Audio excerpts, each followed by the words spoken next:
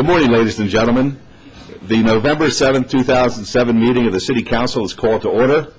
This meeting has been properly noticed and posted in compliance with the open meeting law. These proceedings are being presented live on KCLV Cable Channel 2 and are closed caption for our hearing impaired viewers.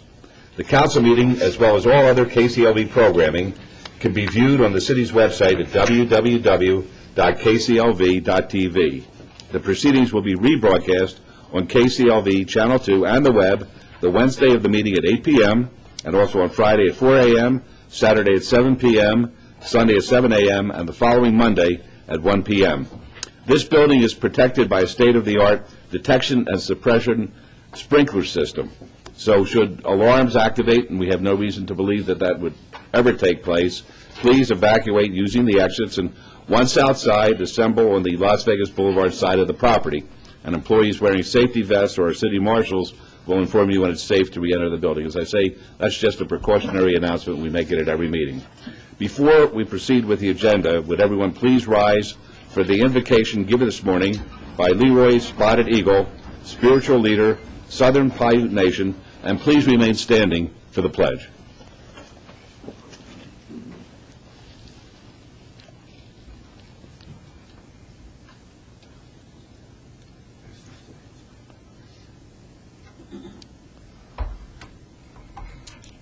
Thank you.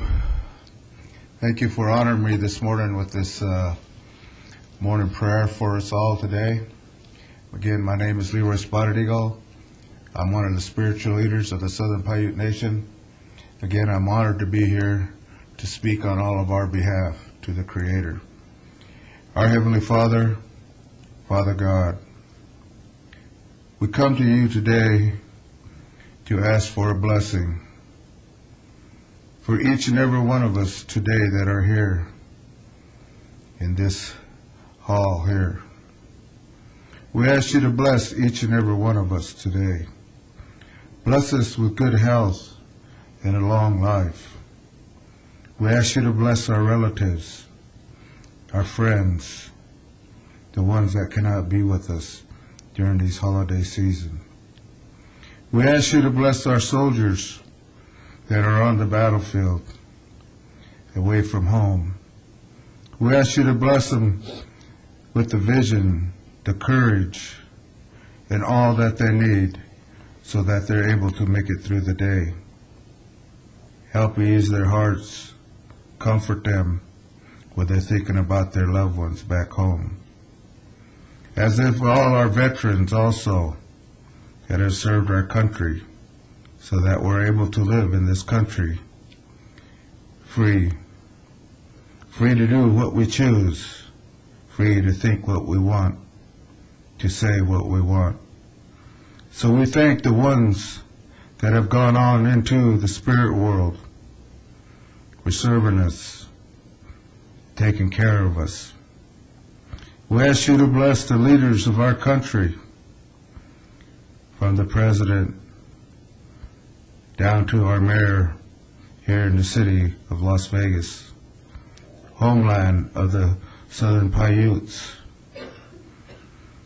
We thank them, the ones that have gone on into the spirit world.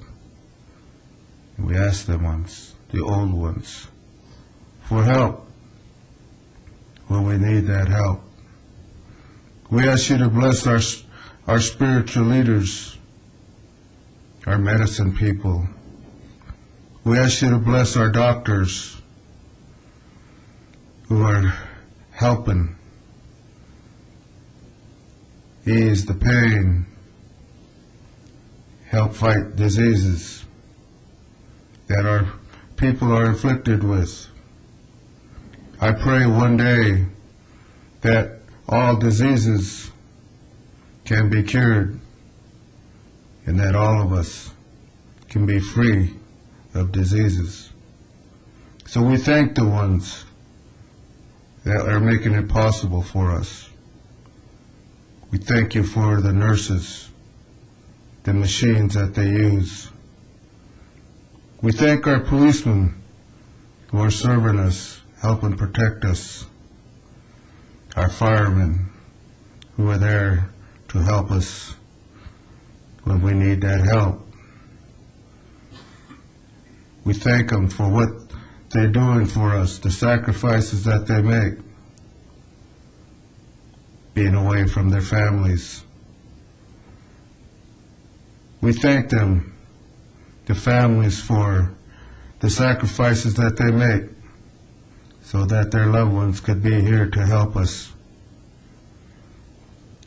We thank you for the winds that come to help clean our air that we breathe. We thank you for the winged ones, the four-legged ones, the two-legged ones. We thank you for all the many blessings that you've given us throughout the year. If I left anybody out or anything out from my prayer, our Heavenly Father, I ask you to take care of that for me. I humbly pray. Usa. Amen.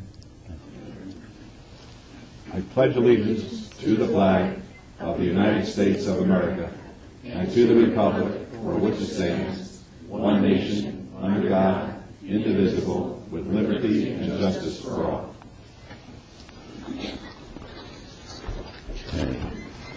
Thank you.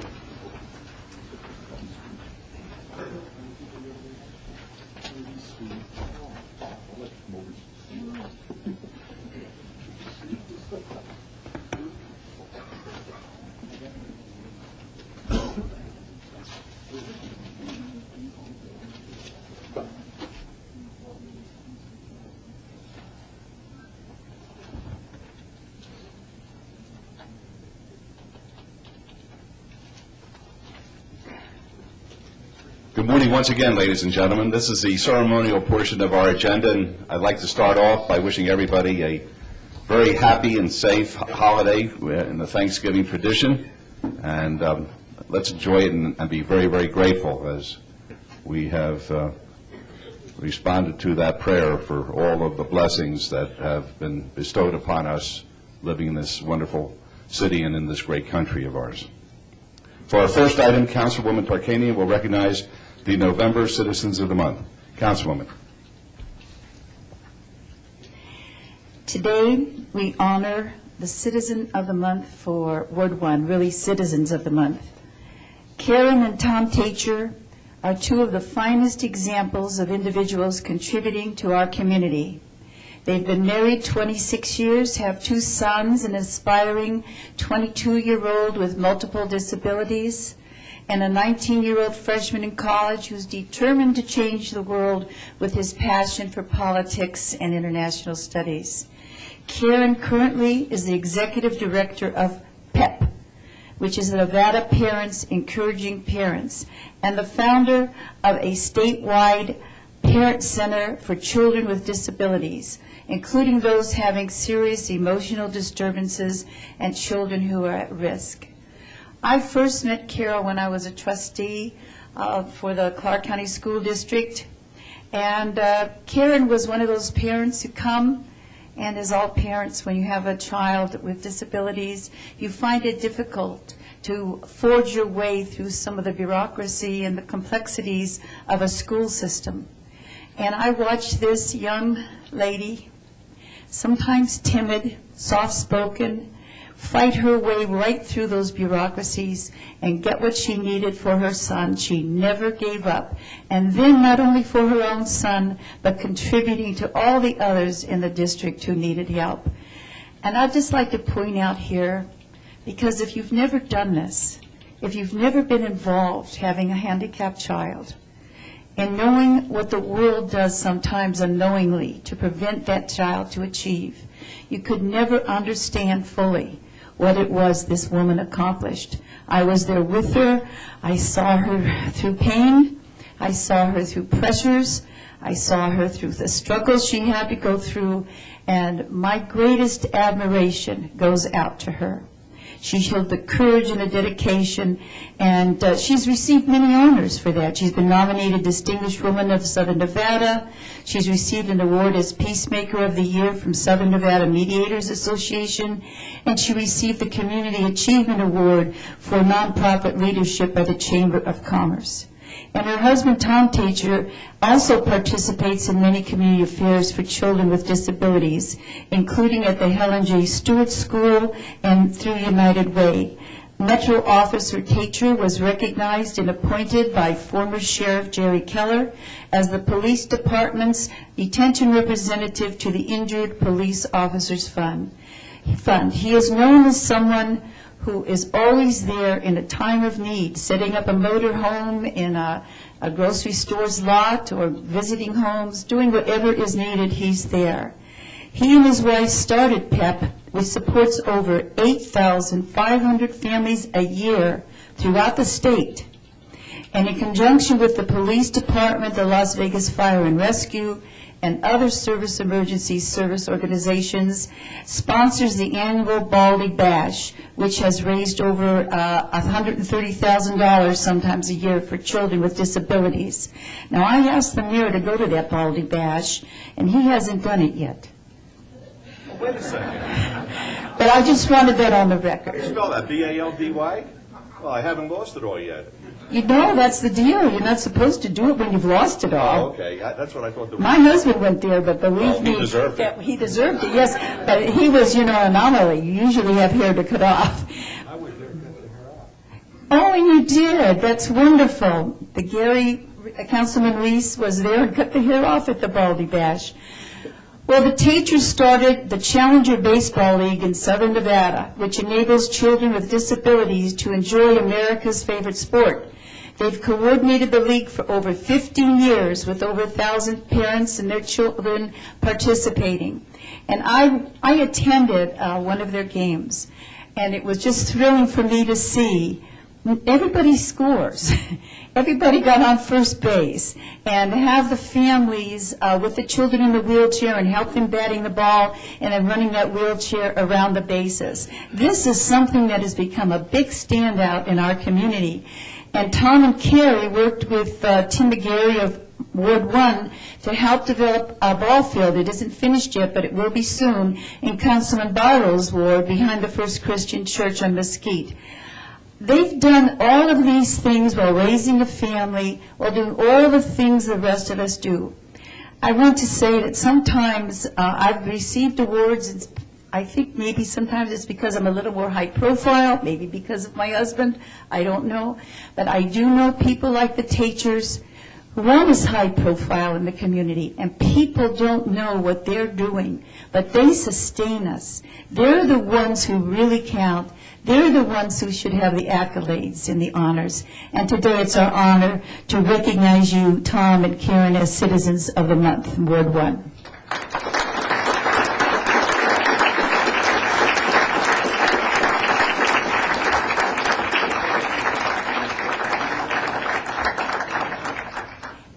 We'll give you this award. And the mayor, I think, is donating for next Baldy. Okay. Yes, he did. His son Tim interned for the mayor, and the mayor told me at the time what a great job he was doing. He told me that, which I think I conveyed to you. And also, we have this sign, which will be appropriately placed by our City Hall, Citizens of the Month, Karen and Tom Teacher. We thank you so very much, and would you like to say a few words? I would. Tom and I would like to thank the Mayor, Oscar Goodman, City Council members, and especially Dr. Tarkanian, who has been a mentor. And to receive an honor from one of your mentors is truly meaningful. Thank you so much.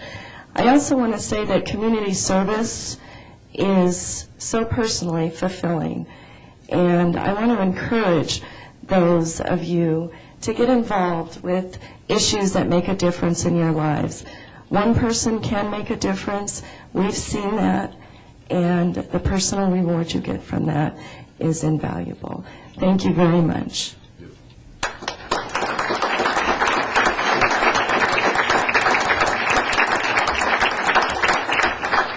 Beautiful, thank you very much. For our next item, we'll recognize the November Employee of the Month, and I'd like to ask Joe Marcella, Director of Information Technologies Department, and Lonnie Richardson, the Application Services Division Manager, to join us at the podium. And I'm proud to announce that the November Employee of the Month is William Balthrop. William, would you please come forward? Have a big round of applause.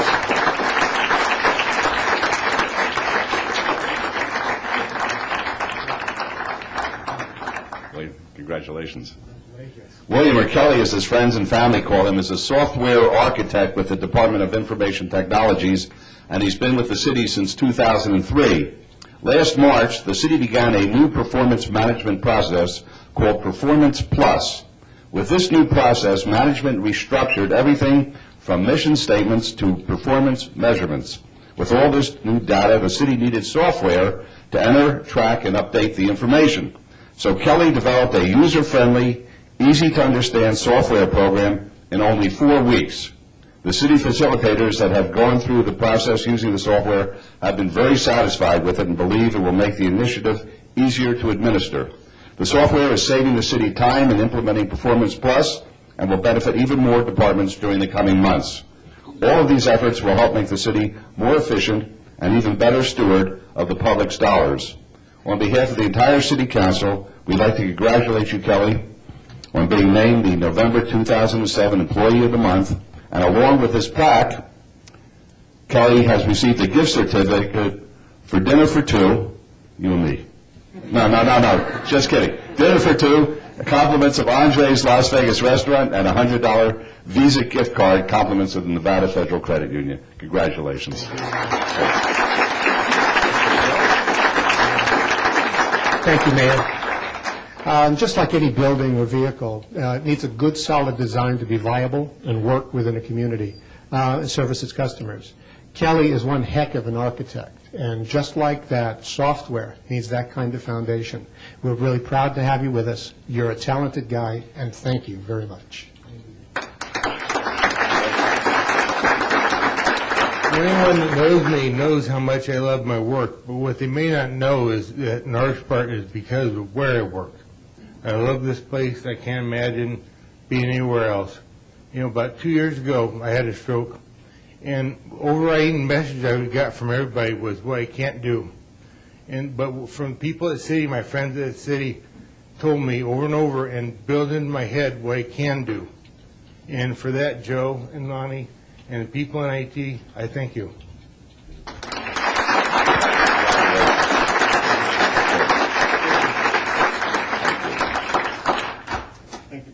Thank you very much. Thank you. Thank you very much. Okay. For our next item, we'll honor 9 members of the Las Vegas Fire and Rescue Department. To help in making the presentation, I'd like to ask Philip Ferguson with Liberty Mutual Insurance Group, Marcy Graffa, representing the International Association of Firefighters, and Hayden Ray, representing the Fire Prevention Association of Nevada, to join us at the podium. And I'd also like to ask Acting Fire Chief Mike Myers, where are you, Mike? Right, to join us up at the podium. Right, well, you go to that Baldy conference. You qualify. All right, now, where's Mr. Ferguson? Here we go. Nice to see you, sir. Welcome to Las Vegas. Thank you. Good morning, everyone.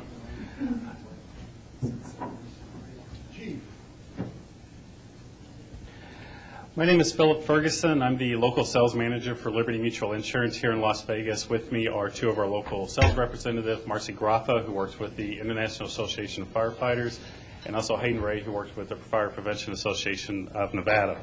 I'd like to thank everyone for attending, especially the mayor and city council. Thank you very much. A little bit about our award. The Firemark Award is being presented to 9 members of Las Vegas Fire and Rescue for their commitment to responsibility and to safeguarding Las Vegas residents. 2 teams will receive our Heroic Award, which recognizes significant acts of bravery displayed during fire rescues, and we will also honor Las Vegas Fire and Rescue's Public Information Officer with the Community Service and Public Education Award. The Firemark Award is presented to firefighting professionals who best represent their community through courageous valor and selfless acts. This award takes its name from a lead plate in the form of a phoenix rising from the ashes that American fire officers used in the 18th and 19th centuries to mark homes they had insured. In addition to the individual awards being presented today, we will honor these heroes throughout the year by displaying our Fire Mark Master Plaque in our local sales offices. The first heroic award is being presented to firefighter and paramedic Kirk Casperson and firefighter Steve Weinert for their actions on August 21st, 2007.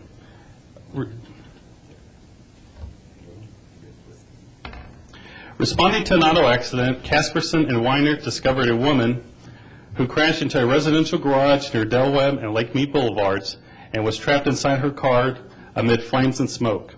The woman's car was suspended 5 feet in the air and lodged between the garage ceiling and another vehicle. But despite these extremely difficult conditions, the team worked quickly and saved her life. Firefighters Casperson and Weinert, please come forward and receive your award.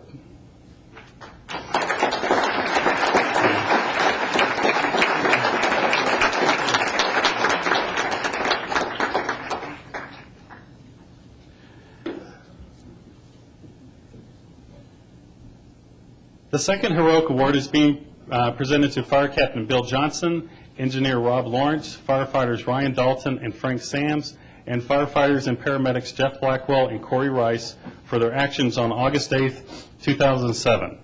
Responding to a house fire, the team discovered heavy smoke pouring out of a one-story house, and upon entering the home, found an unconscious man laying in the kitchen.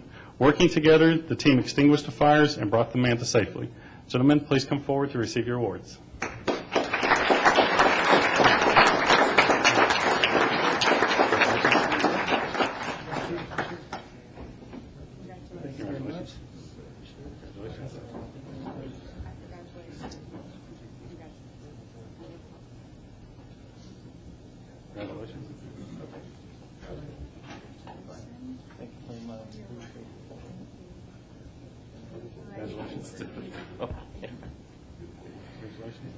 Thank you.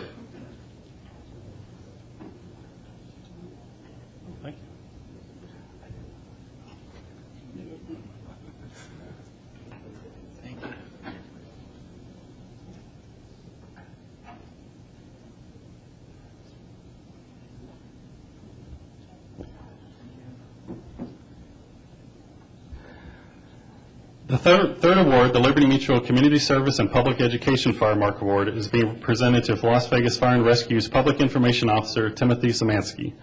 Much of Tim's 37-year career in fire service has been devoted to putting out fires before they start through community-focused education and outreach programs. Tim developed an educational program that prepares UNLV students majoring in hotel and resort management for fire-related emergencies in their future workplaces. He also led a fundraising drive that brought 3,000 free smoke alarms to low-income Las Vegas residents and initiated to republish fire safety booklets and CD-ROMs in Spanish for our thousands of Spanish-speaking residents. He also started the Citizens Fire Academy, where everyday citizens can learn how to deal with disasters and emergencies, fire and life safety, and how the fire service operates in the Las Vegas Valley. Officer Szymanski, please come forward to receive your award.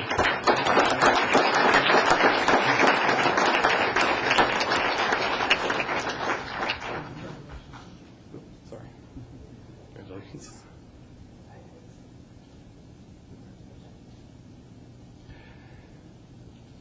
These awards recognize 3 inspirational stories of firefighting, unique in approach but united in purpose.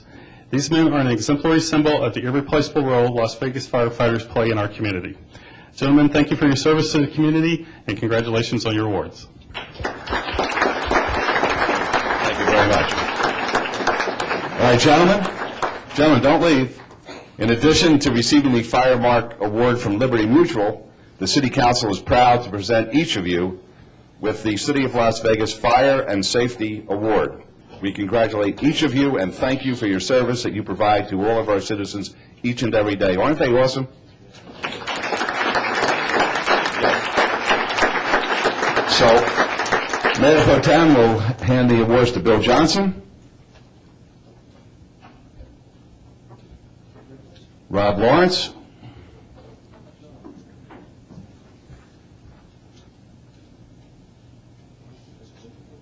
there you go, Ryan Dalton,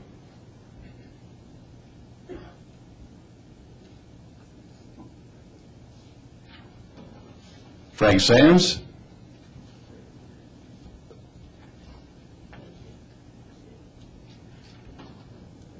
Jeff Blackwell.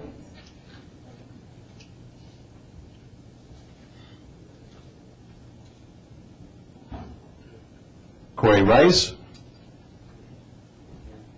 I got to say, Corey Rice's dad was the best basketball player ever come out of the state of Nevada. He's from Panaca. It's not in Clark County. It's not in Las Vegas. That's all right. And finally, Tim Savansky. Oh, we have another? Pardon me. Okay. Congratulations, Tim. And Kurt, come on up on behalf of, for Stuart Weiner, if you could accept his, that'd be great. Thank you very much. Another round of applause, please. Good job. Yeah, that's interesting. And Councilman Wilson points out something that really is historical. Today is the 26th anniversary of the horrible fire that we experienced over at the MGM. And as a result of that, we've made tremendous strides to make sure that Las Vegas is the safest place imaginable, and our fire department has received one award after another. We are the highest rated fire department that is humanly possible, and we thank these gentlemen every day for participating and making our community a safer place. Thank you. Okay, for our next two items, Councilman Barlow will proclaim November as American Indian Heritage Month and recognize some very talented young ladies. Councilman. Thank you, Mayor.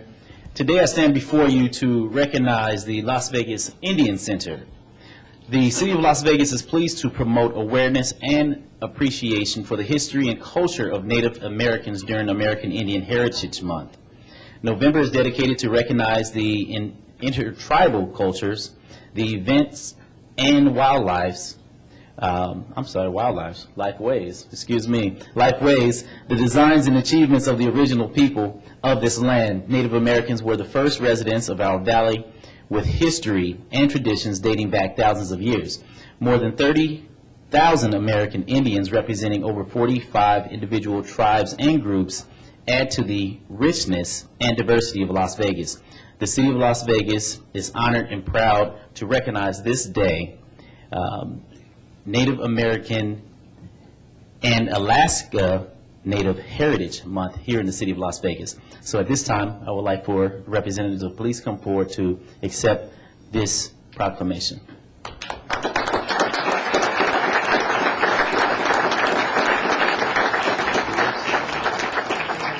Okay, congratulations. Please share a few words.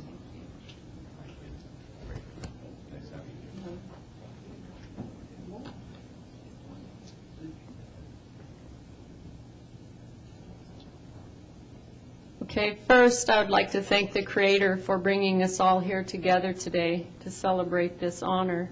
Next, I would like to thank Leroy Spotted Eagle for his beautiful words and for starting off this meeting in a positive manner.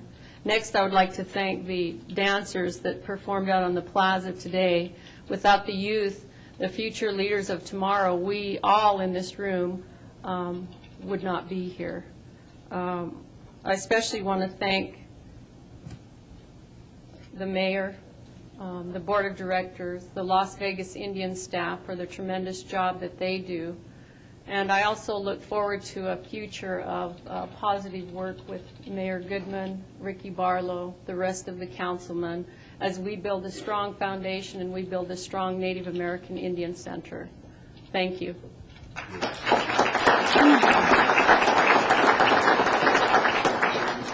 Halito Chimachukma. My name is Tammy Tiger, and I am the chairwoman for the Board of Directors with the Las Vegas Indian Center. And I feel this recognition wouldn't be complete without our staff, and so I would like to call up our staff and let you fill this with us, please. With the support of the City of Las Vegas, the Las Vegas Indian Center has served this community for over 30 years. There is a tremendous need in this area for urban American Indian programs and services, and with their continued support, we will be able to fill in those gaps and provide those services to our community. Your recognition here today solidifies our trust in your commitment to the American Indian community, and we truly give our sincere thanks for this honor today. Thank you very much. Just tell the folks where the center is located. The center is located on 2300 West Bonanza, and we invite each and every one of you to come by at any time and meet the staff and join in the festivities that we perform at the center. Thank you. Thank you very much.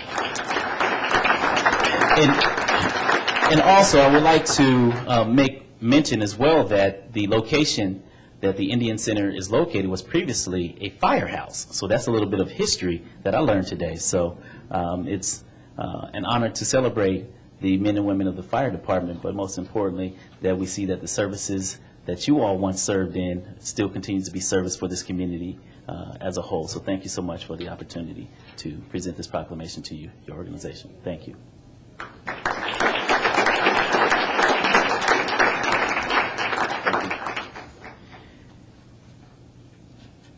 Today, I stand before you also to recognize a group of young people who have just continued to do an outstanding job in the city of Las Vegas, but not only in the city of Las Vegas, but abroad. I'm just getting tongue twisted all today. But the entire community as a whole. Today, we're here to celebrate the VIP program based out of the Doolittle Community Center. The City of Las Vegas Doolittle Jam Squad VIP program is comprised of young ladies ages 4 to 15. Jam Squad is a competitive cheer and dance team and compete on a national, regional, and local level, as well as perform in special events throughout Southern Nevada. The ladies have made special appearances at numerous functions, such as the Martin Luther King Jr. Parade, the AFL Arena Bowl 2005 and 6, and NBA Summer League halftime show, just to name a few. This summer, the VIPs attended the Universal Cheerleaders Association Summer Camp in Phoenix, Arizona, where they received the Camp Champions Award, the Top Banana Spirit Award, 4 Spirit Sticks, and have been invited to perform at the Capital One Bowl game in Orlando, Florida. The Jam Squad VIPs are under the direction of Victoria Franklin and Ashley Donnell. Did I say that right? Or Donnell? Okay, please come forward, Vicki. Please come forward, Ashley. She's in class? Okay. And if the Jam Squad will please follow Vicki to receive your award. Ladies and gentlemen, please help me in celebrating these young people for their outstanding work and achievement.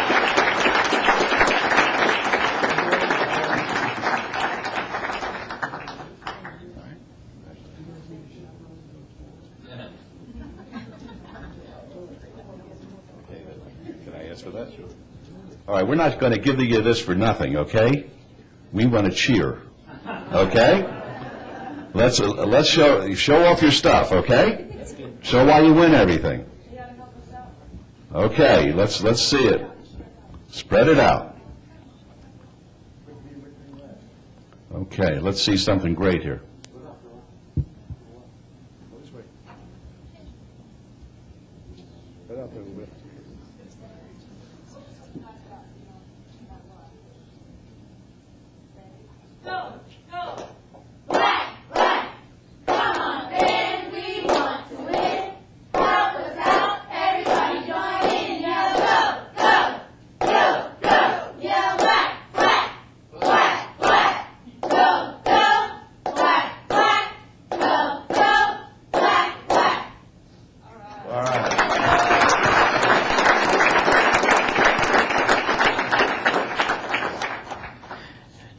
Victoria, would you please come up and just say a few words on behalf of your beautiful group? Thank you.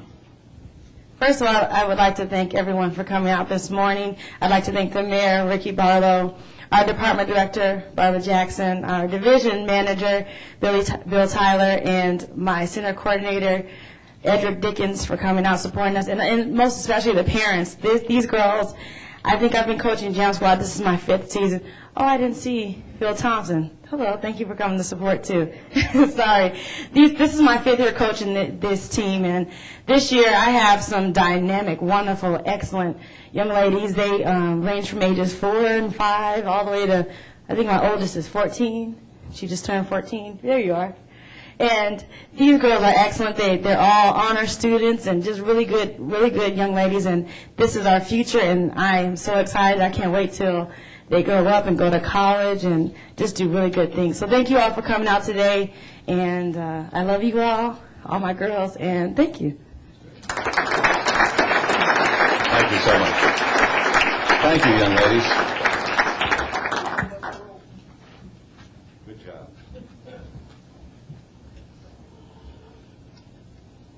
Okay, this is a very special council meeting when you get to think about it. We had our Citizens of the Month, who in their way are heroes in our community, and we have our fire and rescue folks who are heroes in our community, and now Councilman Ross is going to recognize a very special young lady who is the epitome of heroism in Las Vegas.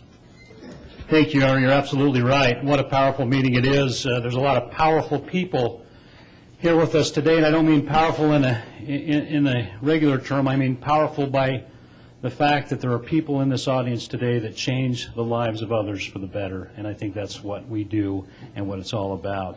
I'm going to introduce to you a young lady right now, and I'll get into her story. Michelle Maurer, would you come up here and stand by me as I talk about this story?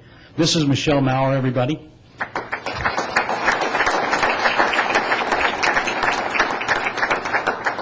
Michelle is an extraordinary young lady.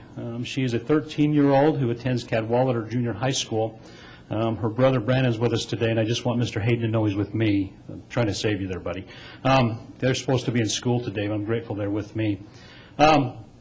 Michelle is incredible because a few weeks ago, her father, David, had called my office and spoke to my staff about her incredible story. And after sharing it with me, I felt it was necessary that we recognize this young lady. A lot of you know the TV program Heroes. I don't watch a lot of TV, but that's one of my shows that I try to watch with my wife. Michelle is a hero, and I'll tell you why. On October 9th, Michelle came out of her house and found a vicious dog attacking her neighbor, a little 7-year-old boy named Antonio. Michelle jumped in the middle of that ruckus with that dog, a Rottweiler, and I don't think he was a very small one, according to your brother. Without blinking an eye, she jumped in and saved this young man's, probably his life. Antonio suffered some stitches to reattach his ear to his head. He needed 12 stitches. And I'm not sure there's many of us in this audience who would do the same as adults, the heroic actions that this young lady did. Today, Michelle, I'd like to bring your parents up as well. Would Mom and Dad come on up here? Mr. and Mrs. Maurer, Brandon, come on up here with your sister, too. This is a family thing. As a young woman and an example, Spotted Eagle in his invocation talked about thanksgiving, sacrifice, and courage, and this young lady emulates all of them. It is an honor for me to recognize her today and her parents and her family, and I'll tell you why, because it takes good parents to raise good kids. And if we're doing that in our community and in our city, we're building a better Las Vegas. And I want to give my appreciation to you as Mom and Dad for raising such a wonderful daughter. At this time, I think the mayor's got something very special for you, Michelle. Your Honor. Thank you very much, Councilman. And Michelle, I hope I don't blow this because we don't do this very often. I think my recollection is that in the 8.5 years that I've been the mayor, we've only given out this very special award, the Medal of Honor, on 2 prior occasions. And those awards go to people who help us as far as public safety is concerned in the community. And to my recollection, you'll be the first, in effect, civilian who is the recipient of this. So let me see whether I can do this.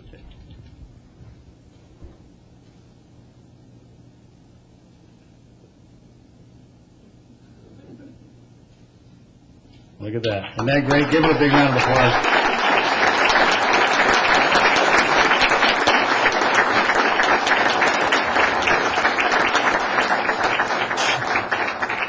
She is very deserving of this and much, much more. We are grateful for your service to this community.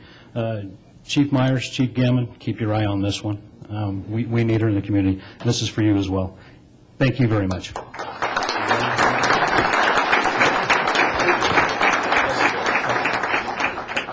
I'd just like to say thank you for this honor.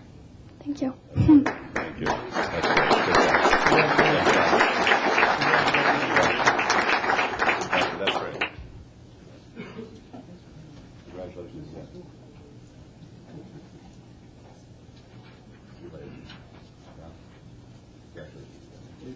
Okay.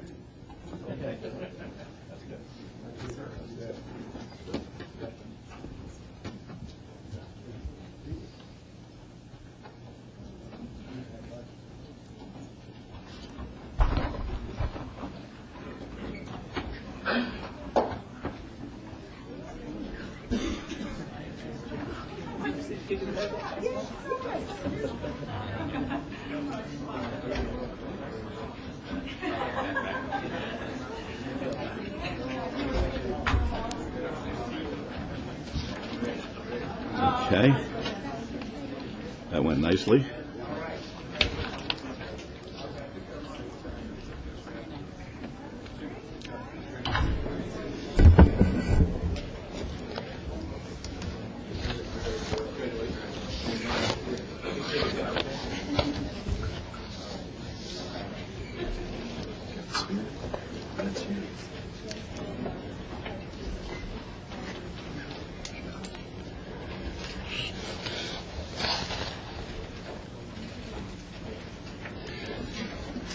Vicki, I'd like to hold items 95 and 96 this afternoon Okay, 95 and 96, I'll make sure they're on the list.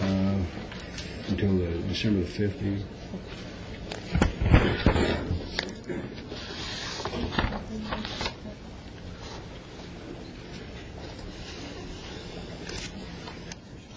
Yeah, that'd be nice. Okay. We'll call item number 11, which is any items from the morning session that the council staff and/or the applicant wish to be stricken or held in abeyance to a future meeting may be brought forward and acted upon at this time. Mayor Pro Tem. Thank you, Your Honor. We have item number 39, is abatement of vacant building at 4617 Spring Creek Avenue. Staff's asked to strike. We have item number 47, work card appeal, Victoria Katoya. Staff's asked to strike. Item 48 is work card appeal, Kiokas Michael Billis. Staff's asked to strike. Item 49 is work card appeal, Colette Marie Kiter. Staff's asked to strike. And item 58 is non-renewal of a tanning salon license, Hawaii Relaxed Tanning and Spa. Staff's asked to strike. Are there any other items that we need to bring forward at this time? Seeing none, Your Honor, make a motion to bring these items forward and take the appropriate action, please. All right, thank you. Let's vote, please. Opposed? Motion carries. Thank you. Item number 12 is approval of the final minutes by reference to the regular city council meeting of October 3, 2007. Yes, Your Honor, no additions or deletions. I'll make a motion to approve the minutes, please. Thank you. Let's vote, please. Opposed?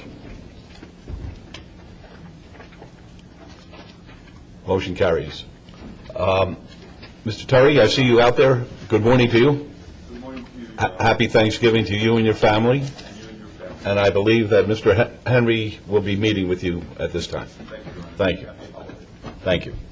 Items 13 through 38 are on the consent agenda. They're considered to be routine. They're recommended for approval by the departments and may be enacted in one motion. Are there any items that the council wishes to bring forward at this time? All right, hearing none. Yes, about 6 months. Your Honor, make a motion to approve items 13 through 38 with all conditions, please. Thank you. Let's vote, please. Opposed? Motion carries. Thank you.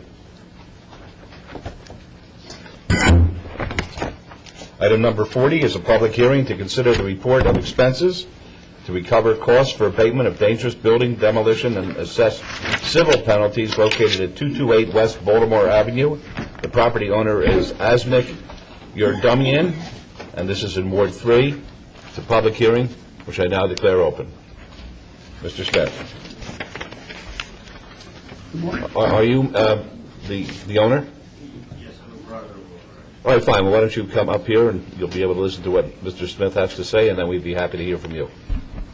Good morning, Mayor and Council. Devin Smith, Manager of Neighborhood Response. The purpose and background is that the condition of this property was a public hazard and an attractive nuisance. The Department of Neighborhood Services declared the property in violation and started legal notification. When no corrective action was taken nor an appeal filed, the Department of Neighborhood Services hired CNW Enterprises to demolish the structure, remove refuse, waste, trash, debris, vegetation, and post no trespassing, no dumping, no vehicle signs on site. On June 13, 2007, an asbestos survey was conducted by CAM Air. To date, there have been 10 inspections conducted at this location. The value of the property, based on the sale date of May 2005, was $300,000. The recommendation is that the City Council approve the report of expenses in the amount of $23,505.75 for work completed by CAM Air and C&W Enterprises, and that the above charges be filed and recorded against the property constituting a special assessment and lien, and authorize that the notice of lien of assessment be duly recorded with the county treasurer. Thank you very much. Any questions of Mr. Smith? All right, sir, if you'd be kind enough to identify yourself for the record. Yes, my name is Avak Yurdumian, and I'm a brother of Aspik Yurdumian, owner in the property.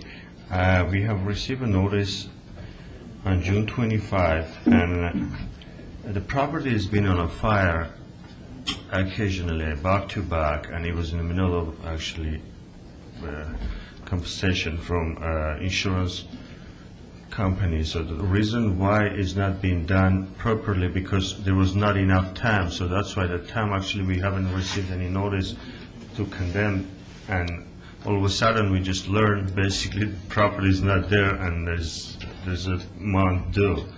And a question I have today, my sister, she was in a paternity and she has a beautiful, she just had basically baby boy, and at the time she wasn't in a town, she lives in California. So my question will be if we just want to learn if there's any lien on a property, is that going to affect her credit? Because property right now, I guess it's on for sale. As soon as it sells, so maybe the city can compensate that money from the sale of the property. I mean, as long as it's not going to affect in her record for somehow. I understand your question. I don't know the answer to it. Does a lien on real property affect somebody's credit? The city attorney, Mr. Stoll, says no. No. Okay, so apparently that's the answer to your question. Okay, and if you can have a copy of that hazardous, like asbestos copy, if they find, I just learned there's asbestos being found in that property. If I can have that copy, please. Okay, and No question. very good. Mr. Smith will make that available. If there's a report on asbestos, we'll certainly make that available. Yes. Yes, and Mike? Mr. Stoll? Before we move on, Your Honor, I just want to make clear, I don't know that for 100%. I mean, he's going to have to check with the credit reporting agencies to make a determination whether that adversely affects the credit. I'm thinking it wouldn't, but I'm not going to give him a legal opinion that it won't. All right. Sitting here. Okay? Thank you. Good, thank you. All right. Yes, Your Honor, move to file staff recommendation, please. Let's vote, please. Post. Motion carries. Thank you. Item 41 is a public hearing to consider the report of expenses to recover costs for abatement of dangerous building demolition and assess civil penalties located at 629 West McWilliams Avenue. The property owner is Ken Touy, or Touy, I guess, T-O-U-Y. This is in Ward 5. This is a public hearing, which is now open. Yes, sir. Again, Mayor and Council, Devin Smith, Manager, Neighborhood Response. The purpose and background is that the condition of this property was a public hazard and an attractive nuisance. The Department of Neighborhood Services declared the property in violation and started legal notification. When no corrective action was taken nor an appeal filed, excuse me, the Department of Neighborhood Services hired C&W Enterprises to demolish the structure, removing refuse, waste, trash, debris, vegetation, and posted no trespassing, no dumping, no vehicle signs on site. On June 13, 2007, an asbestos survey was conducted by CAM Air. To date, there has been 6 inspections conducted at this location. The value of the property based on the sale date of November 2005 was $150,000.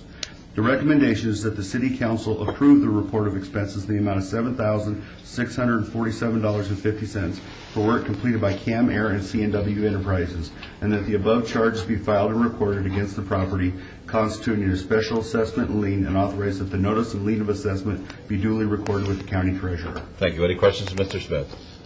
Is the owner of the property present? All right. Would anyone like to speak to this because it is a public hearing? All right, seeing none, we'll close the public hearing. Councilman Barlow. Yes, thank you, Mayor. Devin, if video services can run the overhead back again of this property, my question Yes, have them run it again, because they showed two properties. So was there two properties on, at this location, or was it just one? This, if my recollection serves me correctly, I believe it was just one, but it's one structure, but.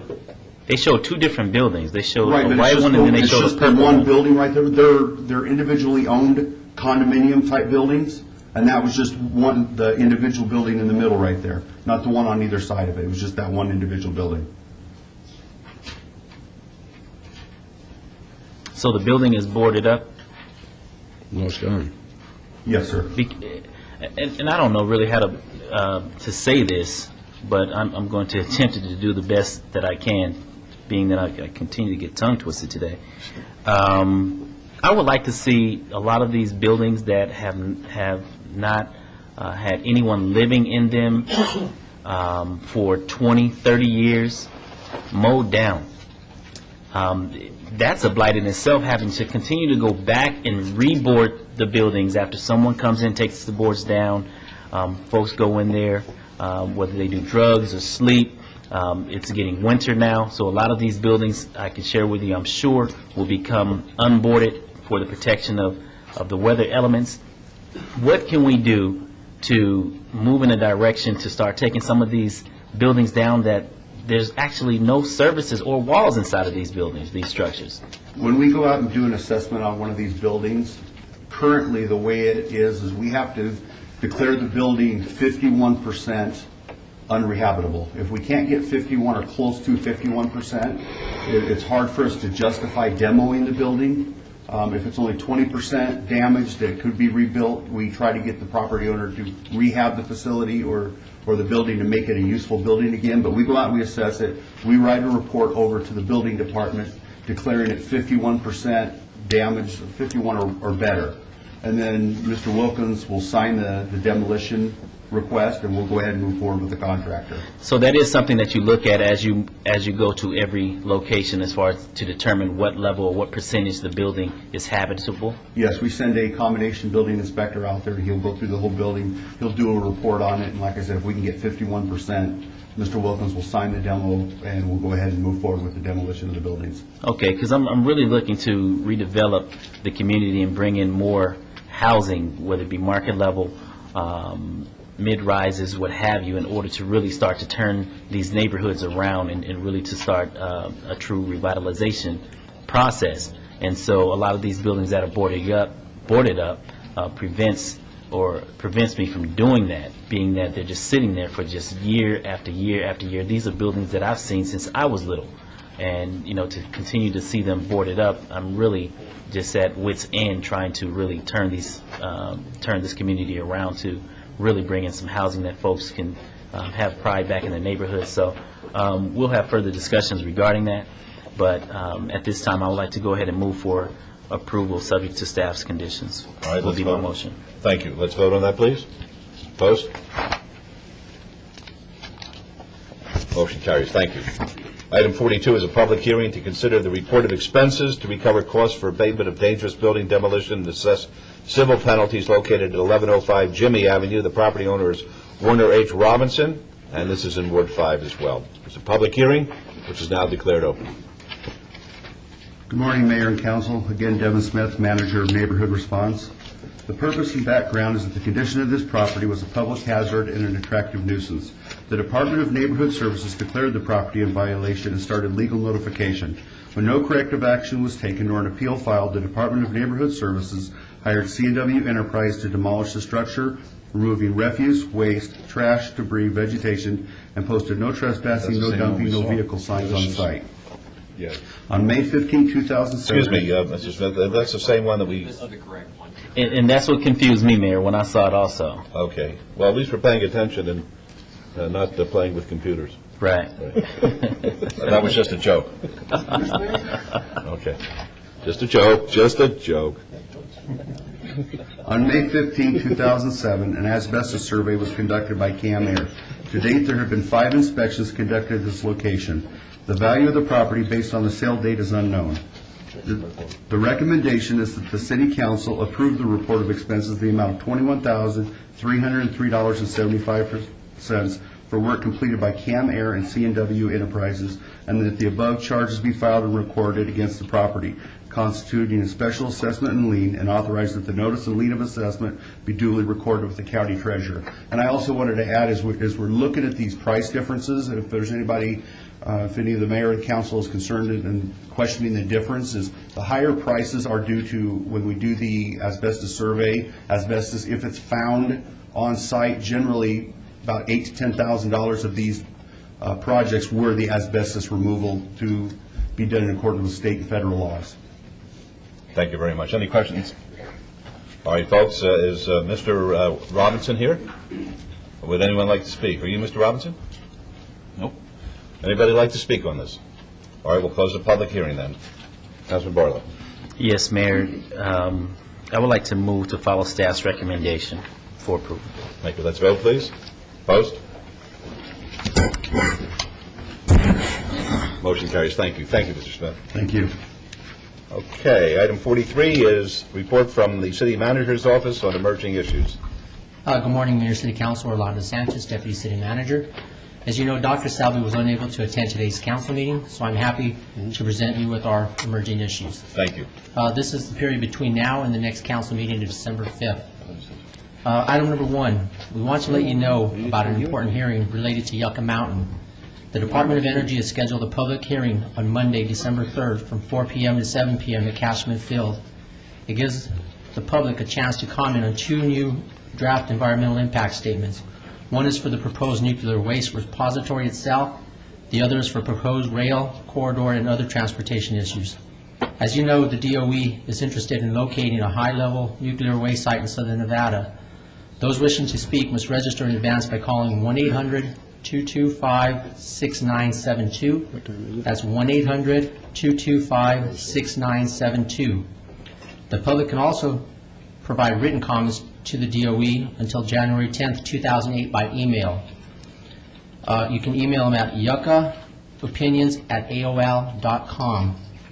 For further information, we have a booth set up in the back right here on the side, and we also have flyers along the railing that talks about the December 3rd meeting. So we encourage all citizens of Las Vegas to go out there and show their interest in the subject.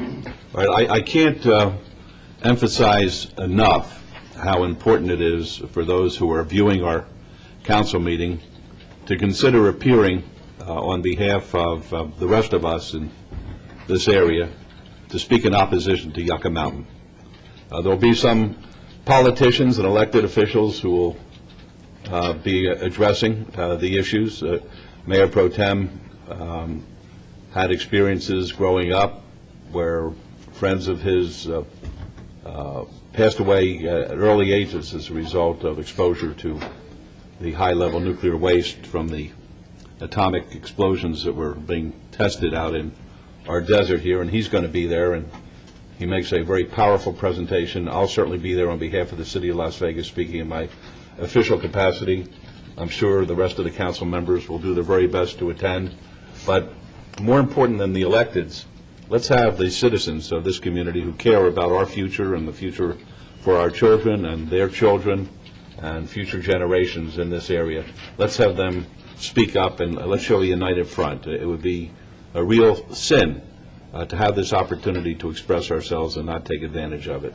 So that, once again, is on December the 3rd from 4 to 7. And register in advance if you need some help with that. My office will certainly be of assistance, as well as the manager's office. The number you can call, however, is 1-800-225-6572. Your Honor, if I could. Yes, Mayor Pro Tem. And again, you know, I certainly support what the mayor is saying, but, you know, Yucca Mountain was a testing ground for these nuclear blasts, nuclear shots. It's not only the danger that is being stored out there, it's the transportation of it, getting it there. It's going to go through many, many cities that aren't even aware of what's going through their city, that may be going through their city. And again, when the government tells you it's safe, they also told us it was safe back in the early 1950s, late 1949 or 40s, that it was safe to watch these shots. So I'm a government person, but again, the scientists are not always right either. And I think we are, if we allow this nuclear waste to be transported here, we're doing those people across the country that are our loved ones, we're doing them a disservice too if we don't speak out on this item. So I would again encourage those that are viewing.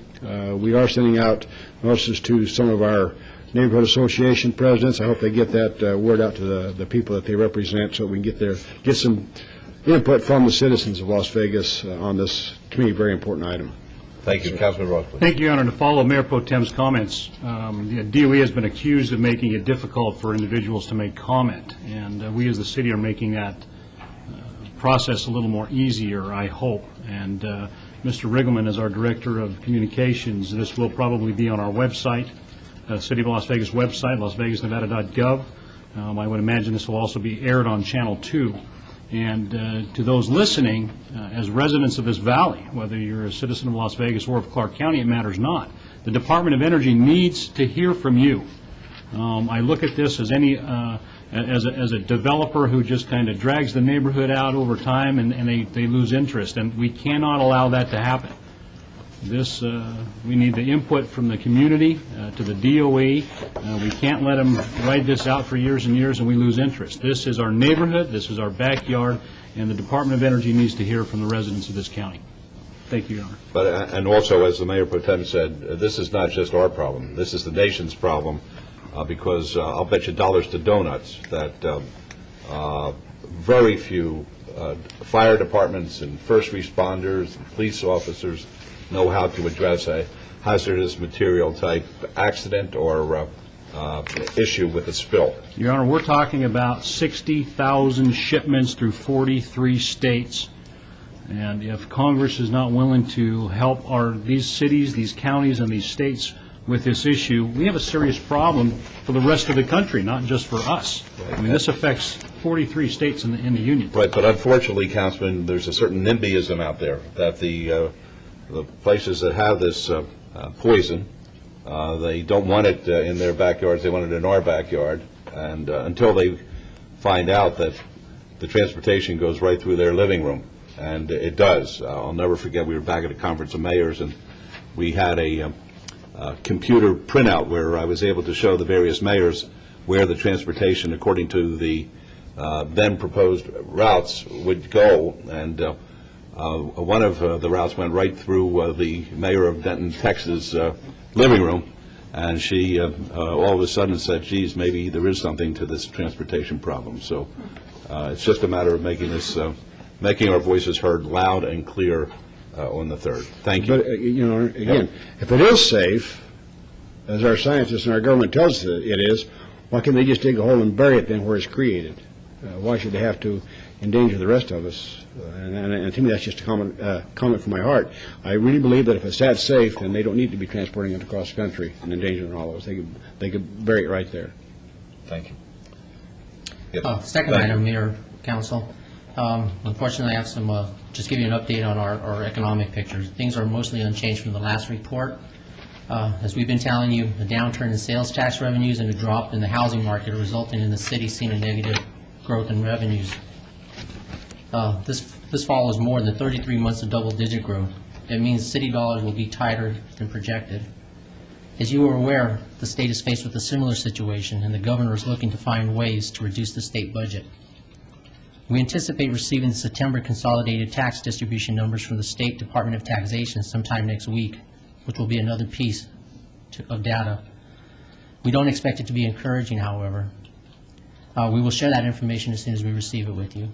So basically, our finances are tight, and they continue to be watched, and Mark Vincent, our director, he's developing a presentation for our December meeting with triggers of what we'll do and how we'll react to the budget if it continues this way. And finally, just a quick reminder, the City Hall will be closed this Thursday and Friday for Thanksgiving as well as Family Day. These are the main issues. We want to wish all the citizens of Las Vegas a happy and safe Thanksgiving. And if you have any questions, I'm here to answer. Thank you. Are there any questions? All right, thank you very much for the report. Thank you. Item 44 is discussion and possible action regarding a First Amendment to an exclusive negotiating agreement with CIM/LL Las Vegas LLC for parcels at 4th Street and Stewart Avenue totaling approximately 5.49 acres. This is in Ward 5. Mr. Adams. Good morning. Scott Adams, Director of the Office of Business Development. This is an item respecting an amendment to an existing exclusive negotiating agreement between the City of Las Vegas and CIM Las Vegas LLC regarding proposed development of the site, the block actually that you see on the overhead that comprises the post office and all the land around the post office. This is a very simple amendment that really simply, within the existing E&A period, which runs through the March 18th of 2008, just eliminates the distinction between a first and second negotiating period for submittal of certain things, most notably their master plan. I would say that we have been working with them on their master plan, the CIM group. We just not received possession of it. We're very excited about it. I know they've shared that information with you. We have confirmed that they are indeed the owners of the Lady Luck, which is a major acquisition on their part. We've certainly done our reference checking with them. I know personally I was in Santa Monica this last weekend and visited the 3rd Street Promenade, which is perhaps one of the most viable retail districts I think I've ever seen. So if they can do anything here like they've done there, I think we're in for a really big surprise in terms of how they could change the face of this part of the downtown area. So we support this change. We want to create as much flexibility in our E&A as possible to allow them to give us the greatest master plan that we can realize here. And Jeff Rosen is here with CIM to answer any questions that you might have about their project. Okay, basically, they're also negotiating or having discussions, as I understand it, with the federal government regarding use of the property that's in question here, since it was, in fact, part of the purchase that the city made for $1 from GSA about eight and a half years ago. Is that correct? That's correct. That approach has not actually been made yet. What we're trying to do here is make the entire project a preservation project where the energy and the funding, especially tax increment funding that might be generated by their proposed development, could be tied to the renovation of the post office for conversion to a museum, and do that up front as part of their development, as part of a seamless process, so that the museum becomes an activity generator for their new development, vice versa, their new development becomes part of the plan to rebuild the post office, and how we can carry all that during the transaction period. So we really want to present that to federal officials as a preservation project. So we want to be very careful how we make that presentation. Very good. It's very exciting. Thank you, Scott, and good morning, Mayor Goodman and members of the council. I'll concur with Scott that we're continuing to move full speed with our acquisition of Lady Luck and renovation and development plans. And part of the E&A is tied to our investment there, as well as specifically the land around the post office block. We continue to be committed to downtown and to make the master plan work for not only the museum, the surrounding land, as well as Lady Luck, and to help revitalize all of downtown. We really believe the museum will be a focal point to everything we're doing, and need to think through the proper way to plan all of that from both a development as well as a financing plan. And we continue to try to meet all the milestones and try to execute on the vision that we're working through with everyone at staff and everyone at the council. Good. We just state your name for the record. We need that. Jeff Rosen with the CIM Group. Thank you very much. Mr. Givens is not here today, and we miss him because I was going to tell him that unless he cleans up those blue things in those holes, which are on the, I guess, eastern side of the property, I will bury him in it. I will relay that message. Thank you very much. Okay, thank you. All right. Any other questions or comments? All right, Councilman Barlow. Mayor, you're a tough act to follow. I had an opportunity to meet with Mr. Rosen and his team on yesterday, and what I had an opportunity to see and speak to them about was very aggressive, but I liked it. I really appreciate the hard work and dedication and time that you all have put into this development, and I believe that truly this will be a success that we can talk about for years to come, specifically as we see all of the revitalized hotel structures from the Frontier, which was just recently imploded, and now to see the Lady Luck go under I'm not sure if we can say implosion. Will you all implode that? Revitalization. Let's just say revitalization. You don't have to answer that. Revitalization effort. I think this is something that will truly continue to help us turn the corner as it relates to downtown. So with that, Mayor and Council, I would like to move for approval, subject to all staff's conditions, to allow them to continue to move forward with their efforts to bring a beautiful project that I believe that we'll all be very proud of. All right, thank you. That would be my motion. Very good. Let's vote, please. Opposed? Motion carries, and happy Thanksgiving to you and CIM. All right. 45 is discussion and possible action regarding the real property purchase and sale agreement with Maria O. Zapata Angulo as trustee of the Maria O. Zapata Angulo Revocable Trust for real property generally located at 316 North 7th Street, 317 North 7th Street, and 321 North 7th Street. This is in Ward 5. Mr. Adams. Scott Adams again. This is an item that respects the proposed purchase of property in what we've been referring to as the former arena site. I have on the overhead some photos of the properties that we've already acquired on a continuing basis for originally the expansion of City Hall and then ultimately a site for arena development. And then there's other property. On the top photo, you'll see everything in blue is everything that we already own and have acquired.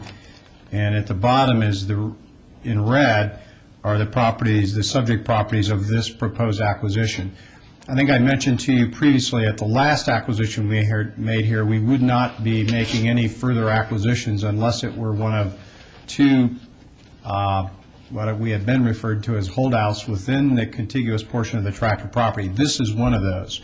We were able to get the owner of this property to agree to sell the property at a price we offered over a year ago, and so we believe this is a very, very important and strategic acquisition. It will just about deplete the funds we have available in the account for this project, but at the same time, if you notice, if I could get this blown up a little bit, it's these properties here. It renders everything between Mesquite, Stewart, the Alley, and Las Vegas Boulevard as one contiguous tract without any hole in the middle of it, so to speak. And this acquisition adds considerable value then to that assembly. By getting this piece, we will have that contiguous tract, give us what will amount to somewhere in the 11-plus acre range on Las Vegas Boulevard on an interchange. And I think the proposed acquisition price is just a little over $1.7 million. It amounts to $75 a square foot on the properties on the east side of 7th and 91 on the west side. These are in line with our prior purchases, and as I've indicated continuously, when we complete this acquisition, our average cost per square foot will be at a basis that we believe we'll be able to sell for, whether it's arena or a redevelopment project. It will be in the low $80 per square foot range, which in today's real estate market downtown is a buy. And given its strategic location and the fact that we're now contiguous, this is probably one of the most important purchases I think we've made in the assembly. So with all those considerations, I would recommend approval of moving forward. It gives us tremendous leverage as far as the future as to negotiating with developers in the downtown because of a very important piece of property now. That's correct. Good. All right, Councilman Barlow. Yes, Mayor. With that being said, I would like to move to follow staff's recommendation for approval. Thank you. Let's vote, please. Opposed? Motion carries. Thank you, Mr. Adams.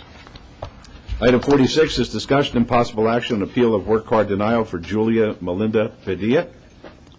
Mayor? Yes. Excuse me. We have a request from Metro to strike this item. It just came through. All right, then I'll move to strike the item. Let's vote on that, please. Opposed? Motion carries. Thank you. 7, 8, 4, 9, 50. 50. Item 50 is discussion and possible action on an appeal of work card denial for Nathaniel Rose, Jr. Mr. Rose present? Why don't you just come up here, Mr. Rose, and if you'd identify yourself for the record, and then we'll hear from Detective Weeks. Nathaniel Rose. Thank you. Detective. Good morning, Mr. Mayor and Council. Tony Weeks, Detective, Special Investigations Section, Las Vegas Metropolitan Police Department. Sorry, can't talk today. You have before you the report about Mr. Rose. He has some things that he would like to tell you. If you have any additional questions other than the report that you have in front of you, I'll be happy to try to answer those. And I believe Mr. Rose also has a letter from his employer as well. Very good. Thank you. Mr. Rose, be happy to hear from you, sir. This basically stemmed from running with a bad crowd. I ran with a bad crowd, got into some trouble, ended up doing prison time. I've been out for about 3 years now, a little over 3 years. Started off working for Smith's as a bagger. Now I work my way up to, I'm a grocery manager, which is also, I'm also a third person in charge of the store, up for a promotion. I started in Henderson, and out there we didn't need a sheriff's card to check and cashier. Now that I moved to Las Vegas, I need a sheriff's card to cashier, and that's what I'm asking for now. Very good. And do you have the letter from the employer? Yes, I do. Could you show that to Detective Weeks, please? And could you give us the essence of it, please? Essentially, and I did speak to, it's from Sherry Smith, which is the store director, and I did speak to her verbally on the phone. And it says essentially that Mr. Rose has been an employee with them for 3 years. They are fully aware of his past criminal history, and that he needs to be allowed to get this work card so that he can continue his management position with Smith. Okay. Well, it looks like he seems to have found the way. Would you like this? That should be made part of the record. All right. Any questions? Yes, Councilman Ross. Thank you, Your Honor. Detective, you have full support of the Metropolitan Police Department in their efforts to go through these work cards. Mr. Rose, it appears that you have certainly changed your life for the better. The store that you work at currently is in my neighborhood. Oh, okay. So congratulations on overcoming a great big challenge in your life and moving forward. But I don't want my vote to diminish my feelings towards the Metropolitan Police Department and their efforts to supply sheriff's cards to individuals that need them. So congratulations. Thanks. Thank you. We're done. Yes, Your Honor. I move to give this young man a work card. I think he has turned his life around. I'm proud of him. Just keep up the good work and don't let us down. Thank you. Very good. Let's I'll vote, make a please. Thank you. Opposed?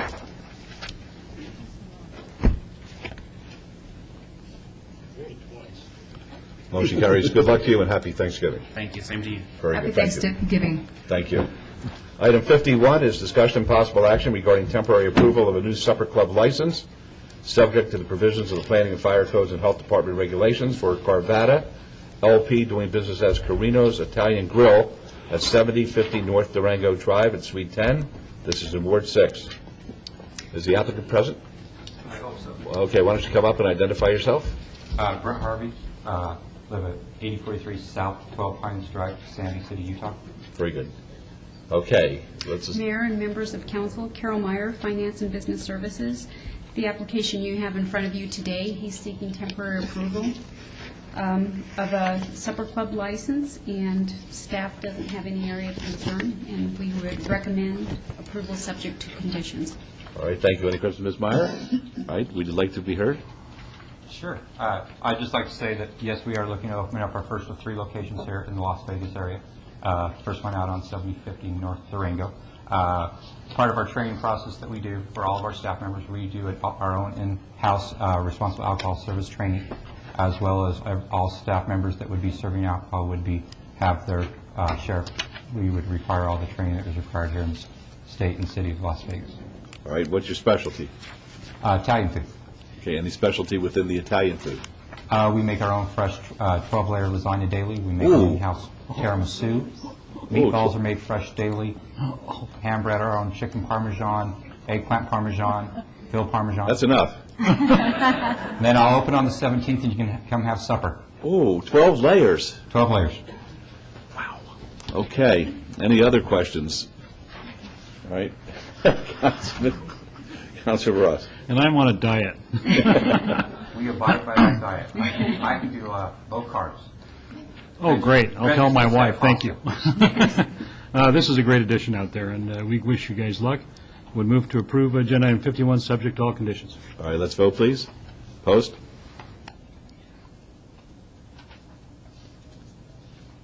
Motion carries. Good luck to you. Thank you very much. You're welcome. Item 52 is discussion and possible action regarding temporary approval of change of business name and change of ownership for a beer wine cooler on-sale license, subject to the provisions of planning codes and Health Department regulations from Melanie S. Kim, doing business as Adoko Japanese Restaurant, which is non-operational, to OK Sun Lee, doing business as E. Joe Korean Restaurant at 700 East Sahara Avenue in Suite D. This is in Ward 3. Okay, would the applicant please identify herself? Yes, my name is Oksandi. Okay. Ms. Meyer. Mayors, members of council, Ms. Lee said that she has a problem with the English language, and I would ask that this be deferred to the next meeting, obeyed to the next meeting, so she can have That's fair. an interpreter. Sure. Could we have a motion? Pardon me? I said I'm going to give her approval. I said I'm going to move for approval. Okay. Do you understand what the Mayor Pro Tem is saying?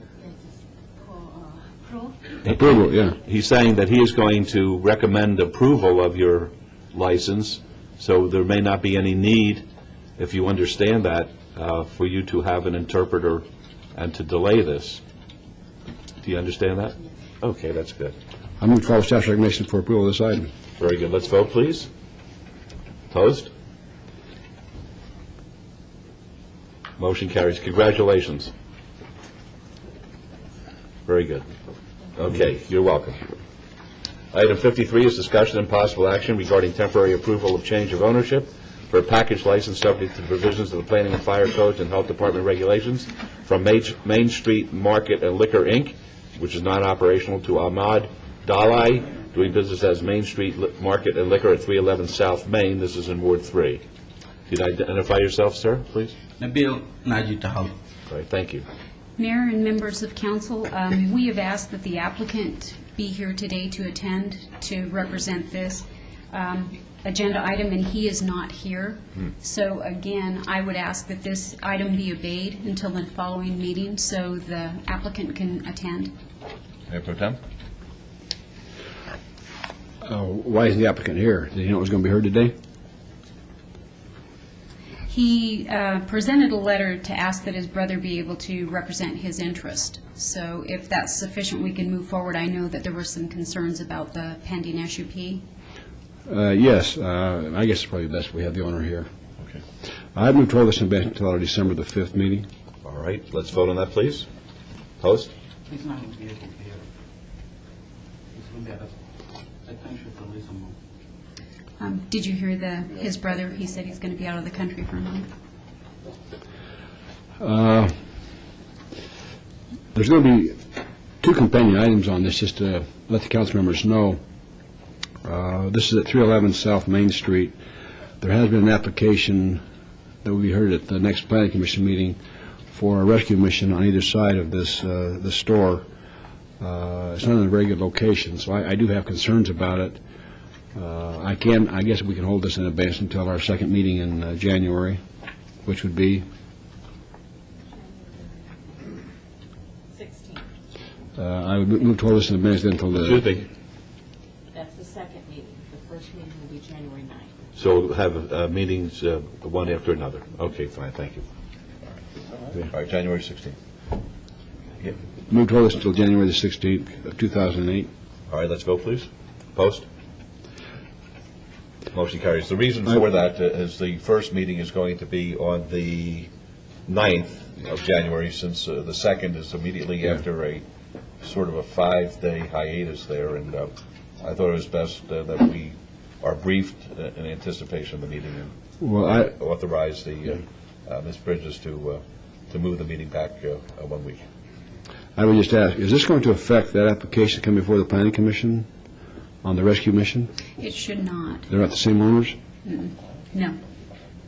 Not that I'm aware of. Well, the one that's coming forward for the liquor license may not even own the building. I didn't bring the lease agreement with me, but the license is separate. It's not the same applicants. These buildings are in a huge state of disarray. We do have a lot of new building going on around this location. I just really have a hard time with it, you guys, so I just want you to know that. I appreciate that. Thank you.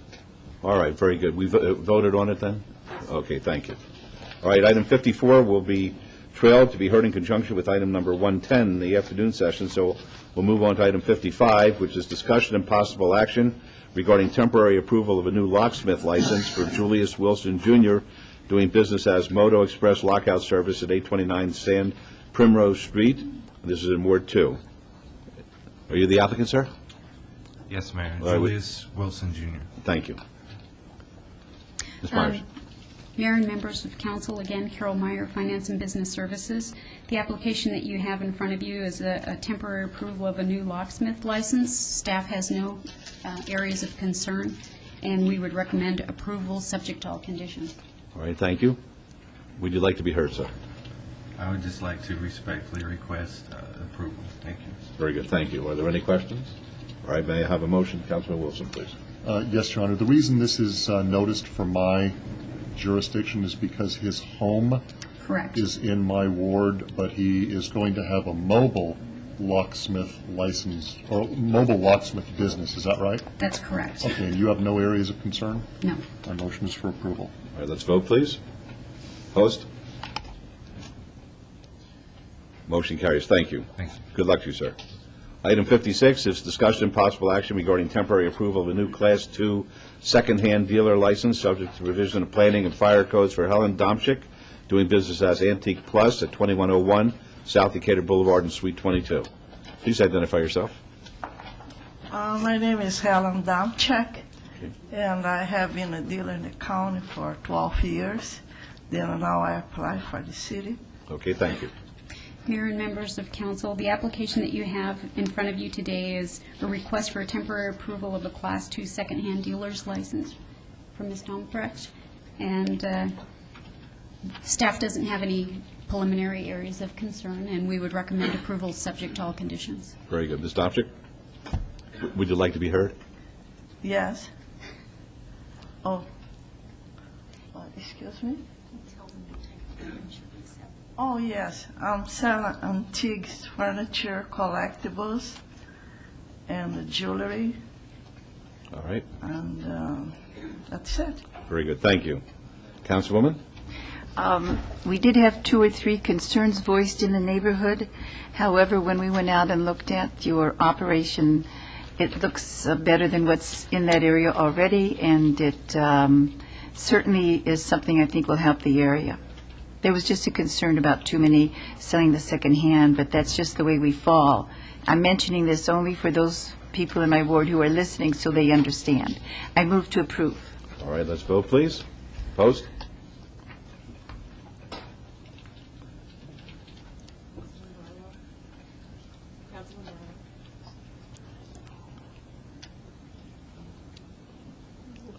Motion carries. Thank you. Good luck.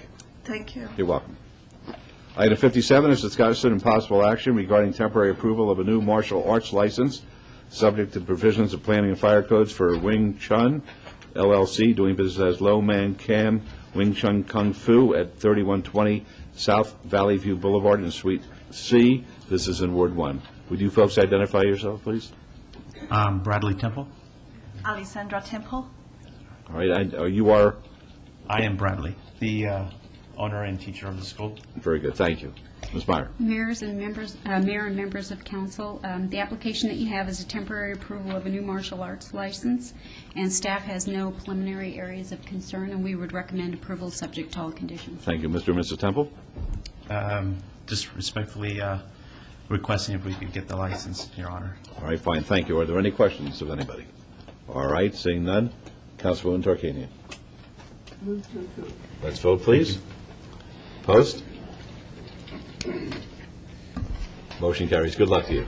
Thank you, Your Honor. You're welcome. You know, if I could? Yes. Ms. Myers, you did a super job here. You can certainly replace Mr. DeFiore anytime. Okay, item 59 is discussion and possible action regarding the disposition and development agreement between the City of Las Vegas and Tapestry Group, Inc. for the construction of 274 affordable housing units located north and east of the intersection of West Cliff Drive and Tenaya Way in Ward 1. Good morning, Mayor, City Councilor Rolando Sanchez, Deputy City Manager. Before I turn it over to Senator Bryan to represent his client, I would like to just give a little bit of background on this project. Very good. Okay, in 1998, the federal government, through the Southern Nevada Public Land Management Act, provided the means for local governments and housing authorities to request land from BLM for the purpose of development of affordable housing at a discounted rate of up to 95%. Interim guidelines titled Nevada Interim Guidance were developed in 2004, and the final regulations were adopted in August 2006. In late 2005, early 2006, the Tapestry Group approached the city with an unsolicited proposal to develop affordable housing within the city utilizing Southern Nevada Public Land Management Act. The Tapestry Group presented their package of information, including a letter from GMAC for financing of the project using Federal Housing Administration insured mortgage. We, the city, requested additional information, including the following during our due diligence: 3 years of tax returns, performance statements, profit and loss statements, project description, development history, and history of managing of such projects. Dunn and Bradstreet reports were performed on the Tapestry Group, Mr. Gene Wolzinski, and the Galen Brothersons. On March 15, 2006, the City Council authorized staff to negotiate an exclusive negotiating agreement with the Tapestry Group, and that the final agreement be brought back before the City Council for approval. On June 21, 2006, the City Council approved entering into a 6-month exclusive negotiating agreement in E&A with the Tapestry Group to develop the site for multifamily rentals. The E&A was effective on July 12, 2006. In August 2006, redistricting occurred, moving the BLM site from Councilman Wolfson's ward into Councilwoman Tarkanian's. During the period of the E&A, the city and the Tapestry Group worked on a draft disposition and development agreement for the site. This was uncharted territory for the city and the Tapestry Group, in that the SNPLMA regulations were not adopted until 2006. The E&A expired on January 12, 2007. However, staff continued to work in good faith with Tapestry Group, believing they were within a few weeks of an acceptable DD&A. The final negotiated DD&A took a few months longer than originally anticipated and was ready to be placed before the City Council for consideration on May 2, 2007. According to the E&A, the developer may exercise the option term by requesting in writing from the city's key person to extend the term by 90 days. The developer did not submit a written request, nor did the city staff put the developer on notice. In any case, the 90-day extension would have extended the E&A until March 2, 2007, at which time an item would have to have been placed before you all for consideration to extend the E&A beyond the 90 days. On August 17, 2007, a letter was sent to Senator Bryan copying Mr. Wolzinski of the Tapestry Group, informing him that the city is in the process of developing a competitive request for proposal for the site and encourage them to participate in the RFP process, along with other interested nonprofit housing developers. Mayor Goodman requested, and between that time and October 29th, Mayor Goodman requested that an item be placed on the agenda for a vote before the City Council on the disposition and development agreement. On October 29, 2007, a letter was sent to Senator Bryan copying Mr. Wolzinski of the Tapestry Group, informing him that the DDA has been scheduled to go before the City Council for consideration on November 7, 2007. Senator Bryan requested that the item be held in abeyance until today, November 21st.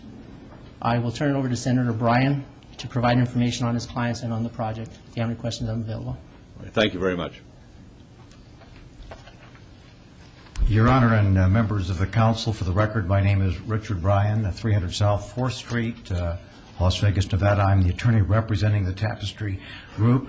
Might I identify the project manager, Gene Wilczewski, and for the record, perhaps you'd like to have him spell his last name. We could have a contest on this. It's a good Yes. Irish name, Wilczewski. And your address? My address is 3608 South 74th Street, Omaha, Nebraska, 68124. Thank you. Your Honor and members of the council, as Mr. Sanchez has indicated, the matter before you today is to approve the disposition and development agreement which was negotiated over a very protracted period of time. It's been carefully crafted by your city attorney staff, Mr. Jim Lewis in particular. We're agreeable to all aspects of that. Let me just by way of background give you a little history of this as well. I think none of us are unmindful of the fact, living in this community, that workforce housing is something that we desperately need. Just over the weekend, the Southern Nevada Home Builders Association had a report in the newspaper indicating by the year 2012 that we will need 22,000 additional apartment units. Earlier in the year, the Deutsche Bank Securities Report indicated with all of the resort developments, and we're all familiar with that project, City Center, the Echelon, the Encore, Palazzo, Cosmopolitan, and many other. We're looking at billions and billions of dollars of new development, that they anticipate that will generate 113,000 new jobs. Many of those people are going to need workforce housing. The city itself has recognized the importance of workforce housing. You have approved an action plan in which you identify those barriers that you'd like to take down so that it will be easier for those who want to develop workforce housing to secure approval. Two of those, I think, might be worthy of mention, indicate the importance of continuing to partner with community nonprofit housing developers. Tapestry is a 501c3 nonprofit. We'll talk a little bit about that. And also, as Mr. Sanchez pointed out, making available the provisions on the Bureau of Land Management, the Southern Nevada Public Land Management Act. As some of you know, I have a bit of familiarity with that act. I'm proud to say it was a piece of legislation that I was pleased to craft in 1998 as a part of a previous job that I held here in the state of Nevada. The county, as you know, has moved forward on several of these projects. Mr. Sanchez is correct. This would be historic and a first. Let me talk, if I may, for just a moment about what the complex involved. This is going to be located, if approved, at West Cliff Drive in Tenaya. And I've provided each member of the council, in your honor, with a little pamphlet describing what this is, so I shall be brief. Suffice it to say, we're looking at 271 units at West Cliff and Tenaya. We seek no financial contribution from the city. This is not, and I emphasize this is not, a Section 8 federally subsidized program. This is workforce housing, and we will be serving those people who make roughly between $30,000 and $48,000 a year household income. Those would be people that would include, at least at the entry level, teachers, firefighters, a policeman, and others. With respect to the Tapestry itself, they've been organized for the past 7 years. Mr. Wilczewski, and he's certainly available for any questions you might have, has been a developer for 45 years. Together, he, and later he and Tapestry together, have developed 5,600 residential units. And recently, they were before two city councils in the state of Florida, Springfield and Panama City, making a similar request for approval to go forward with workforce housing. That was approved, 216 units in Springfield, 264 in Panama City. HUD approved, and Column Guaranteed, which is a financer here, which is a part of the Credit Suisse financial network, approved financing for $23 million and $28 million, a total of $51 million. I offer this to indicate that these are people of substance who have been reviewed previously by HUD and have been reviewed by the financing.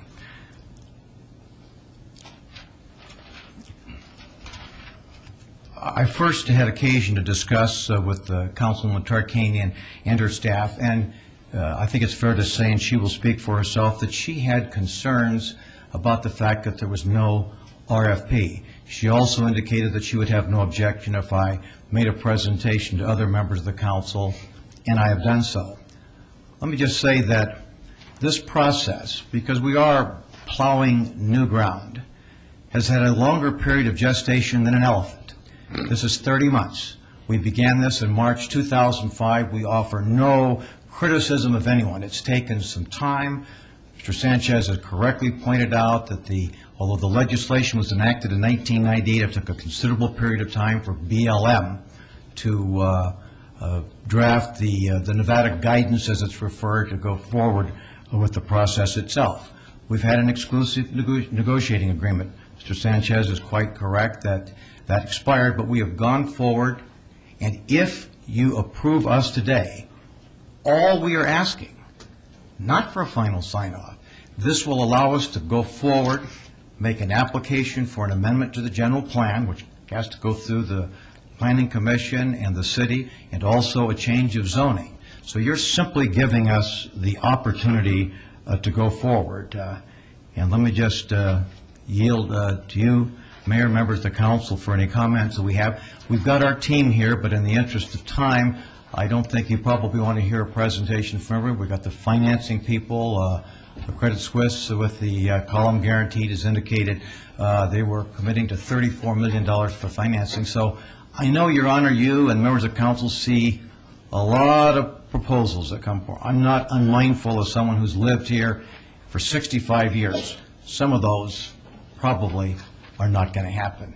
This, if you'll give us the opportunity to go forward, and if we satisfy the concerns through the planning and the zoning process, this could be a reality and a first for the community. And I thank you, Your Honor, and members of the council. We're here to respond to any questions. Very good. Thank you, Senator. Are there any questions of Mr. Sanchez or Senator Bryan or his client? Mr. Mayor? Certainly. First, Senator, when you say 271 rental units, are these detached houses or are these apartments? These would be apartments. These are all apartments. This is a rental complex, They would all be Councilman apartments, Tarkanian. yeah. And Mr. Sanchez, ordinarily for an ENA, when it expires, wouldn't that then come back to the council for a vote? It typically would, and this just fell through the cracks. Typically, on the ENA, the way it was written, if we had a written request from Senator Bryan or from Mr. How do you pronounce it? Wilczewski. If we had Mr. Wilczewski, a written request, it authorized the responsible party to give a 90-day extension. And that would have, I believe it was either Steve or myself that were on that ENA. I think it was probably Steve at that time, that would authorize it. But it was not requested, so it was not granted. But we also did not follow through like we do with good partnership when we're working in good faith. We usually give them a notice saying, you know, this is coming to an end. Just putting them on notice, not to say that it is ultimately their responsibility to revise. It is because they did know the date. They Correct. did know the date. Absolutely. And it bothers me that we have so many times when these reach the expiration time, it comes before the council for so many other people doing things like this. Absolutely. Or similar to this, and that we didn't in this case, and that's a concern I would like to voice. Let me just say that I offer no criticism of the city for not notifying. What was occurring at that time, and Mr. Lewis here will correct me if I misstate the record, because Chris Childs, an attorney previously, during this period of time, the negotiations were ongoing. In other words, we were looking at drafts of the disposition and development agreement. Time went back and forth. It took a longer period of time, Councilwoman Tarkanian. So the city was in good faith in negotiating with us. We were in good faith, and nobody else had entered into the arena to indicate they wanted to do anything on this project. And I say this is, if we're allowed to go forward and ultimately get the approval, this is the first project that the city will be approving. And I realize that's subject to, future contingencies with planning and zoning if we get approval. And Mr. Mayor, I was not criticizing staff, by the way, because I looked into this very thoroughly as far as what staff had done. I think they conducted smoothly and efficiently the process. My concern, I would say, would be voiced on the Tapestry side as far as the delay that was concerned. There was a lot of delay involved because they didn't want to do an RFP. And there was a lot of discussion and time utilized in that situation, and that would be my concern. Right, thank you. Basically, Mr. Sanchez made a statement that I asked that this be placed on the agenda, which is absolutely correct. I received a phone call from Senator Bryan. He said, would you please put it on the agenda and vote one way or the other, and let's get it either behind us or ahead of us. And it was based on that request that I asked that it be placed on the agenda. Is that an accurate representation? That is an absolutely accurate representation. We have spent, and this is obviously not an issue for the council, but none of you are unmindful of the fact that a 30-month process, and no criticism of the city, let me be clear on that, we're all working on something that is without precedent, or as the lawyers would say, a matter of first impression. So it took a lot of time, a lot of money is involved. Today, if you say no, that's the end of the road. If you allow us to go forward, simply to move to the next step, then we've got a process of going through changes in the general plan amendment. There are windows of opportunity that you provided for that, so that just can't come at any time. And then, of course, zoning with all the notices that would be required so that Councilman Tarkanian's constituents can come and present any issue. I might just say parenthetically, we already did one neighborhood meeting and had the neighbors there, and I think generally Mr. Sanchez was there. He can speak for himself. I think generally speaking, the reaction was positive, although we're certainly prepared to work with the neighbors to address any concerns if we're allowed to move forward. Thank you. Yes, Councilwoman. I have a few additional questions. I read through the booklet that you gave to us yesterday. I received it yesterday afternoon, and there were 2 or 3 pages that gave specifics. One of the pages said that you've developed, that this Tapestry Group has developed more than 5,600 residential units in Arizona, Nebraska, Kansas, Missouri, and Iowa. And I can't find, and neither can members of my staff, documented history to substantiate this. Can you tell us where those units are? Let me respond first and have Mr. If this is inartfully drafted, I take full responsibility. Obviously, Tapestry's been involved only 7 years. What we intended to communicate, and I'll let Mr. Wilczewski speak for that, either Mr. Wilczewski, prior to being involved with the Tapestry Group, has had a 45-year history as a developer, and the Tapestry Group, when you combine those two experiences, we meant to communicate 5,600 residential units, and let me have Mr. Wilczewski speak for himself. My history, Councilwoman Tarkanian, is 45 years as a developer, and one of the companies I started, as an example, is on the New York Stock Exchange. We did nothing but regional shopping centers around the country. Personally, I have been involved from the initiation, plan development, financing, and construction of over 5,000 units throughout the Midwest. In building these units? Excuse me, ma'am? In building the units? Yes. Or did you buy already built units? Building units, ma'am. Building apartments? Building apartments. Understand that I am not a contractor. What we do, or what I have done, is I do bring on professional architects, engineers. I put the plan out for bonded bid as to a professional in the construction business, but I am the last and final voice for approval or rejection of anything that goes on. You see, I have a little concern also that, and it's hard to substantiate the facts, because if you look on your webpage, you already count 270 units in Nevada. And I noticed this with some of the others too, as we've called some of these. We were hopefully thinking that the need for the workforce housing, that we would be able to go forward because of the need. And to discuss that further with you, we have been approved, as the Senator artfully said, for workforce housing in Springfield for 216 units, which has been approved by HUD and approved by the City Council. In fact, they have already issued our tax-exempt bonds. We have been approved with financing for 268 units in the city of Panama City. We are in the process of getting approval for a retirement assisted living center in the Bay County area, and for an age-restricted apartment community. We have the Tapestry Group has over 100 million in process in just the Bay County area. Well, see, that's my concern. These numbers that were used as having developed, many of parts of that number, a large part of that numbers, are those who are in the process of getting approved. I can't find a record of it, and I didn't see in any of the material you presented. All I know is that I can't find where the Tapestry Group has built. I can't. To answer your question, ma'am, the Tapestry Group, this is its first involvement in new construction. It has, over the past 7 years, acquired existing projects that were in the process of being foreclosed on by the Department of HUD and turned them around.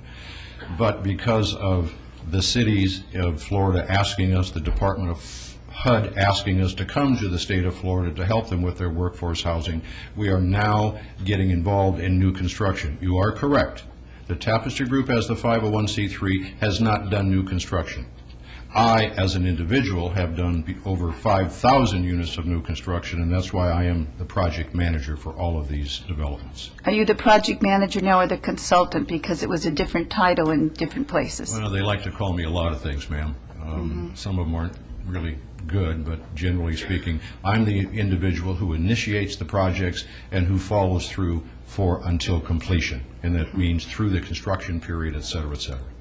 My concern is, again, that you have not built this type of situation in the past, and you have this other business where, and you know, that was the question I had asked earlier, and you had said, yes, you had built.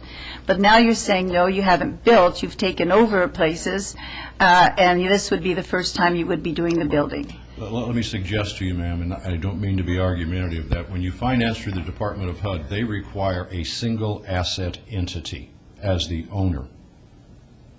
And if you were to look into the website of that single asset entity, you would see that it has never built anything, but they look to the professionals who are behind it to see that it is going to be viable. And as the Senator stated, we have been checked out by the Department of HUD in Florida and approved. Our financing is approved at this moment up to $58 million for the Tapestry Group. I tend to think that you might be confusing things and not keeping them separate, because there are a number of regulations and a number of people who must approve anything the Tapestry Group does from the standpoint that can they perform. And as we've said to you, in the state of Florida, we have been approved and we can perform. We have gone so far in the city of Las Vegas, in your community. We've been working on this thing for 3 years, that our underwriter, Credit Suisse, has already approved us, the Tapestry Group, that the Department of HUD has looked at our construction estimates and our numbers and our rents and has indicated that we should proceed with an application because they find no fault in them. We have gone to the step to where if we did receive your approval to go forward, that the professionals I have sitting behind us have generally approved what we're prepared to go forward and do. Mr. Mayor, I would just like to state that I am familiar with the dichotomy there. I understand the difference between the actual construction and the financing. I happen to be involved in something right now, so I'm very much aware of that. And I'm very much aware of someone coming in and then what happens with when the building begins to occur. So that I do understand. I have the question, but I put together some things, my staff and I put together some things relating to Tapestry, which I've distributed here. I wanted to let you see these, and to me, you don't even have the approval to get the land yet, and you're already mentioning Nevada. That seems a little stretch to me. I would be concerned about that. But that's not the big thing that I have a concern about. I'm mentioning these things. I've included in the packet some of the news articles relating to problems that your company's had in the past, and those are in the packet.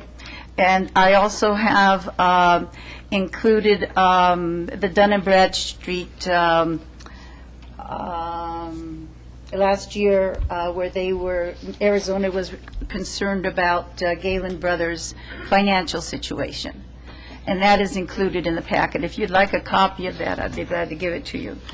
The reason why I did not get one to you before is I received yours so late that my research, my group's research didn't end until about 5 minutes ago. And I apologize, it was our intent to get it to you early yesterday morning, and I apologize if on our part there was a delay. Well, I have distributed this to the council members. I hope they will look at it and read some of the comments that were made, the Dun & Bradstreet Street report, and I'll find it and I give it to appreciate you it. now. Let me just say that the approvals that Tapestry received from Florida with these two cities has occurred, would it be accurate to say, within the last 60 days? Exactly. Within the last 60 days. So, I mean, all of that, whatever is in the package, and I certainly respect Councilman Tarquini and your, ability to research and have your staff check into things, but HUD still stands ready to proceed, supported them 60 days ago, unless something has occurred in the last 60 days. Any issues which might have been present were available for our financing. Those folks are here today. Linda Mink is here today. That's $51 million that they have approved with these two projects in Florida at Panama City and the other community, Springfield, and HUD has signed off on it. I would defer at this point to, obviously, other questions from the council. Is there any kind of documentation available which would go to the councilwoman's inquiry as far as your, Mr. Wojcicki, of course, Mr. Wojcicki's track record as far as the projects that he's built? Apparently her concern is that she's unable to find anything concerning Tapestry other than perhaps your representations as to what has happened recently in Florida. But is there any a way that Mr. Wojcicki can show us the 5,000 projects that he's been involved in? Your Honor, earlier I think I had supplied, when Chris Childs was at the Senator's office prior to his leaving, a list of, I only went back 10 years, and gave them a list of projects and the years and the number of units. And I might add this, and this was interesting. At our first public hearing in the neighborhood, there happened to be a married couple who had just moved to Las Vegas who was originally from Omaha, Nebraska. They asked me the same questions. Well, could you tell us about some of the projects you've done in the area of Nebraska? So I started listing those projects to them. And the comment, and I think Orlando will verify, maybe he didn't hear it, was, yes, we know those projects and they were beautiful. The answer is yes. The answer is yes. That you can provide us with that. Well, I think that might be helpful, to be quite frank. I think that would allay some fears that the councilwoman has. Right, I would like that, if I could have that just for future use. But as I stated, that wasn't my primary concern. My primary concern as a council person here today is that request for proposal. And I have been concerned about the extreme reluctance of your group to get into any of that request for proposal business. The Tapestry Group approached the Housing Authority, which had deep reservations as to their lack of experience or history in developing and building affordable housing projects, which was in the newspaper. The Tapestry Group then approached Clark County. Clark County requested that they go through an RFP process, which Tapestry declined. And in meeting with the applicant's attorney, I asked you, Senator, would the applicant please go through an RFP process? He certainly should be further ahead than anybody in being able to do a winning bid on an RFP process. And again, you told me no, he does not want to do an RFP process. Now, I can't understand that reluctance. We are a public body, and this land is worth, according to what I've been told, approximately $15 million. I can't tell you, it fluctuates, I'm sure, daily. The discount on this parcel of land would be between 90 and 95%. This makes it attractive to many developers. It's roughly 15 acres, but I think we should move it out to an RFP, and I think that our local developers deserve a right to be able to apply. Well, I think it might be helpful, and I appreciate that you made the point when we talked. This is a non-profit. In other words, under the development and disposition agreement, we are committed for a period of 50 years to honor the income level guidelines of eligibility, roughly between $30,000 and $48,000. Now, if there are other developers who are interested in this, We certainly have seen no evidence of them. I'll certainly defer to the members of the council. It's not as if you have a lot of developers that are beating Pathway to your door saying, look, we'd like to provide, as a nonprofit entity, the right to develop workforce housing. And in fact, as we pointed out, that just has not occurred. And you have an opportunity now to do so, is the point that I make. Right, and it's good. Mr. Mayor, I just would like to say, though, I have received letters from people saying, please, the next time you do something like this, let it get out. I think some people weren't aware of the law change and what was happening. And I think that if they were aware now, you might get several people who are interested. Secondly, however, if there is no one else interested, if there isn't anybody interested, why would there be a concern about going through the RFP, which would make for this council a very clean way of handling the pass-through for this property? Ma'am, I understand your question, respect your question. We went forward on the basis that we had negotiated an exclusive negotiating agreement, and we'd worked very closely with the city over too long of a period of time. They in good faith and we in good faith is why we went forward on this project, was because of that exclusive negotiating agreement. To answer your question specifically, why we don't like to get involved with RFPs is, number one, we're being asked by a number of cities to come to their communities to help them with their developing of workforce housing. And our commitment is, we started this project 3 years ago. We will not back down from this project because we did in our own mind make a commitment to go forward. If you should choose to not approve us today, then we would thank you very much for your time and we would move forward to other cities. But if you do approve us today, we will honor our commitment to go forward and do what we said we would do. What's the answer to the question, though? I didn't get the answer. On the RFP? Yeah. Well, I think the answer is that we began this process on the basis that we were accorded an exclusive negotiating agreement, which is indicated. Now, that did expire, but in our own view, and perhaps fault me for not making an application, because the city in good faith was continuing to negotiate. We were exchanging drafts back and forth. We operated on the premise. Mr. Sanchez is quite right, it expired, that in effect we were all operating in good faith, and the premise upon which we began was the exclusive negotiating agreement. Well, that was our rationale. It may not be acceptable, but that was our rationale to answer your question. But the rationale was used at the county and other places. It's just that, and the other thing that concerns me is during the discussions you had with our staff, and I believe it was a concern to the members of our staff, there was a lot of emphasis put into the fact that couldn't we lower that 50 years to keep it affordable housing? Now, that's on the record. That's true. There's no question about that. Yeah. That was part of the negotiation, back and forth. Absolutely correct. 50 years is, well, at least as far as those of us on this side of the, we're going to be pushing up daisies somewhere here in southern Nevada. So, yes, there was discussion, and in effect, the city agreed that if the legislature changed those provisions prospectively, that we would be able to take advantage of any legislative changes that provided for a shorter period of time. That was part of the negotiation back and forth. That's quite correct. But this negotiating agreement, the negotiations went on for maybe 18 months or so as we were going back and forth. And so there was a lot of that. That's accurate.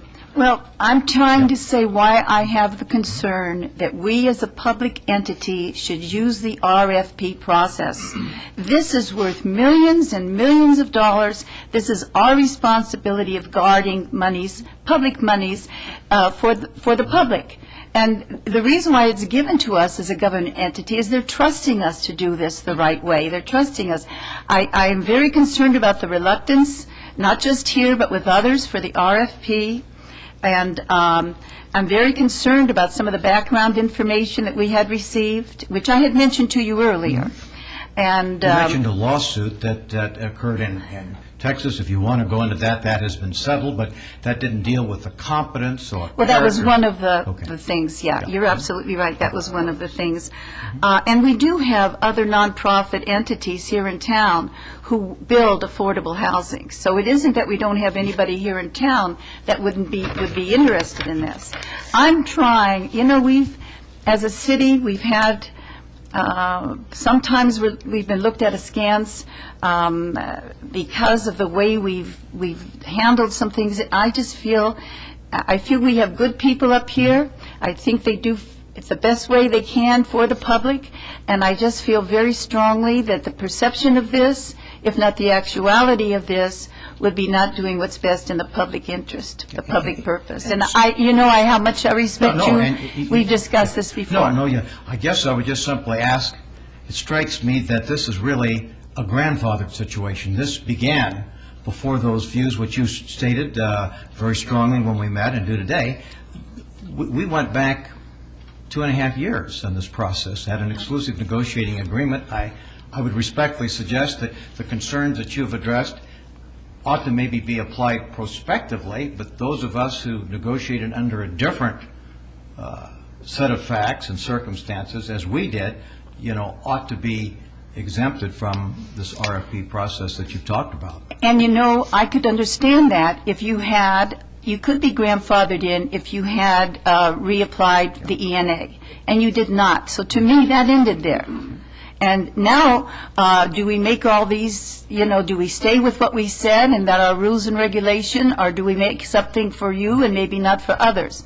I think we have to be clear-cut and very public about this. All right, any other comments or questions? Mayor Goodman. Yes. Just a couple, thank you. Senator Bryan and Councilwoman, I don't know, maybe this is a better question for you. Have you had a chance to see the documents or the package that was distributed? I have not. I have not. Okay, and these were just given to us. I just explained it earlier, though I didn't know if you heard. I said that the reason why they haven't had a chance, although they've seen some of it, because some of it we've distributed before, but they haven't seen all of it, is because we didn't get the copy of their report until late yesterday afternoon, and we put this together last night. Sure, and I appreciate that. Yeah. This was just handed to me about 30 minutes ago. I haven't had a chance to go through it. That's right. And then my other question is, how do we gauge how much interest there is in this land? I mean, we all know that here in the city of Las Vegas and in the Las Vegas Valley, land is limited. It's precious. So if we put it out for an RFP and we give other developers the opportunity to come in and show interest or not, that might be one thing, but is there some way, whether it's Mr. Adams, maybe this is outside your purview, or Mr. Sanchez or whomever, if somebody shows interest in purchasing or developing a piece of property that's owned by the city of Las Vegas, we learn about that. We find out. A phone call, a letter, a meeting. Has there been any interest in the development of this piece of property, other than Nonprofits. Well, nonprofits or profits? I mean, I understand Senator Bryan's client is a nonprofit, but if we're going to put it out for an RFP, I don't know if we restrict it to nonprofit or not, but what interest has been shown on this piece of property? Just to go back a little bit, when Mr.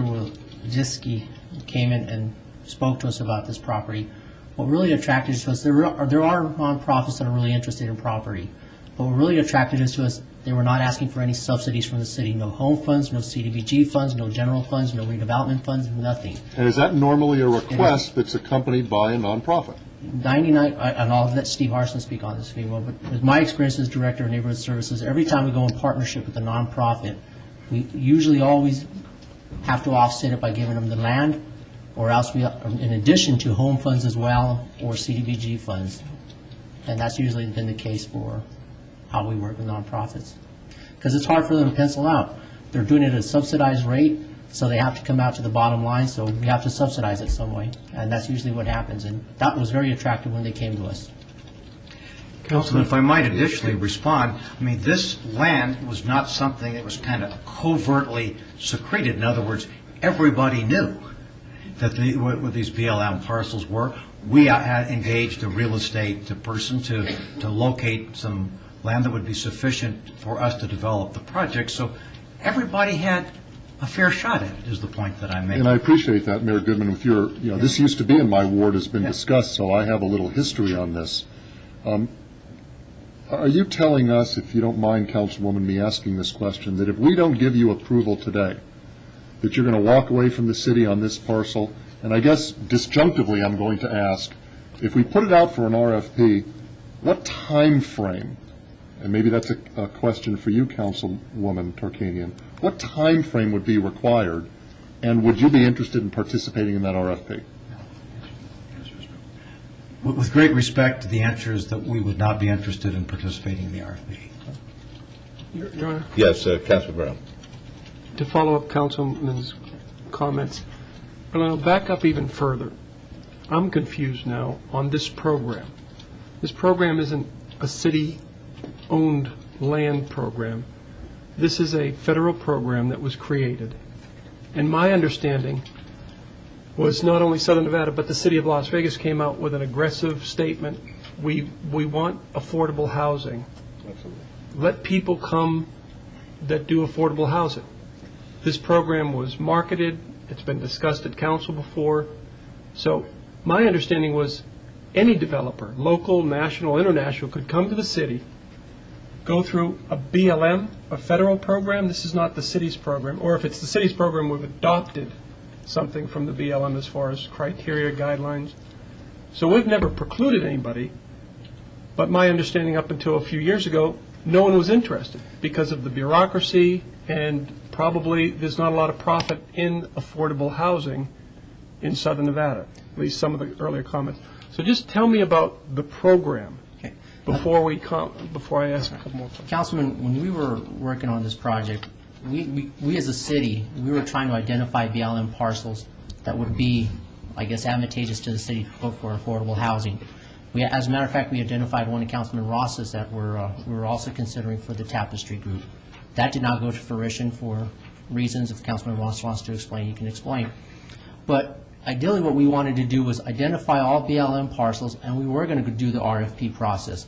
But during this process, this time, because it's not a well-known process, we did not advertise it because we were waiting to identify, doing our homework to identify sites. And at that point, we were going to do an RFP for all the parcels. During that time, we were approached by the Tapestry Group. They were doing their homework in advance. They were ahead of us, actually. Because they were Let me interrupt just for a moment. I did not ask the question properly. Okay. There's BLM land all over the valley. Correct. If a developer comes to the city or goes directly to the BLM, traditionally, at least when I first got on, they would have to, in the old days, purchase it, trade for it, do something. Now they'd have to wait for it to be auctioned as a standard. But there's a program. What's the name of the program that allows for BLM land to be provided for affordable housing? It's basically called the, where is it? Nevada Guidance, it's called Nevada Interim Guidance, and it was adopted in August 2006. So it's just the Southern Nevada Public Land Management Act. Okay. Interim Guidance for Affordable Housing, I believe, and I'll let Jim talk on it. Section 7B of the Southern Nevada Public Lands Management Act specifically authorizes land to be made available upon nomination from a local entity for the purpose of providing affordable housing. That's the genesis. And that, Councilman, would take it out of the process which you've accurately described that historically existed. And that's 1998. I'm sorry, 1998? 1998. So at least the opportunity for the city to nominate and the development community to take advantage was initiated in 1998. 1998, that's correct. Excuse me, could I just ask, I thought it was less than 2 years ago, and you mentioned yourself it was less than 2 years ago before the SNPLA regulations were in place that we could do this kind of process. It wasn't 1998. It was implemented in 1998, and they had interim guidelines, and it was presented, I'm sure Senator Bryan knows it better than I do, it was presented, and they gave the interim guidelines to the SNPLA Act in 2004, but it was not adopted until 2006, the regulations. So they weren't adopted for use until 2006? Correct. That's what I thought. Thank you. But, and I don't want to be argumentative, but I remember in my first few years on the council, probably in around 98, that this issue was raised. And I can't speak for the developers that were working with the city at the time, but my understanding was that the, quote, bureaucracy was something they could not afford to get through in a timely fashion to meet the achievement or the goal of affordable housing. And Mr. So they Mayor- couldn't, in 1999, they couldn't have. Is that what I'm hearing? Well, yes, Mr. Mayor, if I may. Certainly. Councilman, this is... Please identify yourself. For the record, this is Jim Lewis. I'm with the City Attorney's Office. When you talk about the bureaucracy, in 1998, you had enabling legislation that was authored by the senator to my right. It was passed, made into law. It enabled the BLM to come up with regulations for the disposition of BLM properties for affordable housing. And please, Senator, correct me if I get it wrong. Not until about 2004 did BLM get around to coming up with the regulations necessary to dispose of this property for these developers. Not until 2006 did we actually have actual regulations for the County of Clark or the City of Las Vegas to utilize. In 2006, we finally had these regulations, and we were able to move forward today. And so that's the genesis. And when you talk about the bureaucracy, back in '99, a developer might have wanted to come to the city under, it's called paragraph 7B of SNPLMA. But the bureaucracy is getting BLM to draft the regulations necessary to dispose of the property. I don't know about the bureaucracy, but my recollection of the history of this is that one day a senator called up. He said, I have a client who's interested in building workforce housing. And the phone call came in at a time in our economy that we were in dire need of workforce housing. And of course that need continues based on the representations, which all of us know, of the hundreds and thousands of rooms that are being built, which will require people to be working and living in this community. I'm concerned that we may be worried about what I consider to be a technicality, even though it could be interpreted differently, as far as the ENA period lapsing. However, would it be a fair statement, Mr. Lewis, that in the course of your negotiations with the Tapestry Group, that your due diligence would require you having checked out the principles or source of financing and the like to have engaged in these negotiations over a 2-year period? Mr. Mayor, that's a fair statement. Our staff did engage in due diligence and did do research on the principles of the Tapestry Group and found much of what Councilman Tarkanian found in the last 6 months. And that being what, for the record? For the record, the staff could not find that the developer had any substantial experience in constructing multifamily housing. All right. Did you check out Mr. Wojciech? Here I go. This is Mr. W's background as far as participating as a developer in multi-housing projects? Well, I'd like to speak personally about that, but I can't because it was not the lawyer that did the background search, but our neighborhood services staff. And from what I seem to remember, our Office of Business Development 2 years ago. All right, well, let me ask you this. Are you recommending that we go forward and enter into this agreement today?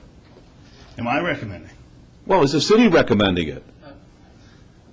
Let's find out what the city's recommendation is. Staff's recommendation. Actually, Mayor, we have no recommendation, and we're following the direction of the city council. We can go either way. We can go with the RFP, or we can go with the DDA&A. Well, let me ask this. Have there been any persons, to your knowledge, or companies, or 501c3s, or for-profit companies that have come to the city and said, wow, what are you doing business with Tapestry for? We want to develop affordable workforce housing?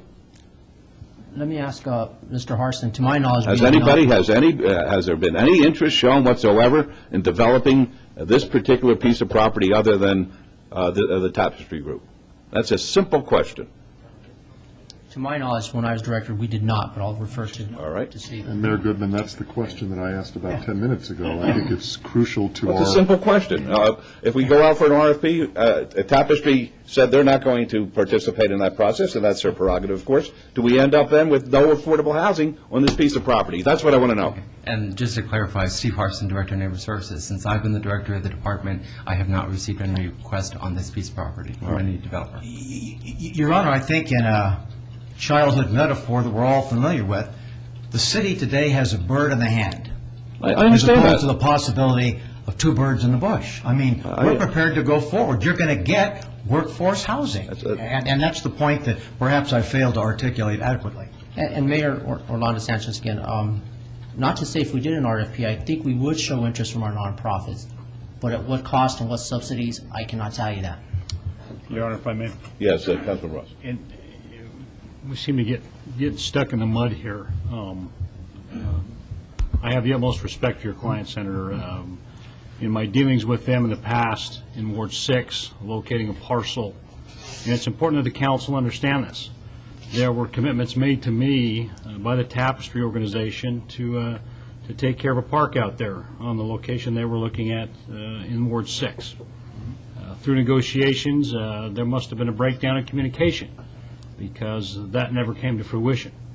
I received a great deal of opposition to the workforce housing, and I recognize the need for that significantly in the city of Las Vegas, especially what's coming on the horizon. Senator mentioned the article that came out from the home builders. I am all actively involved in watching the workforce out there in regards to the community and in the construction industry. I'm fully aware of that. And I'm grateful that the Tapestry Group, Senator, has stepped up to the plate to do this. But I also think that their reluctance to participate in an RFP process kind of bothers me. It sits wrong with me. I think that, as Director Harsons has indicated, we haven't sent an RFP out. We haven't given anybody else the opportunity, Your Honor, to participate. And I certainly don't want to just close the door and say to Nevada Hand, for example, who I'm dealing with right now on a project out in my ward for senior housing, say, no, you can't participate because we're handing this over to them. I think it's right that we do an RFP process, and the Tapestry Group is 10 miles ahead of the rest. And I would encourage you, Senator, depending on how this day goes, that your client want to participate in that RFP process. They may be the only ones that are there.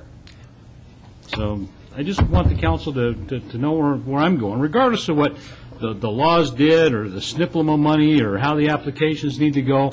We've got an organization here willing to build workforce housing in the city. That's great. Please participate. But I think as a city, to keep it clean, in my mind, and to do this so everyone can participate is that RFP process. And I would encourage Tapestry to participate in that. Thank you, Your Honor. Your Honor, if I can. Councilwoman. Again, it's been mentioned 2 or 3 times about the DNDNA that was agreed to, 2 years ago?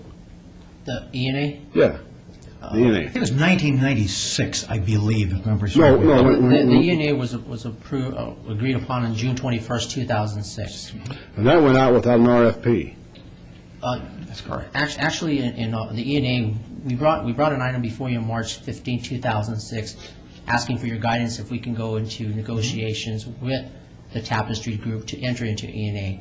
And you guys authorized us to go ahead with that, with the formal discussions with them. So at that point, then in June, we came before you with the ENA, and you approved it at that point. And at that time, I would imagine then that I supported this ENA. Correct. It was unanimous, I believe. And it didn't go out for an RFP at that time.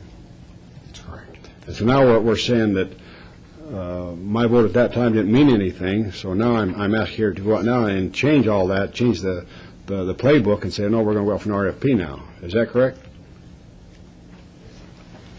And with me, I still have the opportunity, Senator, with all respect, that down the road, if I don't like what they're proposing to build, I can vote against it. That's right.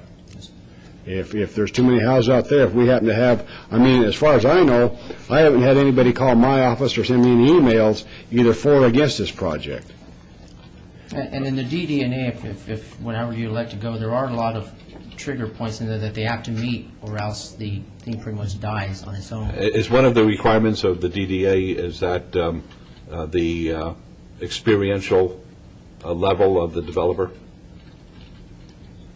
In other words, what I'm saying is that should we approve, just hypothetically approve this, and we find out that Mr. W. has not been involved in 5,000 housing projects, could we take that into consideration as far as going further? No, once you, Mr. Mayor, once you've made a decision today, one way or another, that's the decision that's made. You'll either vote to authorize, the council will either vote to authorize you to sign this on behalf of the city, Right. or to deny it. Once there's a contract, there's a contract. There is no provision in here that says we need the developer to meet a certain level of experience. What would before- preclude us from putting that in there?